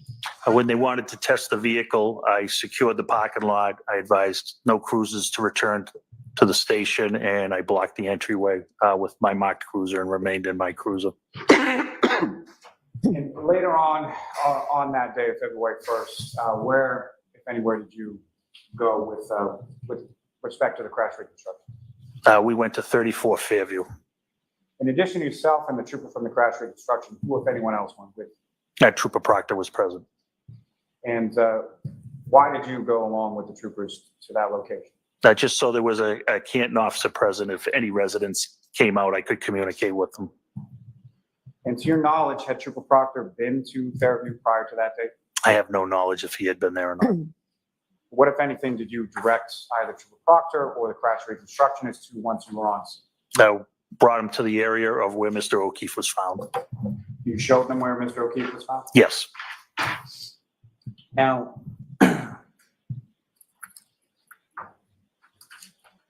turning your attention to, well, one on scene that day with Trooper Proctor and the crash reconstructionist, what, if anything, did you observe them to be doing? I believe they were discussing, they were trying to place a drone up in the air, I believe, to map out the area. Objection. Did you see that? Or do you want me to strike the, I believe they were trying to? That'd be our preference. All right, so that will be stricken, but your observation will remain. Now, with reference, if I could draw your attention to February 4th of 2022, were you working that day? I wasn't.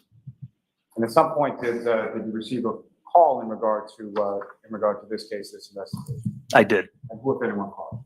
Chief Berkowitz. And what, if anything, did Chief Berkowitz indicate? He asked me if I was working. When I told him no, he asked who was. And who, if anyone, did you indicate to him was working? I told him Detective Sergeant Lank was working. And as far as what, if anything, was that call in reference to? He stated he was driving in the area of 34 Fairview because of the warm weather and the warm rain in the last couple of days. And what, if anything, did he indicate? He believed. Sustained. I'm going to see it sidebar, please. Oh my God. Sidebar. So we have $30 that just came in from, let's see, $30 from Liz just came in via PayPal. We're going to transfer that over to our total that we have, $40 total in donations so far. 25% of that will go towards Karen Reed's defense. I want to get to at least a $50 goal of Karen Reed's defense today. So we got $10 so far going towards Karen. Let's try to get to 50. There's numerous ways to donate. You can send a super chat. You can sign up as a member. We have all the other affiliated links that are dropping through: Cash App, Venmo, PayPal. It's unbelievable. Grant sits in the courtroom. Okay. I've applied for my press pass multiple times, and I get no answer through any of this. And the funny thing about it is that they will probably contact me after this case is over, because they know. I mean, I just put in my YouTube link. They can go over, see that I'm reporting, and they know I'm pro Karen Reed, so they're not going to give it to me. If I had a lawyer, I would have this lawyer reach out and say, what is going on here? It's unbelievable. Wow, Andrea Sullivan. Wow, big donation just came through. Big donation, $100. $100 donation just came through. 25% of that will go towards Karen Reed's defense. Thank you so much for your huge donation. I appreciate that. Let's keep the rolling tally go. We have 140 I've got minus further for this. 25%. Thank you so much. All right, cross-examination. Big donation. Thank you, Andrea. Thank you, I Art. appreciate that. Thank you.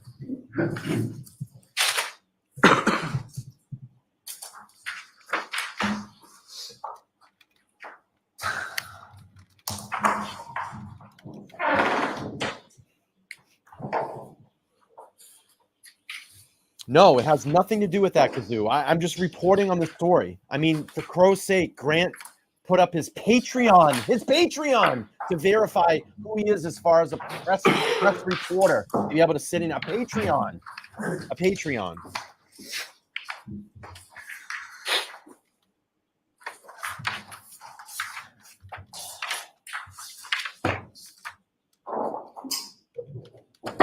Good morning, Lieutenant. Here we go. Show is on. When was the first time you were ever interviewed about your conduct on this case, your involvement in this case? I don't recall. It was about a month ago, wasn't it? April 3rd, 2024? When I was interviewed by, I don't know who you're referring to. Formal interview by any law enforcement agency. Oh, I was never, until about a month ago, trial prep, I was not interviewed, correct. And that interview was conducted by whom? I met at the DA's office with the prosecutor, Adam Lowry. And there was also a state trooper there? There was. Lieutenant Tully? Correct. Okay.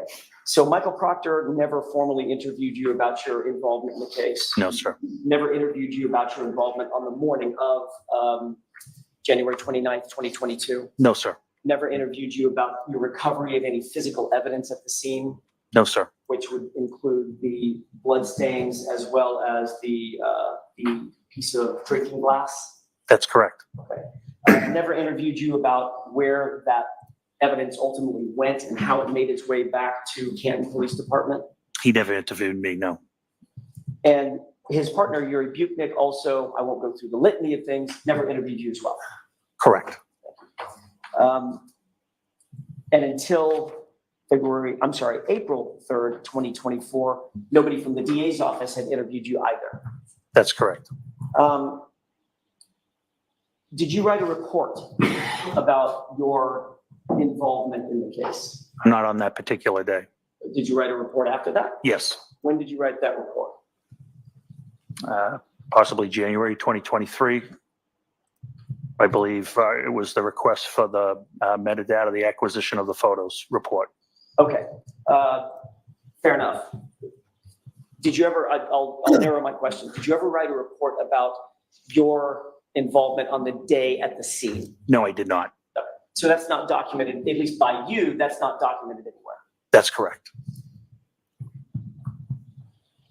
Did you take notes when you were at the scene? No. Did you go back to the station and memorialize your findings and your conduct at the scene by taking notes back at the station? No, I did not. So you have no notes and no report about anything that happened at Fairview on the 29th? Not myself, no.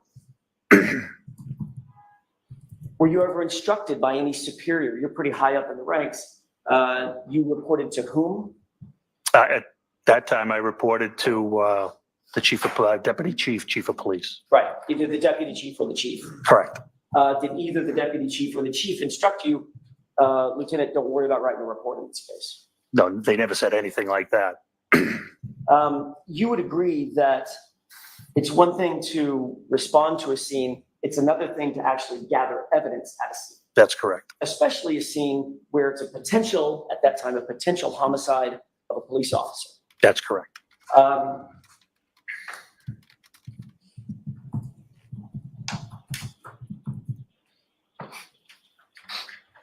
Part of the reason for annotating, memorializing exactly what evidence is recovered is so you can relay that to other officers, correct?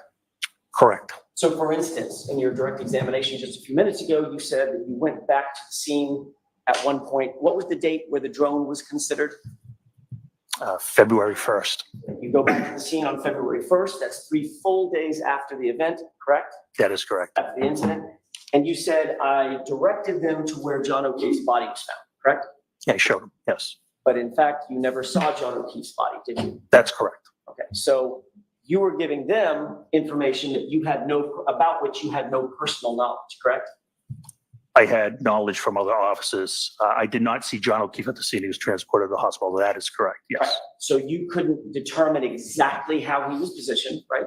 Not precisely. From head to toe, right? Not precisely. Where his arms or his hands were. That is correct, yes. He's a 6'2" man, correct? I don't know. You don't even know that? I don't know his size, no. If I told you that he's over 6 feet tall, would you have any quarrel with that? If Mr. Lally told me, I would take it as fact. Fair enough. For purposes of my question, you don't want to take my word for it, but for purposes of this question, assuming that he's over 6 feet tall, there's a better than 6 foot margin for where he would be situated in the snow, correct? From toe to head.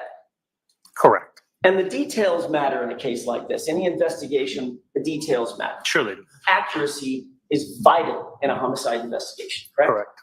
You did find some blood droplets. We saw it on the screen, correct? Correct. You also found part of a drinking glass, correct? That is correct. Did you engage or did you endeavor to make a diagram of exactly where those items were found? No. You're aware, as you were the former chief of detectives? I was a detective sergeant. Detective sergeant. You were supervisor over detectives. Correct. You're aware of what cross coordinates are in measuring a crime scene, correct? Yes. You take a stable item like a flagpole, for instance, that might be one that doesn't move. You measure exactly from a compass position, exactly north or exactly west, a number of inches, maybe even down to meters and millimeters if you use that instead of inches, using meters, right? Yeah, we don't employ that process.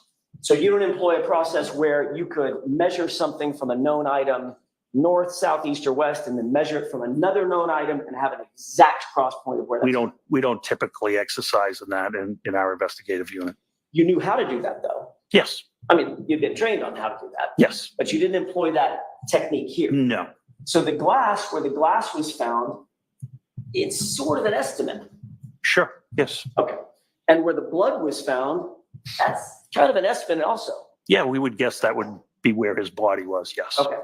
You just used the word guess. Yes. Right? But if you had actually documented it using cross coordinates, you wouldn't have to guess. You'd know exactly where the tip of his head was, where the tip of his toes were, correct? No. Why not? Because he wasn't there when we got there. Fair enough. When I say you, I meant other officers. If someone had employed that before he was moved, they could have figured out exactly how he was situated, where he was in that yard, correct? It would never happen. Life-saving measures come first. The officers are not going to start measuring while first responders are conducting life-saving measures. It doesn't happen. That's exactly right. But once the body was moved, for instance, Officer Saraf, who's literally standing there, could have said, okay, I just saw the tip of his head right here. He's now on the gurney. And he could have measured that, right? He could have, yes. And then he could have said the tip of his toes were right here, and he could have measured that. Yes. And certainly, when there's no life-saving measures at play, you could have done the same thing with the drinking glass and the blood spots. That's correct. And in terms of recovering those blood spots, I'll get back to that in a second, but in terms of recovering those blood spots, you indicated that you used temporary evidence containers, correct? Plastic cups, I said, yes.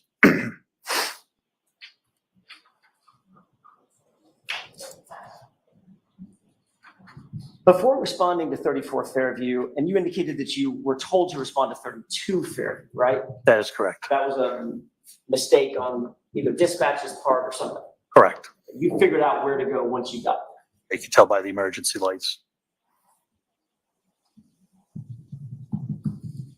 It was Sergeant Good who contacted you, correct? That is correct. And you were at home at the time. That is correct. Which is why you needed to respond to Canton PD to get some foul weather here, correct? Correct.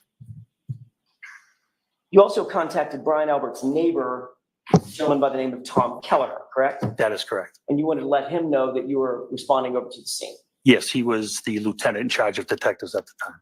lieutenant in charge of detectives, and also the man who lived directly across the street from Brian Albert, correct? I would say there's two property lines he's directly across from, 32 and 34. Okay. But yes, that vicinity. Okay.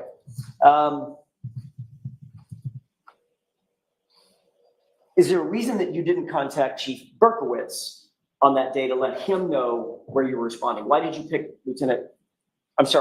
Deputy Chief Kelleher? Because that would be my next call. Like I said, he is the lieutenant in charge of detectives at the time. We were responding to a possible crime scene, a possible unattended death.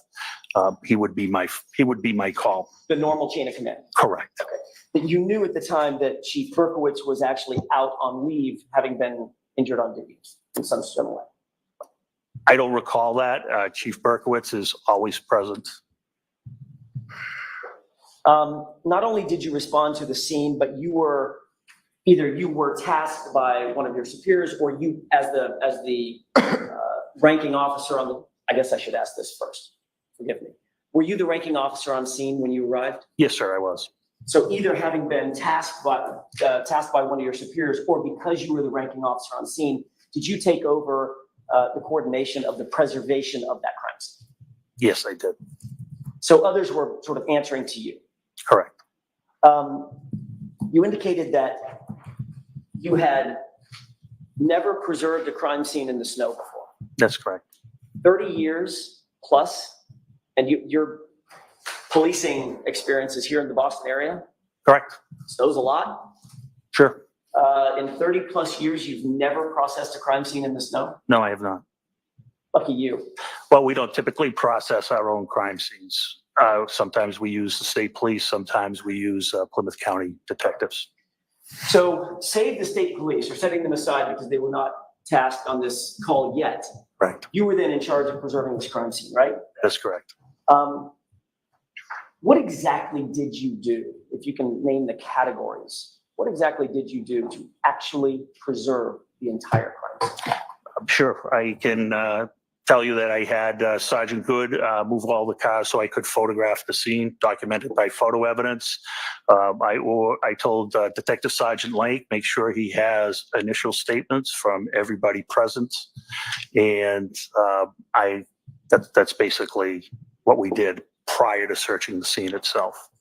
With regard to Sergeant Lang, you told him to make sure that we had statements, your words, we had statements from all the witnesses that were at the scene. Initial statements, yes. Does that mean the people inside the house? Yes. Maybe people across the street, if there were people across the street? No, it didn't include them at the time. It included people that were involved from the prior night's incident outing, I would call it. At the time that you tasked Sergeant Lang with this responsibility, did you know personally that you were standing on the property of Brian Albert? I did. Did you also know that Sergeant Lang had an ongoing and a long time relationship with the Albert family? Objection. Did you know that? I know he knew them. She's going to let him get that. I think you're mischaracterizing the relationship. Did you see a problem with having somebody who knew the parties taking the initial statements from those parties? Not at all. Sergeant Lang, no issue at all. Not in your mind? Not in my mind. Were you aware that before you got to the location, that Sergeant Lang had taken it upon himself to already make contact with the individuals in the house? Objection. I'm going to see you at sidebar, please. This is like the sidebar trial. The sidebar trial. Unbelievable. I've never seen more sidebars in a week of testimony in my entire life. Tina Jam, thank you so much for the $9.99. I appreciate that. She says, Axon Jackson is so fun to watch. Let's add that to the rolling total. We'll just round it up to 100. We're now at 150. So 25% will go kicked back to Karen's Defense Fund. Right now we have... let's see, 150. 37.50. We'll round it to 40. We'll round it to 40 right now. So we'll round it to 40. I'd like to get to 100 today would be great. We get 100 over there, and then we'll show some receipts. The receipts at the end, we'll post that up. Yeah, all the sidebars, side of drinking game. Absolutely. It's unbelievable. I've never seen this many sidebars in my entire life. It's crazy. Let's get to 100 today. That'd be great. All right, back to testimony.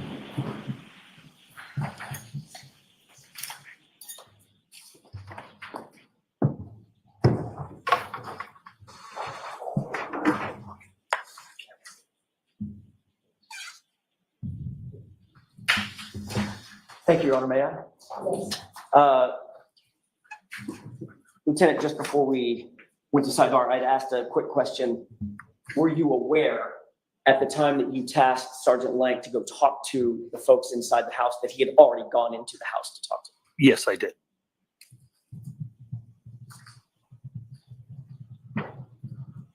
You indicated that one of the reasons, I'd like to move back. I'm bouncing around a little bit. I apologize. I understand. No, she allowed One of it. the She things allowed that it. you talked about was the preservation of the crime scene and the lack thereof because of the inclement conditions. Correct. There was wind blowing from all directions. Yes. There was snow falling. Yes. It was icy cold out. Yes. There was already snow accumulated on the ground, about 4 inches, you said. At least it was different spots because of the wind drifts. Wouldn't that be even more of a reason in a potential homicide investigation to adequately preserve the scene as best you possibly could? Of course. Wouldn't you want to, for instance, protect the area? You mentioned a tent. Yes. Wouldn't you want to make sure that anybody from the civilian side and or officers don't just start traipsing through the middle of the crime scene? That was all done. As a matter of fact, the first responders the EMTs had already done what they needed to do in the scene. And Mr. O'Keefe had been transported to the hospital, correct? That is correct. So that was not a concern. No, So nobody needed to be inside that scene that wasn't authorized to be there, that's correct. civilian or officers. That's correct.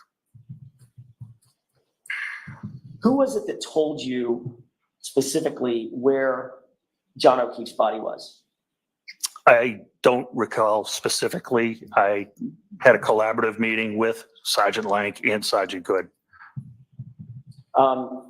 Were you aware at the time that you had the meeting with Sergeant Lank that Sergeant Lank did not ever see John O'Keefe's body in the position? Yes, I did. I don't believe Sergeant Good did, to my knowledge. I believe John O'Keefe may have been in the ambulance at that time. John O'Keefe, I'm sorry, I got a little confused. John O'Keefe may have been in the ambulance at which time? When some of the officers arrived. So if that were the case, then they wouldn't have any personal knowledge of where John O'Keefe's body was either. Not to your precise locations, yes. You mentioned a tent, and you said that you, in an answer to a question by Mr. Lally, you did not go back to Canton PD to get the tent. You had a tent in your trunk or something? That's correct.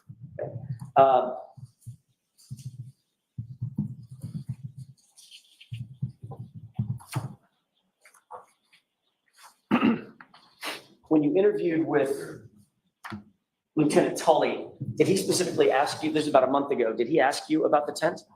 I don't recall. Would it refresh your recollection if you were to review just a small snippet of your report, of his report? Yes. About your interview? Yes. May I approach you on it? Yes.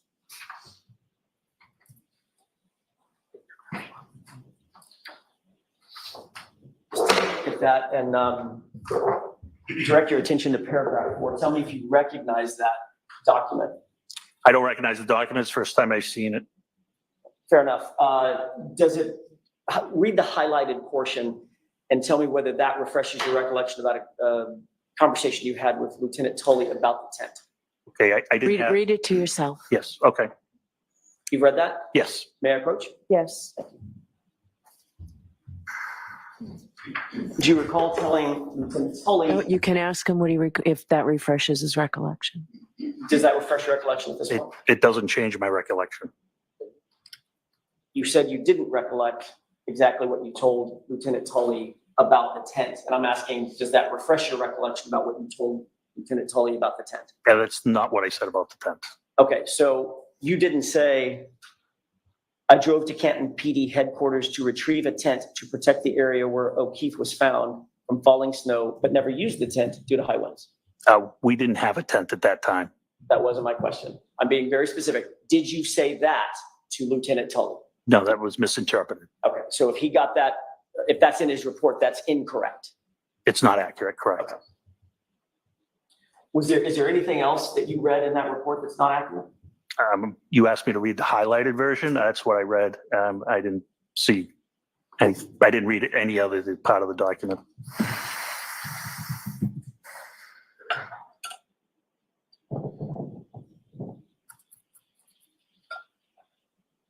Let me have just a moment, Your Honor. Yes.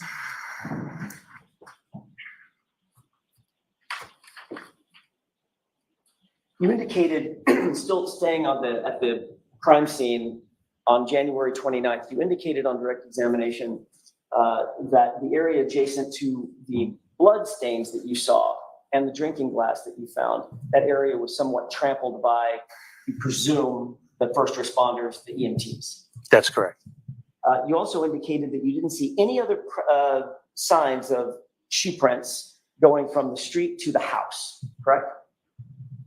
From the scene to the house, correct? From the scene to the house. Correct. Meaning, what do you mean when you say that, from the scene to the house? So the house, you have the house, and the scene was to the far left, actually on the property line with number 32. So I didn't see any footprints. The only other footprints I saw was where the officers walked around and put up the crime scene tape. Meaning walking through the yard? Correct. And putting up crime scene tape? Correct. All right, and if somebody had, how many of those sets of prints did you see?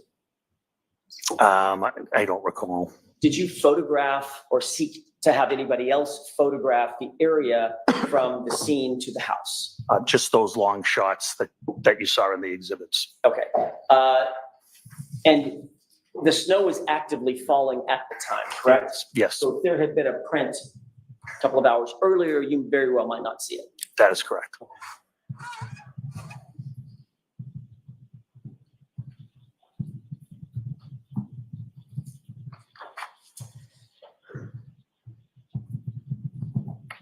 I'd like to ask you a couple of questions about the collection of the blood. You found what you thought was blood initially, right? That's correct. Pink in color, reddish in color. Correct. And you began the process of removing layers of snow, in other words, dusting the area with a leaf blower. That's correct. Had you ever used a leaf blower in a crime scene preservation effort? First time. First time. And you indicated your testimony was temporary evidence containers to collect that blood, correct? Yep, we utilized cups, plastic cups. Those were red Solo cups, right? That's correct. The same kind of red Solo cup you drink beer out of at a barbecue? Yeah, sure, you could. Objection, Your Honor. Strike. I'll allow it. There's nothing special about the red Solo cup? Oh, Other than their plastic, nothing special. And where did you get those red Solo cups? We got them from Lieutenant Kelleher. So in other words, you got the, to use your words, the evidence containers from a neighbor. Correct. He had some Solo cups in his house. We asked him if he had any plastic containers, any type of plastic container that we could utilize. That could compromise DNA. How far were you from Canton PD? Yeah. From 34 Fairview to Canton PD? Give me an idea. Mile and a half. And why didn't you So go? even in really bad weather, 4 minutes, 5 minutes, is that right, to drive? Sure. Then why didn't you go get? You didn't go back to proper Canton PD to containers? get actual evidence containers, correct? We wouldn't have temporary plastic containers that what we were looking for. We're looking to take samples of snow. We wouldn't have had, I know for a fact we did not have those. If we needed bags, needle containers, things of that nature, we're all set. But as far as plastic containers that we wanted to utilize, we didn't have them. Do you have any glass containers? No. So Canton PD does not have or utilize evidence collection containers that are plastic? We have needle containers that are plastic.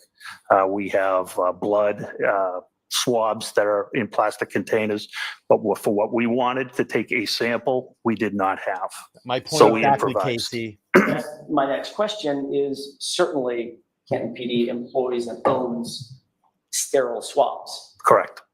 Sterile swab is in a container that's long, and usually the swab is connected to the lid, pop it out, and then it's sealed That's correct. and forensically stable, correct? Yes.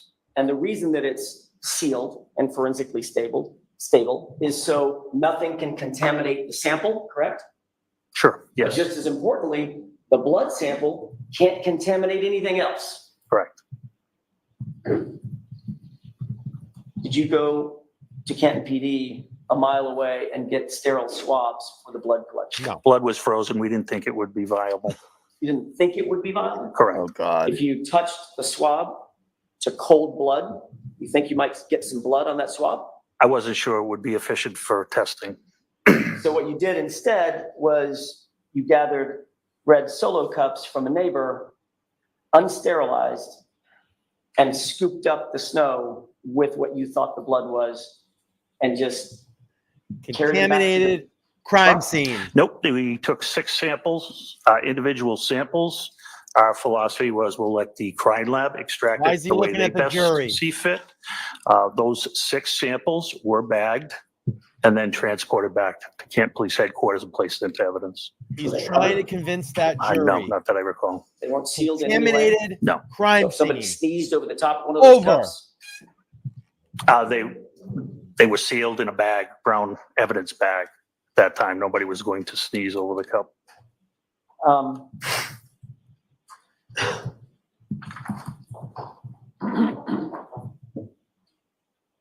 You have a rough estimate of how many people handled those red Solo cups before they were used to collect blood evidence in this homicide case? You want me to estimate? Give me an idea. Sure. Sergeant Lang. No, I'm sorry. My question was a bad one. Before you took possession of the red Solo cups, you have any idea how many people before you had handled those Solo cups? I took them out of a package, so probably none. How about before they were packaged?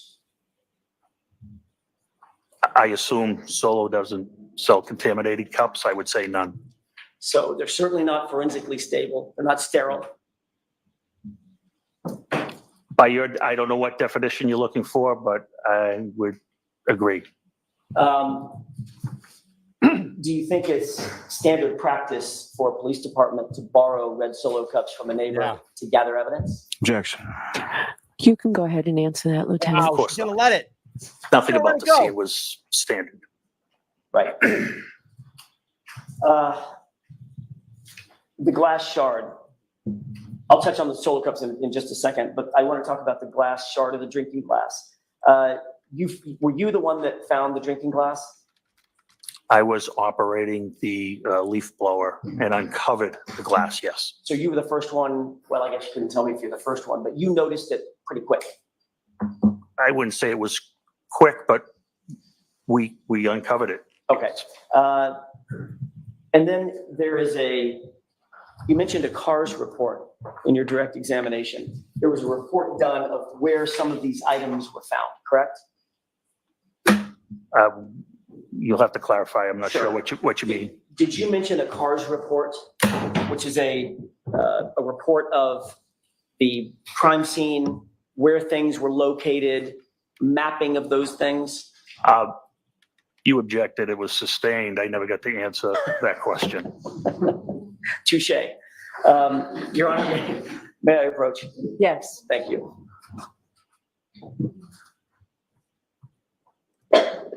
I'll show you a document and see if you recognize that.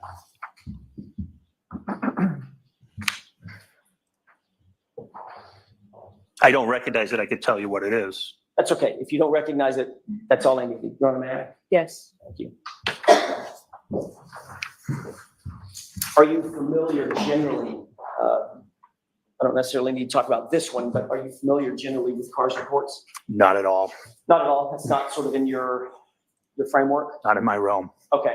Are you aware that there is a process by which items of evidence are mapped, or they attempt to be mapped for a crime scene? I don't do homicide investigations. I'm not aware of that. Okay. Again, with regard to where the blood drops were found, let me go back to one other question I had. You said you took 6 samples, correct? That's correct. Did you precisely indicate in any report or note or diagram exactly which blood drops were in which solo cup? I did not. As you were using that snowblower and you uncovered the glass cup and more of the blood samples, at any point, did you see a size 12 men's shoe black in color? No. At any point, did you see a man's baseball hat black in color? No. You actually dug out a portion of you didn't dig it out, you moved it with your foot, or somebody did, portion of the berm or the curb that separates the street from the yard, correct? That is correct. At any point along that curb line, did you see a men's shoe? Along the exposed curb line, no. Did you see it anywhere else? No. And you didn't see a hat anywhere else? No. You didn't see any bright red taillight material anywhere else? I did not. You did not see any clear taillight material? I did not. You did not see any black plastic material? No. You certainly didn't see 45 pieces of plastic material? I did not. If you had found a broken glass, if you find a broken glass on somebody's yard in a situation like this, did that seem out of place to you? They were coming from a bar. It didn't seem totally out of place, no. At the time that you found the broken glass, would you rationally think, well, maybe the rest of this glass is inside the residence? No. You did not think that? No, there was a reason that I didn't think that. Did you think that, well, let me ask you this. Did you ever go inside the house to search for the other part of the glass? Absolutely not. Because you made up your mind initially where that glass came from. Objection. You can answer that, sir. No. Did you search the house for any other matching glasses? No, no. Matter of fact, you didn't search the house for any physical items, did you? Of course not. Is that because that house belonged to a Boston police officer? No, it's because it requires probable cause, as you know, which we did not have. Or at least you didn't think you had at that time? We knew we didn't have it. Did you seek it from a judge? I'm familiar with what probable cause is. Did you seek a probable cause warrant from a judge? No, I did not. Right.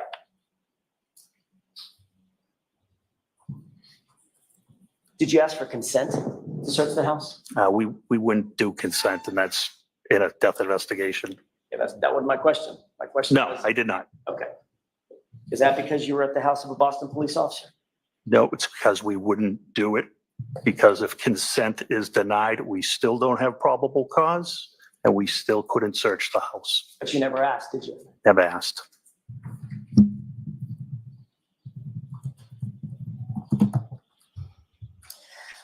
According to your interview with Lieutenant Tully, after going to the scene the first time, you then returned back to Canton Police Department, correct? Yes. At that point, you remember having a conversation with Chief Berkowitz, correct? That is correct. And you indicated that having that conversation with Chief Berkowitz, that was about Canton Police Department recusing themselves. Not doing any further investigative interviews, yes. And you indicated actually in that conversation that you agreed with Chief Berkowitz that Canton should be recused, correct? He agreed with me. Was your assessment that the recusal should take place? Yes, it was. And he agreed? That is correct. Okay. And the reason for that recusal was because of the relationship between the Albert family and the Canton Police Department? No. What was the reason for the recusal? The reason was we had a Boston police officer on another Boston police officer's lawn or property, and that property owner was the brother of somebody in our investigative unit. Okay. That's one way to put it. Another way to put it would be because of the Albert family having a relationship with the Canton Police Department. It has to do with Detective Albert having a relationship with his family. Right. Or the other side of that, is his family having a relationship with Canton Police Department. Objection, Your Honor. Sustained. Go ahead. Move on, please.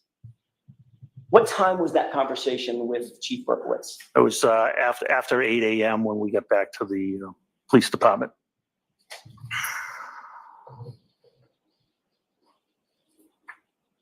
You then traveled back to 34 Fairview to interview the homeowners with Sergeant Lang? Sergeant Lake was doing the interviews, yes, but I accompanied him. Okay. Approximately what time did you arrive back at 34 Fairview to engage these interviews? Approximately 9 o'clock.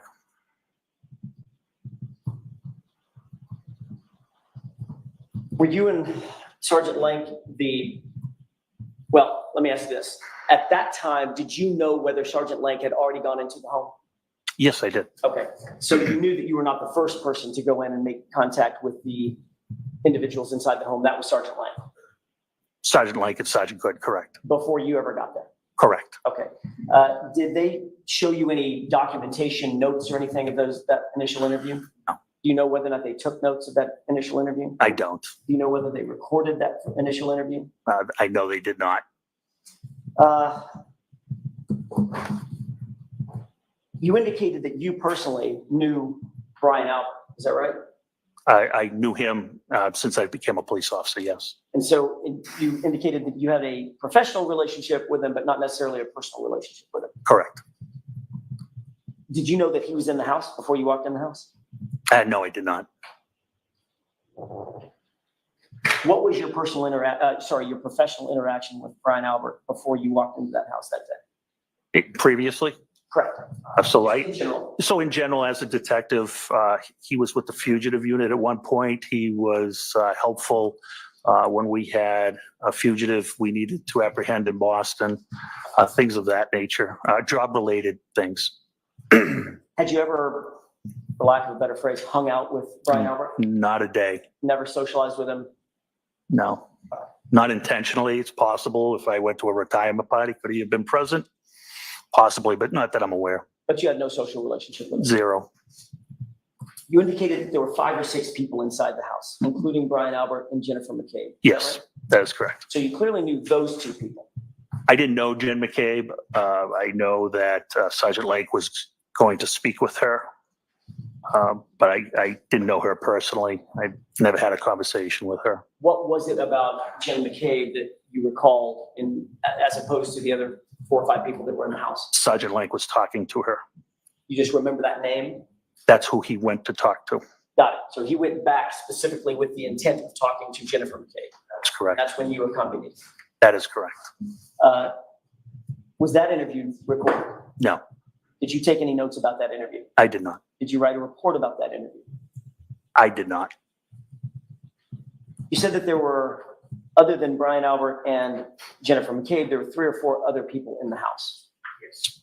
Were those 3 or 4 other people in the house at the time that John O'Keefe was found dead or dying on the lawn? I don't have the answer to that. Did you think that might have been an important thing to find out? Again, I didn't think of that at that time, and I didn't think it was important at that time. I knew that Sergeant Lank had already interviewed people in the house. You had what you knew at that time, Lieutenant, was you had an officer, a Boston police officer, who was either dead or dying on the front lawn of a house with a bunch of occupants, and you didn't think that it was necessary to investigate or interview those occupants yourself? No, I did not. At that time, I wanted to not participate in investigative interviews.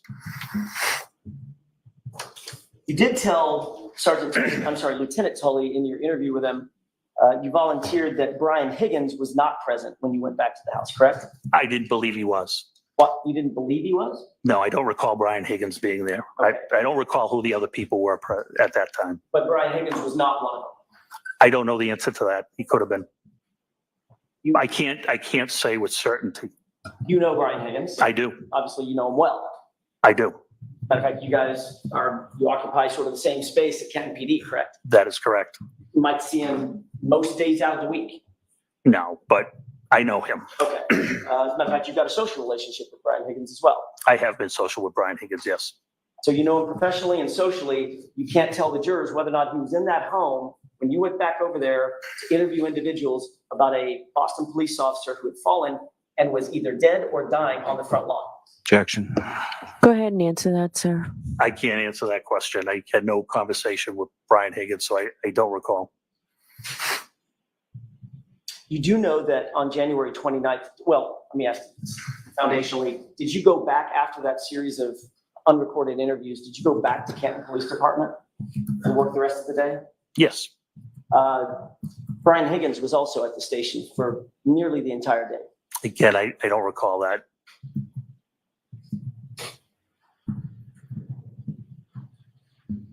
You're aware that Brian Higgins had been granted a key card for the station? Yes. I'm guessing that is a relatively rare thing if you're not a Canton police officer to have a key card and full access to the station. There were a couple of ATF agents that had that access, yes. Okay, but he was one of them. He was one of them, yes. Is that access restricted, Lieutenant? In other words, does his key card work the same as your key card? I don't know the answer to that. He would have, to your knowledge, he roamed throughout the station at will, correct? I don't know how he roamed. He's a very private person. You very rarely see him. His habits were he'd go up a front stairwell right to his office. But his access, I guess I'm struggling with the question. His access was not limited to your knowledge. I don't know the answer to that. I can't answer that to my knowledge. He could go into any door he wanted to. I would doubt it. You would doubt that it would be limited. I would doubt he'd have unlimited access. The patrolmen don't have full access. It all depends by your grade. Where he's an outside agency, I'm sure he had limited access. Who has access to the sally port?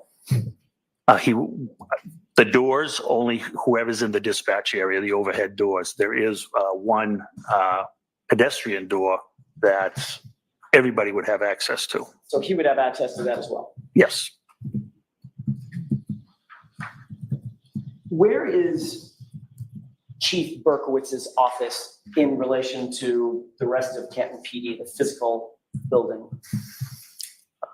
The best way to describe it, I don't know if the jury is familiar with the building, but if you were looking from Washington Street dead on, it's the top floor, far left office. And is that, I don't know this, I'm not being, it's not rhetorical. Is it 3 floors or 2 floors? So it's really 3 floors, but it's numbered 1, 1A, and 2. So he would be on 2, 3 physical floors up. Correct. Okay, thank you.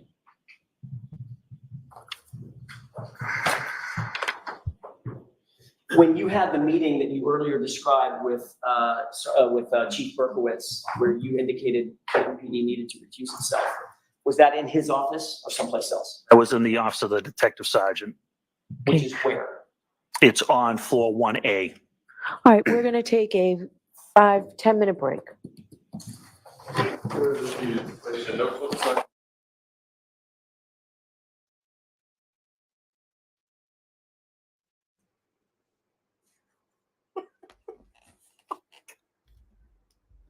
How do you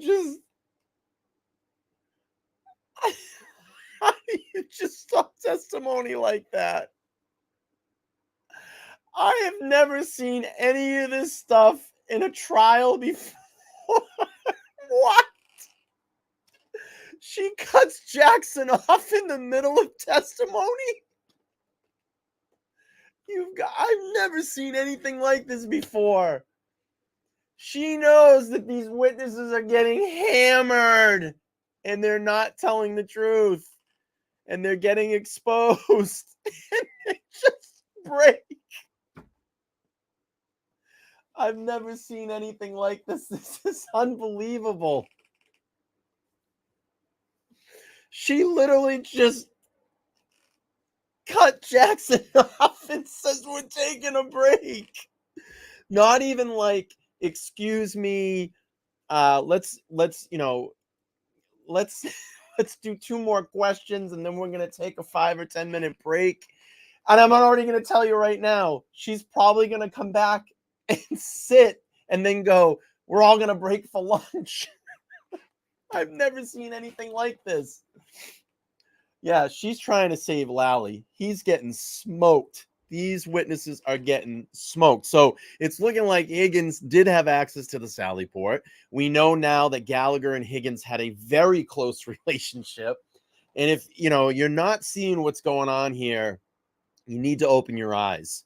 You need to open your eyes. Look at the horrible police procedure. And the thing that's really sad about it is the scene was never secured properly. So they're looking at and trying to turn this obviously on Karen Reed. But the scary thing about it is they were not investigating properly to find out who really killed Officer John O'Keefe. They didn't do any of that. So even if they're trying, let's just look at this. Even if they're trying to blame, well, they are blaming this on Karen, of course. Even they're blaming this on Karen, the scene was never properly secured. And even if this wasn't blamed on Karen, the scene is still not properly secured. So it's unbelievable. Tiffany jumping in with the $4.99. We'll round that up to $5. Take 25%, put it towards Karen's fund. She says, I wonder if the judge reviewed videos this weekend and now understands more of what went on. Well, she's trying to say that she didn't access them. She couldn't get access to it. And it was actually, she said, her personal computer, which shouldn't be her personal computer. It should be her work computer. So that was pointed out. I saw that. But let's add that in. We're at 155 total. 25% will go towards Karen Reed's defense fund. I'm trying to reach $100 today to donate to Karen Reed's defense fund. So everything that you're doing here, we're putting that towards the 25% towards Karen Reed's defense fund. And then at the end of the day, the end of the stream, I'll lock it up.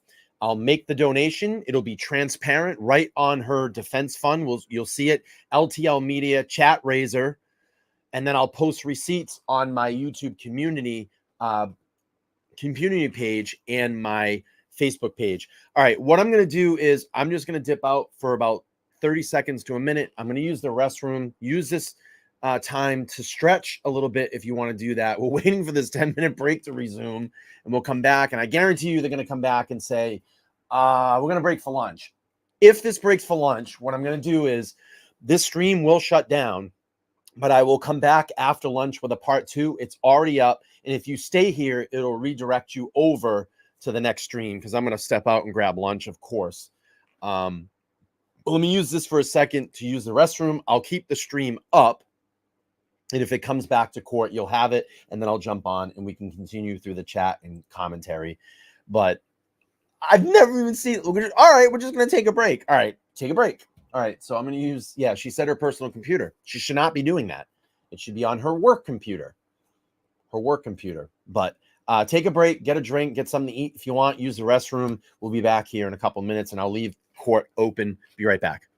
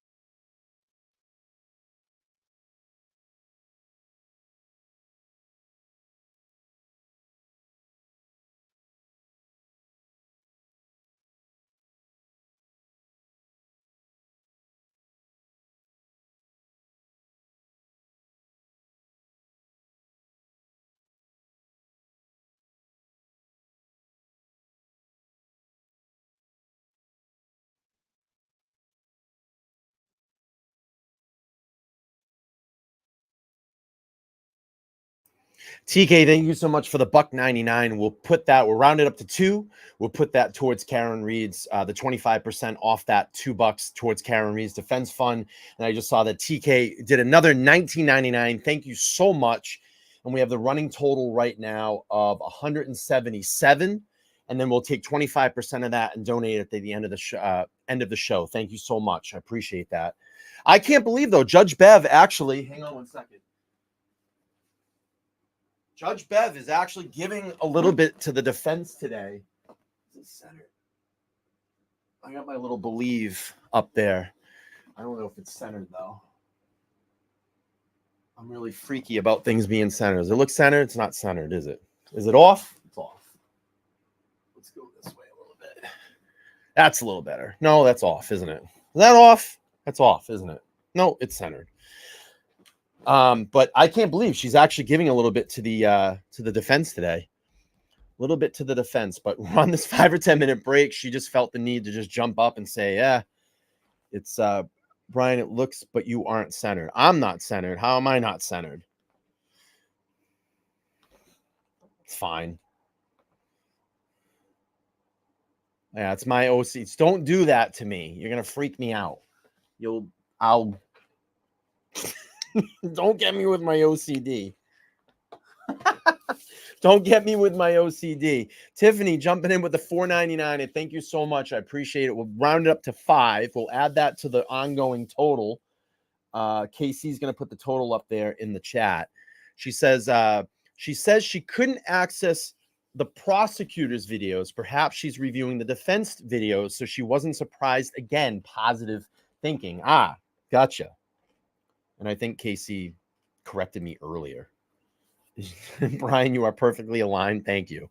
Yeah, I get freaked out about that. $182 total today. 25% of it will go towards Karen Reed's defense fund. We'll post that up at the end of the day via my Facebook page and the YouTube community page, so we have full transparency. And then you can also just go to the website and look at recent donations, and you see it up there. It will say LTL Media Chat Raiser. So we'll do that. Yeah, she's getting me. Yes, she likes to do this to me because she freaks me out. But what we're going to do is, again, I think they're going to break, come back, and then they're going to send everybody to lunch, which is silly. And we're at $45.50 right now. I'm going to round that to 50. So let's just keep it at $50, and then we'll keep accumulating the total from there. I'd love to get to 100 today. 100 for Karen would be great. But we'll wait for this break, this immediate break that Bev needed to jump up and do. It's unbelievable. I've never seen anything like it. If you haven't yet, you can check out. I actually have some new T-shirts that I threw up on my merch page. If you haven't seen that, I'll pop them up real quick. And once the court stream starts, we got the live and loud with the LTL Media on the front. We have just the basic LTL Media on the front logo with the established 2021.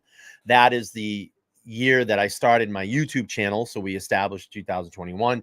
We have the I Don't Know Free Karen Reed shirt. You can order that. It has the pink LTL logo on the front, and then the I Don't Recall, whatever you prefer, because those have been the basically what these witnesses have said. I don't recall and I don't know. And it looks like this on the front, if you're wondering. It's just the LTL Media in pink for support for Karen. So of course, buy yourself T-shirts, support the show. I would love for you to do that and wear the LTL merch around town. It'll be great. All right. We just had Ali Reza jump in. Wow. With 10 gifted memberships, welcome all new members here. You have access to all of the members only content on the front of on the homepage. So that is what, 5, 10, that's 100. So we have 100 that just came in, and we'll add that to the running total. Is that 100? 100 or 50? 50. $50. Thank you, Ali. I appreciate that. $50. We'll add that to the total. So we're at what, 205? 205 running, 25% off that will go back to Karen Reed. And welcome, members. You have free membership for a month. All I ask you to do at the end of that month is you can rejoin. You don't even have to join at the $4.99. You can join at $1.99 if that's suitable for your situation, and that'll still get you access to all the content, and it supports at on a monthly basis. So we're at what, 232. 232. Thank you so much. And 25% of that will get kicked back to Karen Reed. Ollie, good to see you. Thank you so much for helping. Check my email. All right, let me check my email. I think they're going to break for lunch. That's what I think is going to happen.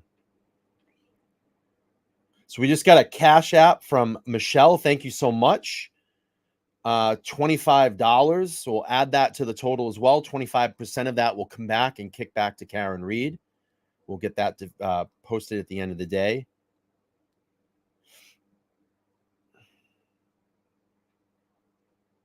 Michelle says, great coverage. Thank you, Michelle. Thanks for watching. I try to do it, uninterrupted. I know that some people love the commentary. They'll, they want the back and forth. I tend to just keep quiet during it. I might interject a little bit and then I'll get yelled at in the chat for me to shut up. Lunch is usually at 1 or 2. Okay, sounds good. We'll keep it rolling. 257 total, 25% of that be kicked back to Karen, of course. Hell Detective Juan says Grant is 40, but he looks like he's going on 70. He's very old looking. He's an old looking 40. Let's see.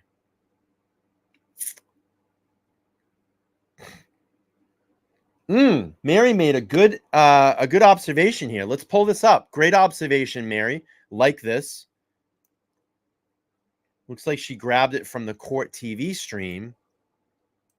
And let me pull this up. Oh, we're back in court. I'll show it after.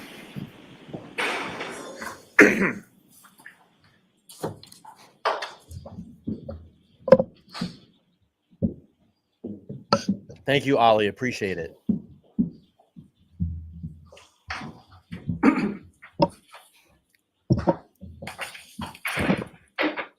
Jackson firing away. Waiting for the jury to come in. Thank you. Goes back in session. Maybe see you.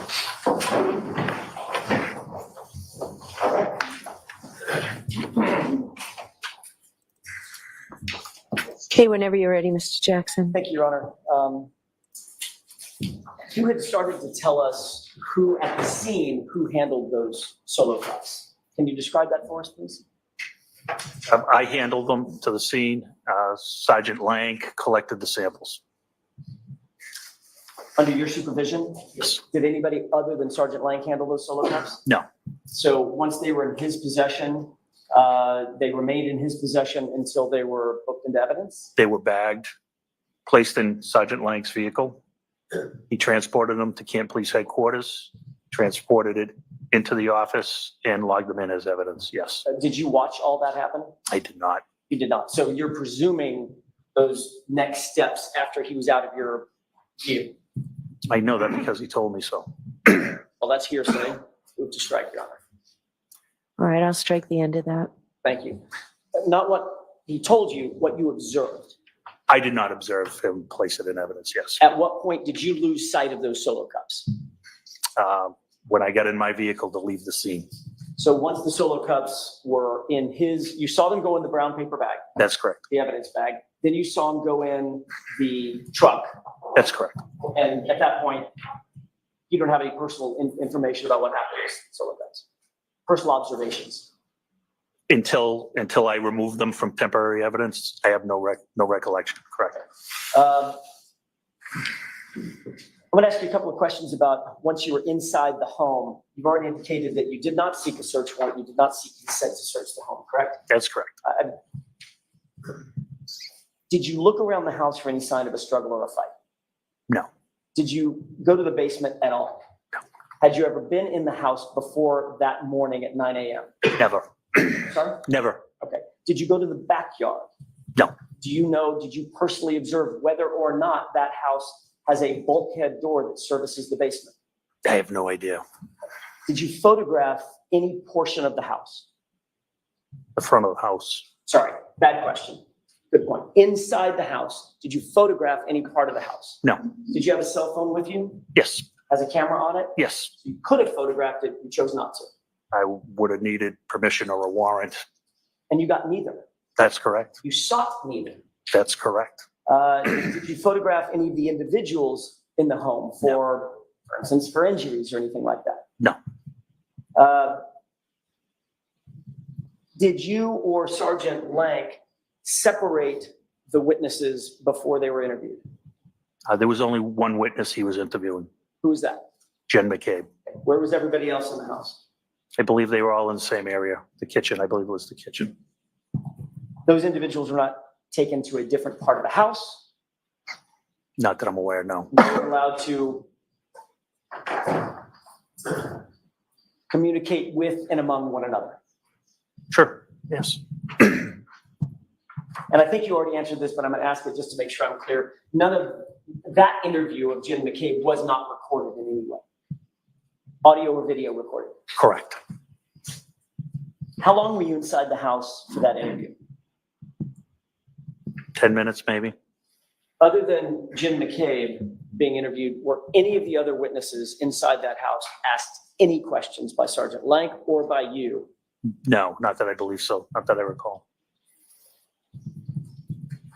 Were you the person on February 1st who gave access to the Massachusetts State Police to the Sally Port? I was probably one of them. The Sally Port doors can only be opened by dispatch. Did you approve or authorize those doors to be opened for purposes of MSP coming in, Massachusetts State Police coming in and processing that vehicle?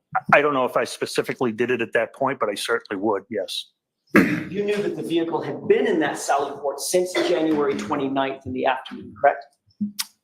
I don't believe what point I knew it was in the Sally Port, but I did know it was there for days before, yes. Okay. And if it had been there from January 29th to February 1st, that's 3 full days. That's correct.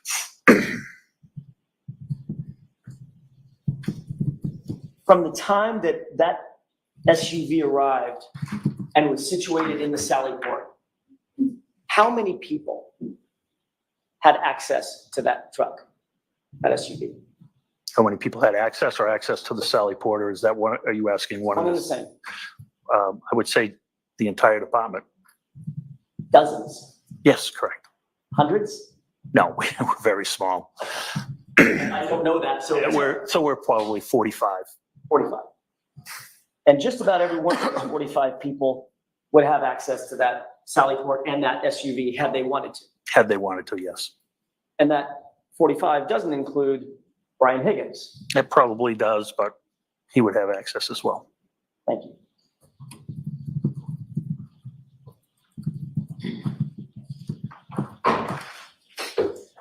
Like Jack, Those same individuals that would have access to the SUV inside the Sally Port, very obviously, would also have access to anything else that had been placed in the Sally Port along with the SUV, correct? That is correct.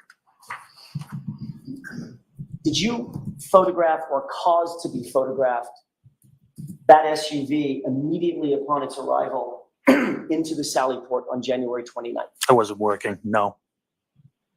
Did anybody, to your knowledge, seek to photograph the condition of that vehicle immediately when it arrived at the Sally Port? I wasn't there, I can't say. You've certainly never seen any photographs from January 29th immediately when that SUV was brought into the Sally Port, right? Other than our evidence, I haven't seen any evidence in this case. You indicated that Massachusetts State Police was having some difficulty removing the light. We saw a short snippet of the video, correct? Yes, that is correct. Who made the decision to even remove the taillight? Was that Canton PD or was it Massachusetts State Police? That would have been somebody within the state police. Okay. And then you contacted Officer Wanless to actually facilitate the removal of that light, right? I contacted dispatch to ask Officer Wanless to return. And you knew at the time that Officer Wanless was a sworn Canton police officer. That's correct. But Lieutenant Gallagher, you told us just a few minutes ago that you and the chief, actually you, then the chief agreed that the Canton Police Department was completely recused from this case and the investigation based on a conflict of interest, correct? No, you're spinning it. What I said was from participating in investigative interviews. So they could take part, Canton Police Department could take part in any other part of the investigation, according to you, with the exception of investigative interviews?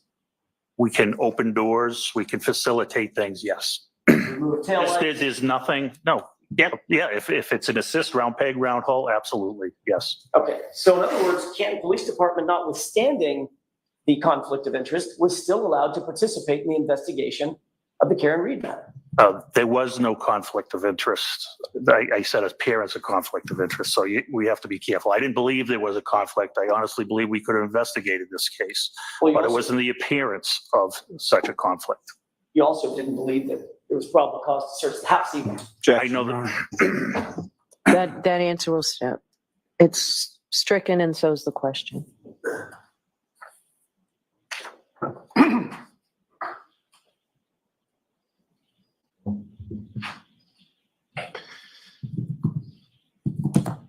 So Canton Police Department was, in fact, at your authority, given permission to manipulate that light in terms of pulling it out of the SUV, correct? Objection. Sustained. Canton Police Department was allowed to facilitate the removal of that light. Yes. And during the course of the removal of that light, that taillight was broken, correct? That's correct. And shattered. Yes. Parts of it that were falling onto the ground. I don't think there was anything falling on the ground at that point.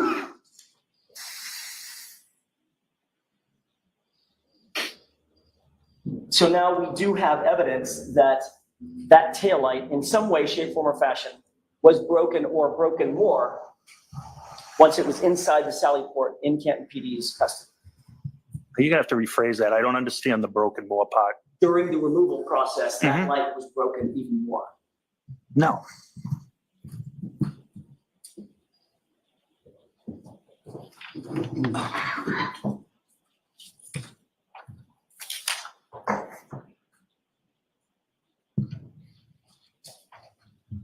May I approach you? Yes.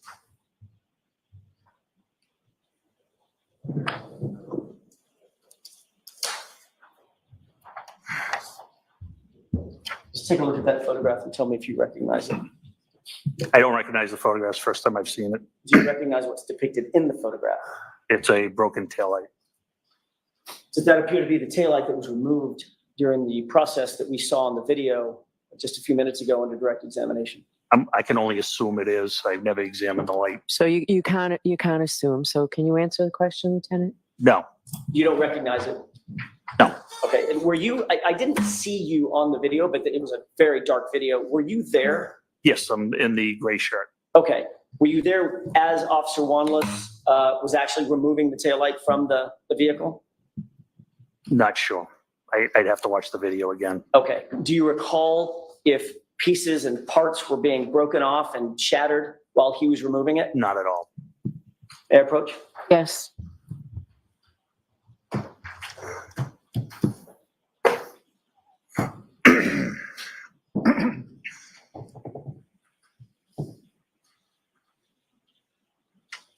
Were you the person who actually recovered? I think you did answer this. You were not the person who knelt down and actually recovered the blood droplets. Correct. That was Sergeant Lang. That's correct.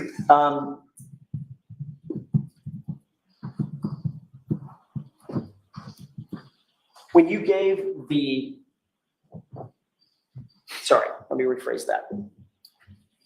Was it you or Sergeant Lang that put the solo cups into the evidence bag? Sergeant Lang. Was that in your presence? Yes. Okay.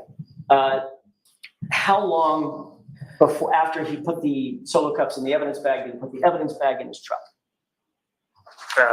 Seconds, less than a minute. And then how long did the truck sit there until he left or you left and you were no longer able to observe it? He left immediately.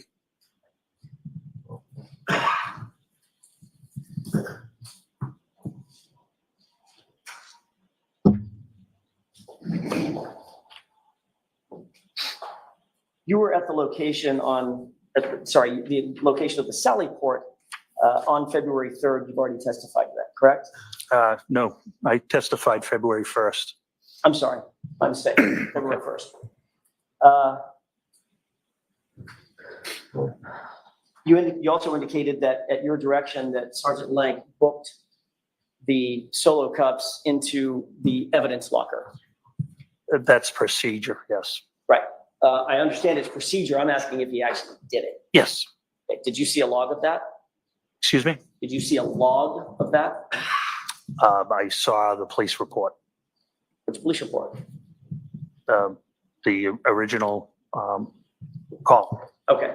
And in that police report, he indicated that he took the solo cups back to Kenton Police Department and booked them into evidence, right? It was given a property number and assigned to temporary evidence. And when something is given a property number, is there an officer working that property area to assign the property numbers? No, the officer placing the property into evidence assigns the property number himself. I see. So that officer would assign a property number and physically place that into temporary, what's it called again? Temporary evidence until the evidence officer takes custody of it. Okay. Did an evidence officer actually take custody of these items? No, because it was being transferred to the state police, so it wasn't going into our permanent evidence locker. So where did those cups sit for the 3 days between January 29th and February 1st? In a refrigeration unit in temporary evidence. And is there a log to sign in and sign out to make sure that the chain of custody of items like this are maintained? The evidence officer keeps that log, yes. Is there any log, Lieutenant Gallagher, of these items being booked into the temporary evidence locker? There should be, but I don't know for a fact, but there should be, yes. I agree there should be. I'm asking you if there is. I don't know the answer to that. The fact of the matter is, there is no log or document or report ever showing that these items were ever booked into the temporary evidence locker at Kenton PD. Isn't that right? I don't believe that's accurate. Do you have that evidence log? I don't. I don't have access to the evidence log. Did you get access to the evidence log? No. You're a supervisor at Kenton PD. That's Why would correct. you not have access to the evidence log? I think only 2 or 3 people have access to evidence. Who would they be? The evidence officer. Which is who? Paul DiGiapietro, Sergeant. Can you spell that for us, please? DIGIAMPIETRO.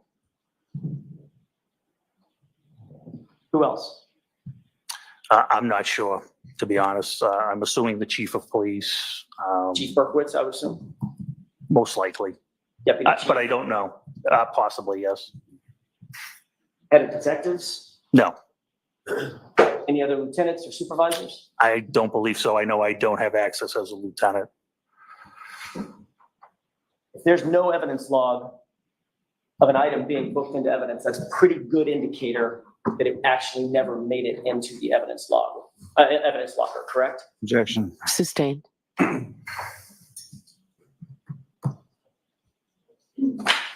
We do know that wherever it went, the blood items went back to, and the glass went back to Canton PD, correct? That's correct. May I have just a moment, Your Honor? Yes.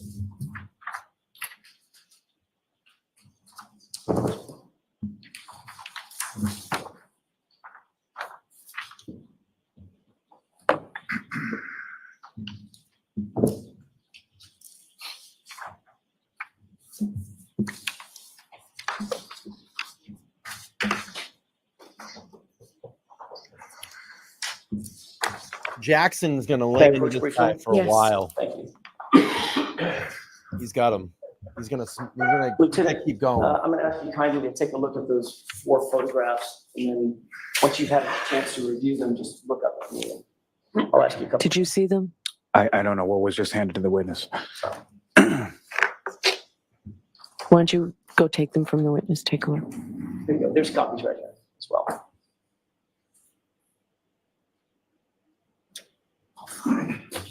Thank you. That's fine. Just 4, not 4. Yeah, just 4. Okay. May I approach briefly? Yes. Sure. Make sure I'm sure if there's 4 or 5. Okay. Take your time. I'm all set. Do you recognize those photos or what's depicted in those photos? Yes. Do you recognize the time frame those photos would have been taken?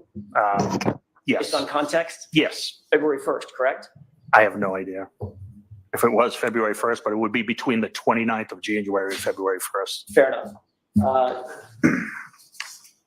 Your Honor, may I publish? Okay. Have they been introduced? They have not yet been introduced, Your Honor. I'm sorry, protocol-wise, I missed that step. I need to ask that these be marked as next in order. Okay. Four Is there photographs. any objection? No, Your Honor. I'm allowed. I'm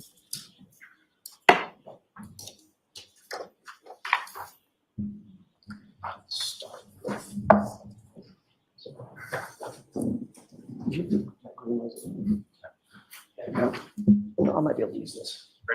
Yes.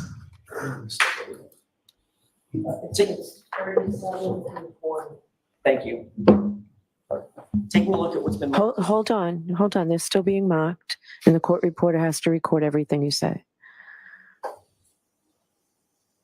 hold on. Hold on. Hold on.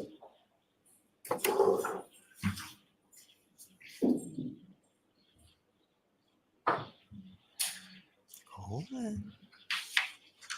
Hold on. Thank you. Okay. And with the court's permission, Lieutenant, I'm going to try to go in the same order, so you might want to glance at this photograph. It may be better visual for you. I'd like to ask you if you recognize what's depicted in this photograph, especially the area right down here on the right, bottom right. You see that white rag? I do. Lieutenant, if you take a close look at that rag, I'm going to ask you to identify it on the photograph. Do you see a couple of little dark marks on what appear to be that? I see it on that screen. Better visual up there. Okay, fair enough. What's the position of that rag as it relates to the vehicle in the photograph? It's the rear passenger side. Right rear quarter panel, correct? Yes, Okay. And is that, in fact, the SUV in question? I believe it is. Okay. The SUV that belonged to Miss Reed? I believe it is. Yes. Okay. Let's take a look at excuse me. It's 37. 37, okay. Is this 37? Thanks. Your Honor, for the record, we were just speaking about item 37. Okay. Let's move to. Yes. Looking at 38, does that appear to be the same rag in the photograph? It does, yes. Okay.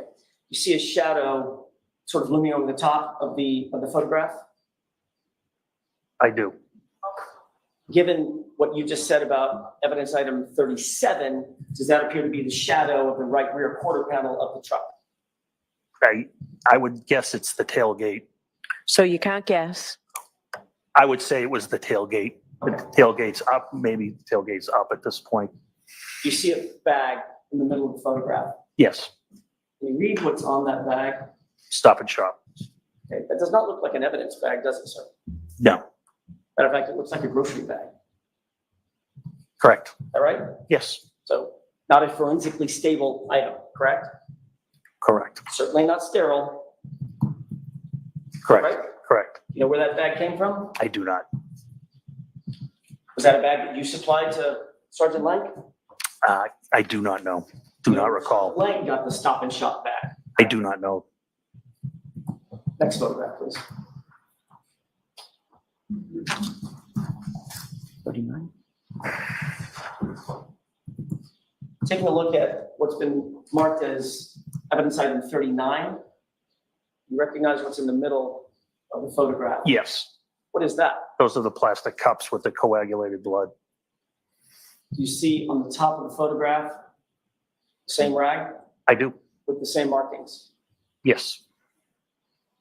That appear that those unsealed cups with liquid blood in them are situated right near the right rear quarter panel of the SUV in this photograph? They are to the rear of the vehicle. Yes. And next item, please.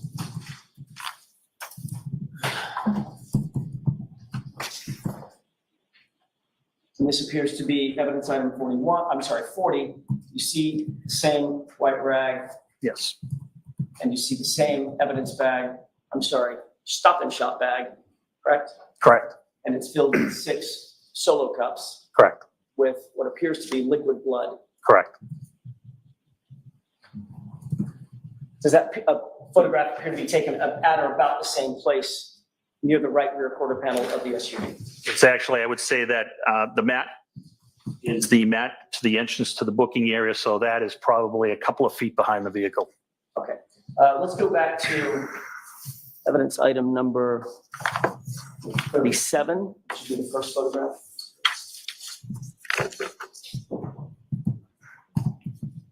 You see the rag in that photograph? Yes, I do. Let's go to the next item.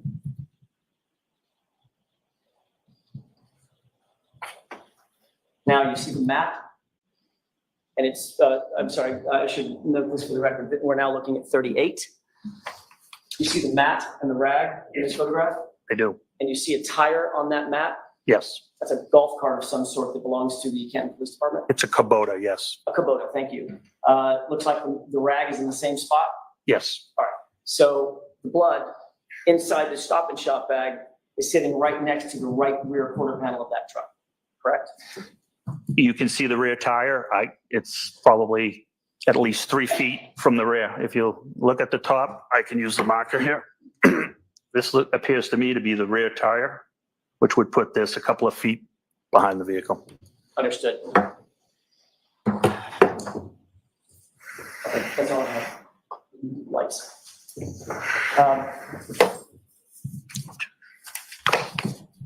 Would you agree that having unsealed and unsecured blood next to the right rear portion of the SUV is a recipe for cross-contamination? You want me to if I could speak to this incident alone? That's a yes or no question. Do you think Okay, that's it's not yes or no, but for your purposes, I would say yes. and in fact, could even be worse, for instance, not just inadvertent cross-contamination. If somebody wanted to touch something on that bag, on those cups, and then touch the vehicle, they could easily do that with that juxtaposition of the open blood next to the back of the rear of the car. Objection. Sustained. Lieutenant, if somebody was so inclined, that situation could provide an opportunity for evidence tampering, couldn't it? Objection. Sustained. May I have a moment, Your Honor? Yes.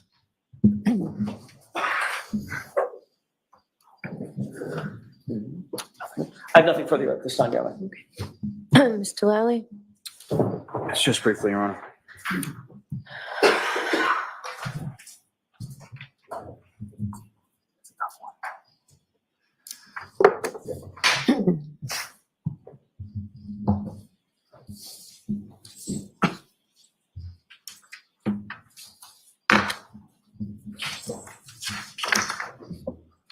The answer's not going to be there. I could ask you a phrase that was posed to you a couple times during cross-examination as far as recusal of your department. How would you define that term in this specific sense? In this specific case? Yes. We did not want to go on any investigative interviews because one of our best investigators, name is Kevin Albert. He's the property owner's brother, and we didn't think it would be appropriate if we were on those interviews questioning his family members. Now, with regard to death investigations, specifically unattended death investigations, What, if any, role does your department typically have when it comes to those? What, if any, jurisdiction does your department have versus the state police? The state police takes jurisdiction. They run the investigation. We assist them in any way we can. We try to help out. Now, sir, you were asked some questions in regard to, or you indicated that in regard to the drinking glass that you located in the area where Mr. O'Keefe's body was, that it didn't come from the house. Why is that? I think I said, I believe we didn't think it came from the house at that time because they were out at the Waterfall Bar and Grill the night before. And the initial statements from Detectives Sergeant Lank and Sergeant Good obtained, nobody put John O'Keefe anywhere but where he was found, and that included his girlfriend. Now, if I could take a step back just to the state police jurisdiction over unattended deaths, what, if any, assets the state police have as far as investigative assets that your department doesn't? They have far superior tools to investigate. They have direct access to the crime lab. They have a CARS team that can do accident reconstruction. Now, with regard to the criminalist and turning your attention to February 1st of 2022, when you're in the Sally Port, you mentioned that Officer Wanless came in with a toolkit to assist in removing a tail, correct? That's correct. And is it your understanding, essentially, he just removed a clip from the back of the tail light in order to take it out of the vehicle? I believe you can see on video, it just pops into the criminalist's hands. And as far as your review of that video or your observations that day, there was nothing about the tail light that was broken during that removal process, correct? Correct. Now, as far as cross-contamination, you were asked about, you indicated it was not a yes or no answer. But what, if anything else, would you have to add? What counsel was depicting was the transfer of custody over to the state police. So the criminologist was handling it at that time. The photographer was photoing it. The criminologist was transferring the blood into their plastic containers. And that's why I'm sure it was being handled by a criminologist. There wasn't going to be any cross-contamination. I wasn't concerned about cross-contamination. So that was a scenario that you were describing earlier in your direct examination as far as you're turning those items physically over to the criminalist on February 1st in the Sally Port area. And they are converting them to their plastic containers, yes. Thank you, sir. Nothing further. Okay. Very briefly, you said that no one put John O'Keefe, none of the witnesses put John O'Keefe anywhere but where he was found. That's what you just said, correct? That's correct. So your investigative technique is just to ask a witness, how'd that dead body get there? And if they say, I have no idea, your job's just done, right? Objection. Sustained. If a witness says, we found him here, you just take the witness at their word? Objection. You can go ahead and answer that, sir. No, of course not. You might want to investigate a little further, right? Absolutely. And ask them questions. That is correct. Get search warrants. That's Look when in the there's house. probable cause, we do. Absolutely. None of that was done here, though. No probable cause. Thanks. That's all I have. You are all set, Lieutenant. Thank you. Okay. Wow. Who is your next witness, Mr. Lau? Your Honor, the Commonwealth will call Master Sergeant class. Sean Good to the stand. Okay, and while the sergeant's coming in, I'll see counsel about scheduling.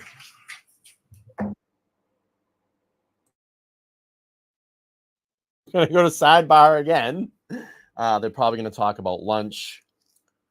Yeah, great question. I was just thinking the same thing. You know, how is there not any reasonable reason for probable cause? The bottom line is, and it's this simple thing. I think if anybody looked at this case, the bottom line is this: there is a dead man that has been identified as Officer John O'Keefe on the front lawn of a police officer's house. No one's thought to go up and knock on that door. Hello? This is a dead body in your front yard. Do you know anything about it? Did you see him get hit? Do you know if he came from this house? Where do you know this person? Was he in your house that night? Simple questions. Simple questions that could have been asked. Can we look around? Do you mind if we come in? Do you mind if we search or we look in the backyard? Can we just have a couple of words, a conversation here? None of that was done.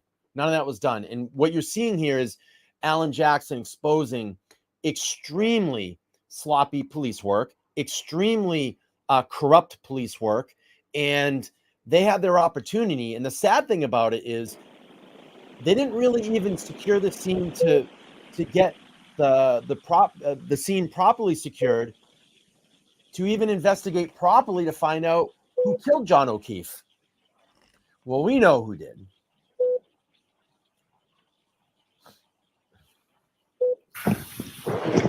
Back to testimony.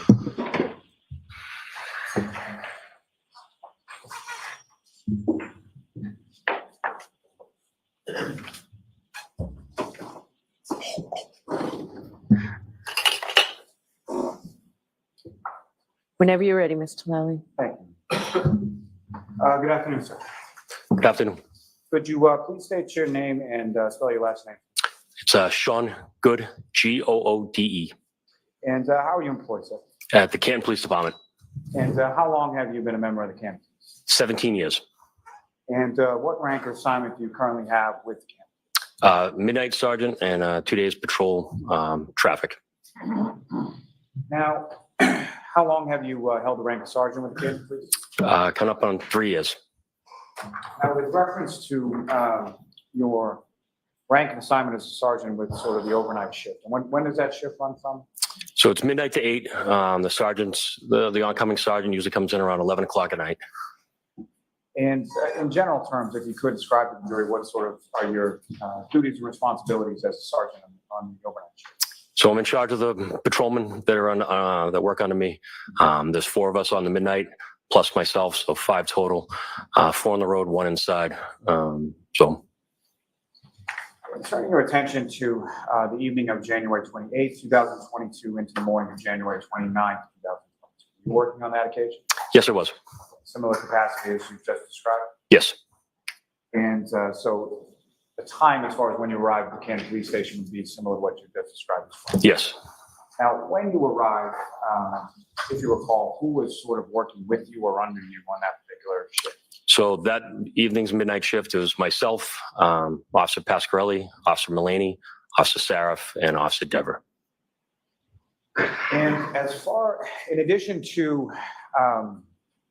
let me ask it this way. So when you're performing those duties in the Canton Police Station, where are you sort of physically situated within the Canton Police Department? We're inside the dispatch room. That's where you handle all the calls, 911 calls, business lines, stuff like that. So anybody walks in the lobby, you're right there. And so would that also be sort of part of your duties and responsibilities in regard to being the supervising sergeant for the shift? That evening, yes, I was inside. Now, with reference to 911 calls and dispatch, what, if any, training have you received in regard to those? Everybody in the Canton Police Department, we do not have civilian dispatchers like other larger departments. So every officer that works patrol has to be certified on the PSAP station, which is the 911 dispatch console. And then once you're certified, you're able to answer all 911 calls. And what, generally speaking, does that certification process entail? It's learning the software, learning how to know the difference between a cell phone and a landline, being able to look up if a 911 call comes in on a cell phone. We have 3 different monitors, and you'll see that one of the monitors will be a map, and all of a sudden it'll just ping, and you'll see that cell phone. And a lot of the time, because of the location of the town of Canton, we do get state police 911 calls that are on the highway. So you have to be able to differentiate which call it is. It is actually us, or is it state police? Is it Randolph? Stuff like that. So you have to be able to read a map. It's not very hard, but it's that. Now, beyond that, now, when people are calling into 911, they're typically calling in regard to an emergency, correct? Yes. What, if any, training do you receive in that certification process in regard to sort of demeanor or how to handle people on the line? Obviously, if someone's calling in an emergency, they're probably going to be nervous, you want to just try to stay calm as possible, try to relate to them, not make them any more upset than they already are, and try to get the first thing out of is location. Where are they? Now, with respect to calls that come into 911, what, if any, difference as far as directing the call is there between something that's sort of a medical call versus a law enforcement police type call? So any call that comes in through 911, we determine if it's police, fire, medical. If it's police, obviously we would handle it. But if it's fire, medical, we send it to Holbrook, which is the regional dispatch for Canton Fire. So it's literally just click the button. It says fire right on the screen. That call automatically gets connected to a regional dispatcher in Holbrook, who then determines what they need, whether it be ambulance, fire, stuff like that. Now, reference to this particular shift on this particular day, January 28th and 29th, at some point during your shift, what, if anything, did you observe about sort of the weather outside?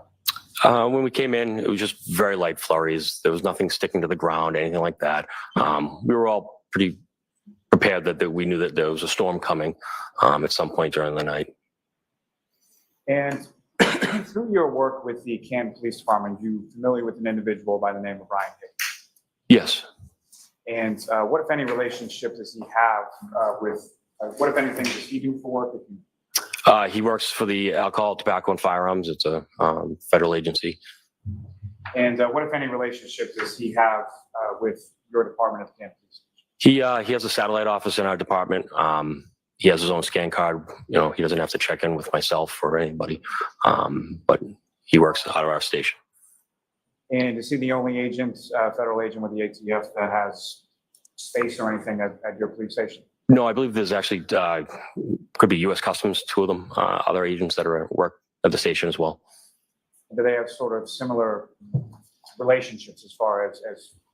Yes, yeah, they have access to the police department. You know, if Brian, Agent Higgins has worked on certain calls helped us out, whether it be a firearm case, stuff like that. Now, on that evening of the 28th, and specifically the early morning of January 29th, what, if anything, do you recall as far as seeing Brian Higgins around the Canton Police Station? I remember at one point during the evening, he came in. I don't remember if he came into the dispatch or if I just saw him on one of the numerous monitors we have in dispatch. I can't leave that room because I'm the only one in the building on midnight. So, but we never talked or anything like that. Didn't think anything of it. It's not uncommon. And do you recall around what time that occurred? I believe it was probably 1:30. Again, I wasn't looking at a clock to see. But now, with respect to the parking lot area of the Canton Police Station, when it comes to any sort of substantial amount of snow, what, if anything, do you do with regard to the vehicles in the parking lot in reference to that kind of weather? We try to move all the cars that we're not using. So would that be on a midnight shift? It's any of our unmarked detectives cars, any of the patrol vehicles that aren't being used. We try to help out the DPW, which is the Department of Public Works, as best as possible when they try to plow our station. Because if not, all it ends up being is just one trail through the parking lot, and it's kind of a nightmare. So with the help of the other patrolmen, if we can get all the keys, sometimes they're not easily located, we try to move the cars to the outer edge of the parking lot so that DPW can make a good pass, and then we'll move them back over. With regard to the vehicles in the parking lot, beyond sort of the personal vehicles and the marked units belonging to Canton Police, with regard to some of those other agents like Mr. Higgins that you talked about, what, if any, vehicles would they have within that parking area? He had federal cars there that he used on cases, and I believe he had two. They'd be, I guess, his cruisers. They were Dodge pickups. And then with regard to those vehicles in regard to snow removal, what, if anything, was typically done with regard to that? They were parked to the outer edge, so we don't have access to them. At least I didn't have access to them.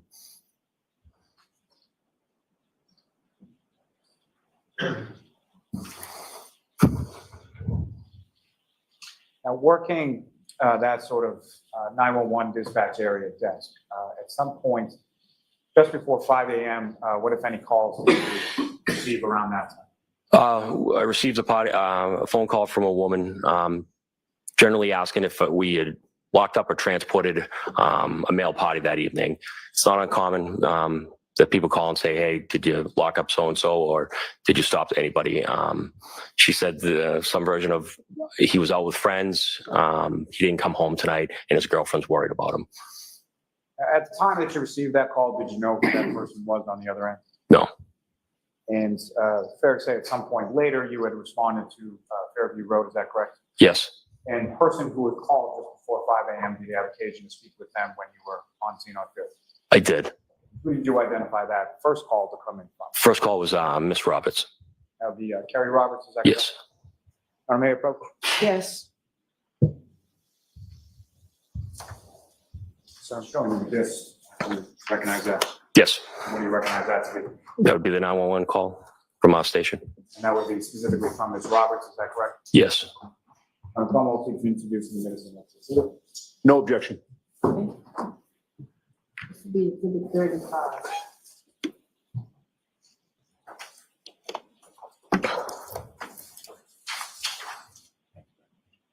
Your Honor, with the court's permission, I would ask to publish that call to the jury at this point. Okay. Hold on 1 second, please. What number?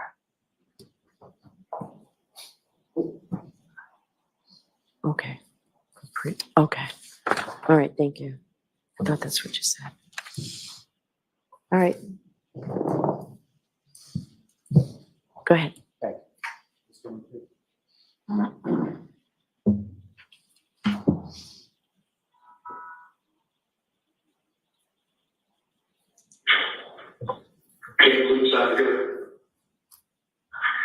Hi, my name is Karen. I'm calling because my friend's boyfriend did not come home last night. We were at waterfall.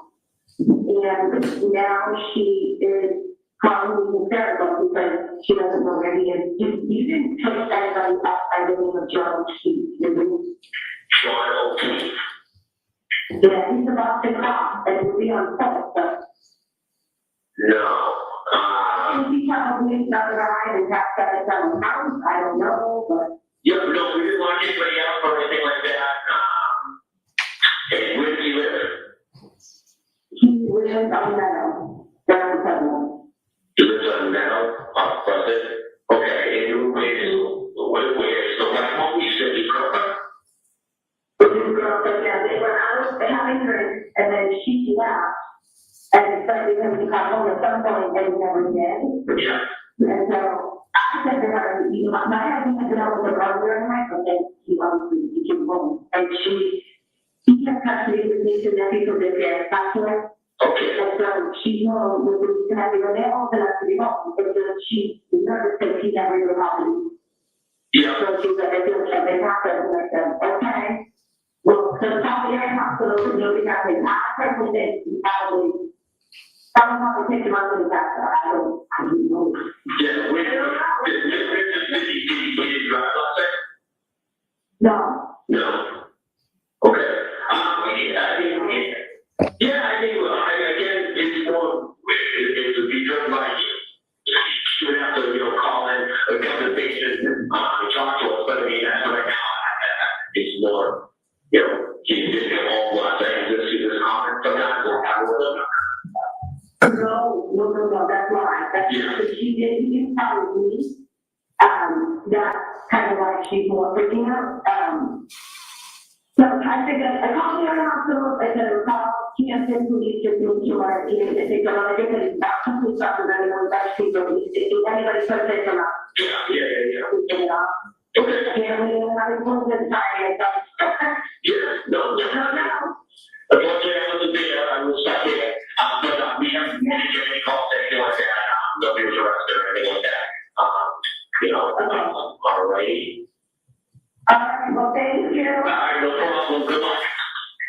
See ya. See you. Bye-bye.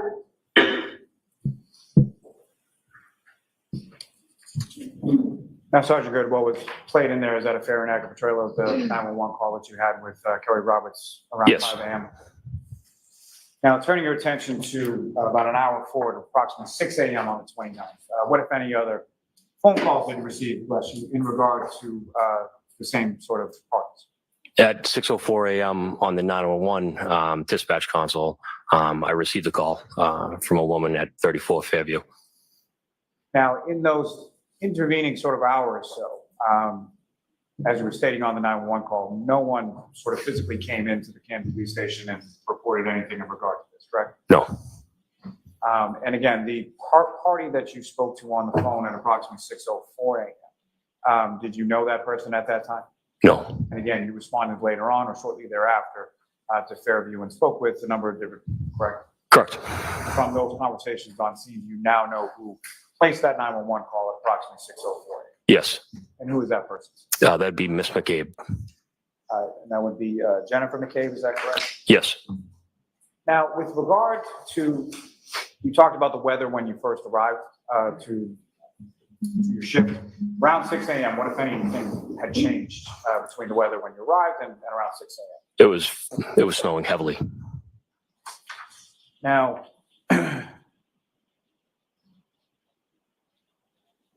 may I approach again? Yes.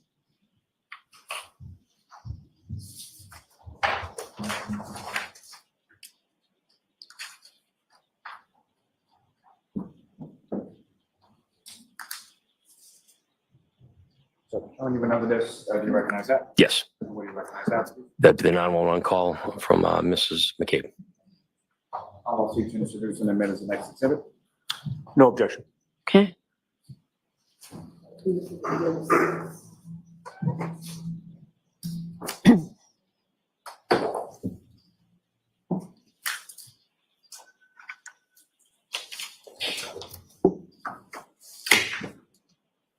And Your Honor, with the court's permission, I would ask to publish Exhibit 36 to the jury now as well. Okay.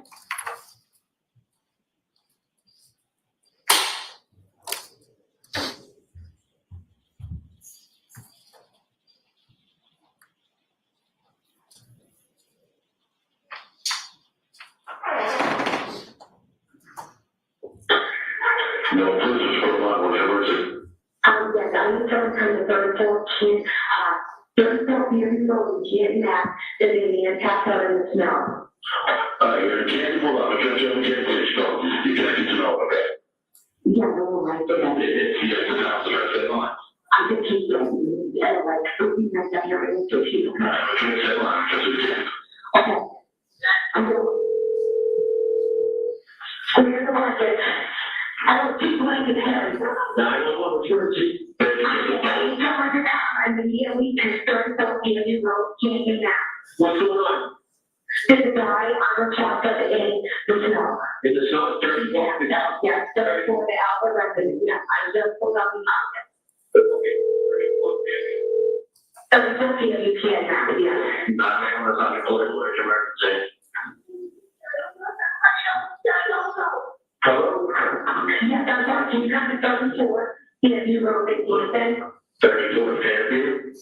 Yes, it's, I mean, I'm responsive in the snow. Okay, okay,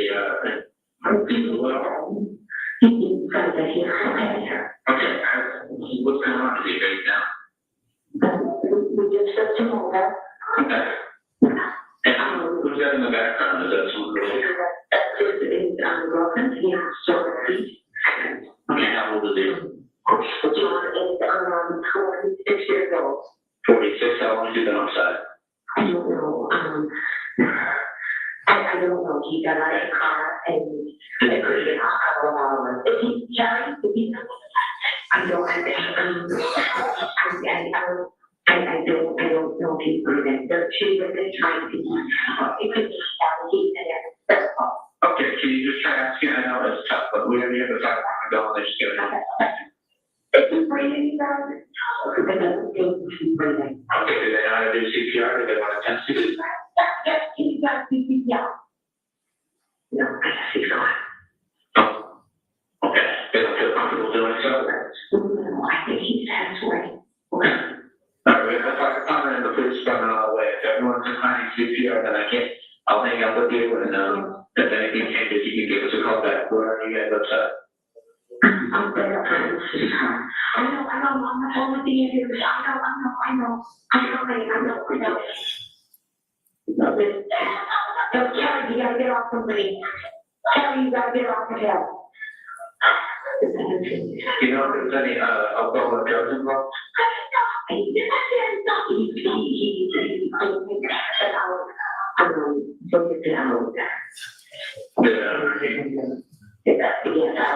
talking about me. And I Okay, is there any bleeding or anything? Maybe you just have. Yeah, Okay, bleeding from the face. Now take the full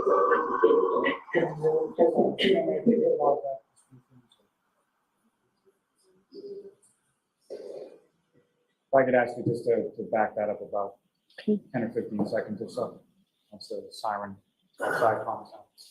We're fine. Okay, bleeding from the face. All right. Now take the full blood if there is any. Okay, one more minute. Doing CPR? Yes.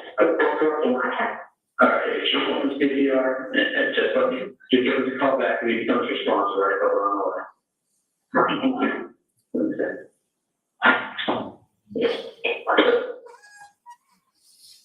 Thank you, Ms. Kenny.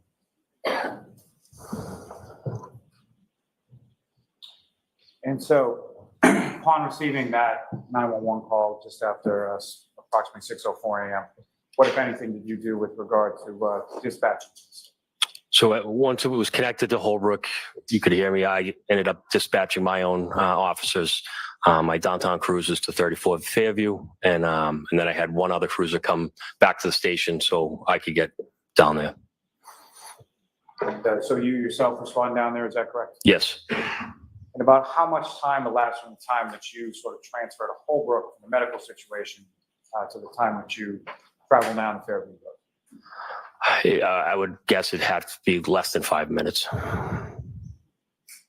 And in addition to the patrol cars and yourself, who, if anyone else, did you notify in relation to that call when you So I phoned Lieutenant Gallagher and Detective Sergeant Lang. Why that? Just policy, the seriousness of the call. Lieutenant Gallagher was the off-going lieutenant the night prior, the shift prior, so that's what you usually do. And Detective Sergeant Lang is in charge of the detectives. Now, when you left Canton Police Station to respond to Fairview, who, if anyone, assumed your role as far as manning the dispatch area in the 911? That'd be Officer Dever. And, may I approach? Yes. Dever. D-E-V-E-R. Sorry. And for medical reporter, if you haven't already, I'm sorry, could you just spell Officer Dever's last name if you know? Yes, it's going to be D-E-V-E-R. You're welcome.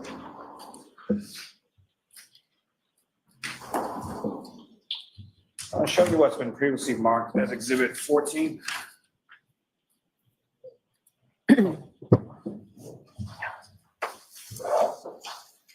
Sorry. Okay. Do you recognize that, sir? Yes, I do. And what do you recognize that to be? That would be our roll call log, press log. And as far as that particular log is concerned, is there any indication on there who sort of created that log? Yes, that'd be Officer Dever. And these are logs that you typically create when you're working that particular position as far as the dispatch desk, correct? Yes, it's pretty much a running journal for our department. And sort of how is that information gleaned and how is that sort of transmitted into that log? It's as accurate as the officer that actually enters the information. So if it was busy in there and she's by herself, you're taking information down, you're writing it, then you have to physically enter it into a computer. So there would be a delay in time. Thank you, sir. May I approach just to retrieve now? Sure. Yes.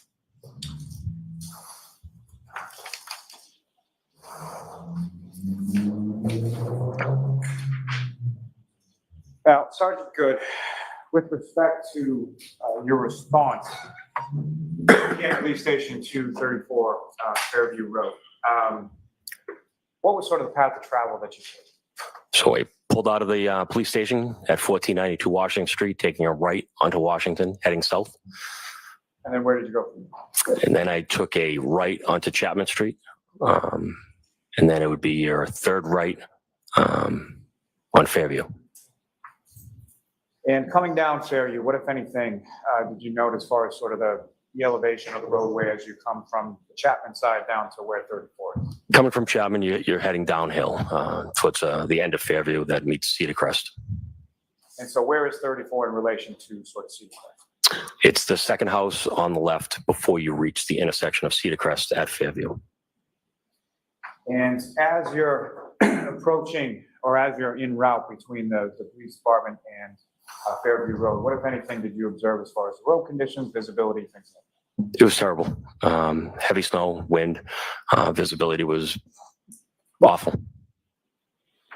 And when you arrive on scene, what is sort of the first thing that you observe upon your arrival?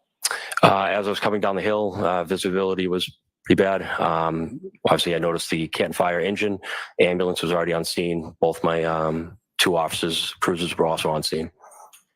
Now, as far as the particular cruiser that you were in on that day, is there sort of a particular cruiser that is reserved for sort of the sergeant or lieutenant who's in charge of the? Yes. So 682 is the primary patrol supervisor vehicle.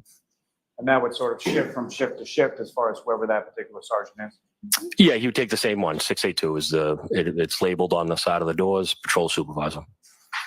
And so is that the vehicle or that the cruiser that you took to go from the police station to Fairview that morning? Yes, I did. And with regard to that cruiser and sort of other cruisers within the Canton Police Department, what, if any, recording system is available on those cruisers? All marked units have it's called a WatchGuard camera system. It has front video camera, and then it also has in the prisoner passenger back seat has a camera there as well. They should be working audio in the back seat, and they're activated by, if you flip the lights on, the blue lights, it'll automatically click. You don't have to press record. The cruiser automatically starts recording. If you got in a car accident, the camera would start recording. Any kind of impact, the camera starts recording. It actually ends up being passively recording, even when it's not on. You talked a little bit about the audio as far as in the back of the cruiser, but as far as from the camera in the front of the cruiser, where is the audio recording in regard to that, if at all? It would be on the mic. There's a mic stand that sits in a charger. It looks like almost a beeper. Should be there. And so that's located within inside the cruiser, correct? Yes. May I approach the witness, Sean? Yes.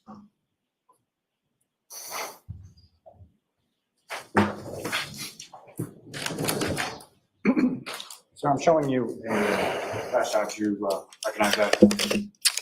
Yes. And where do you recognize that? That is the flash driver for the Canton Cruiser 682 streaming. And I'll seek to introduce in the minutes the next exhibit. Exhibit 41. All right, why don't we break now for lunch, Mr. Lally? Thank you. Let's leave them on your chairs. Follow me. All right.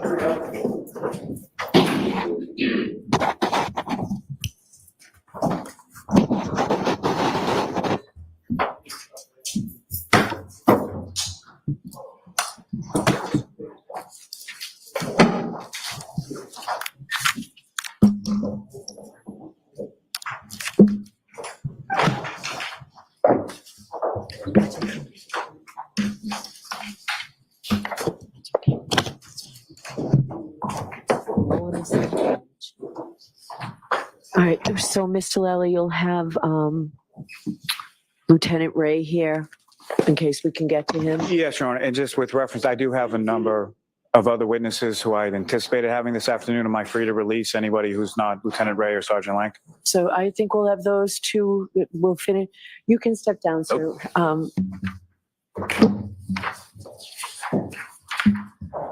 So we'll finish with Sergeant Good, and then you've got Lieutenant Ray, Yes. and that'll probably get us till.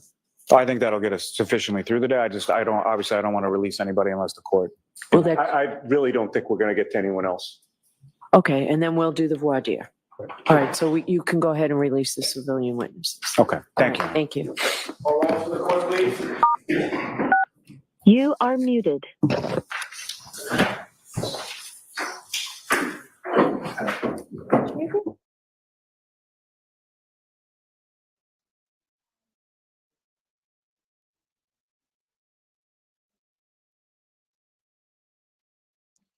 Hey there, Karen Reed, trial watchers. You know what a lot of the trials we cover remind me? It's that you got to be careful who you surround yourself with, who you let into your life. Do you really know? I mean, it's a scary thing to think about. Well, that's why I'm so thrilled to talk to you about the sponsor of this week's Law and Crime Trial stream, truthfinder.com. Honestly, with our content, I really can't think of a better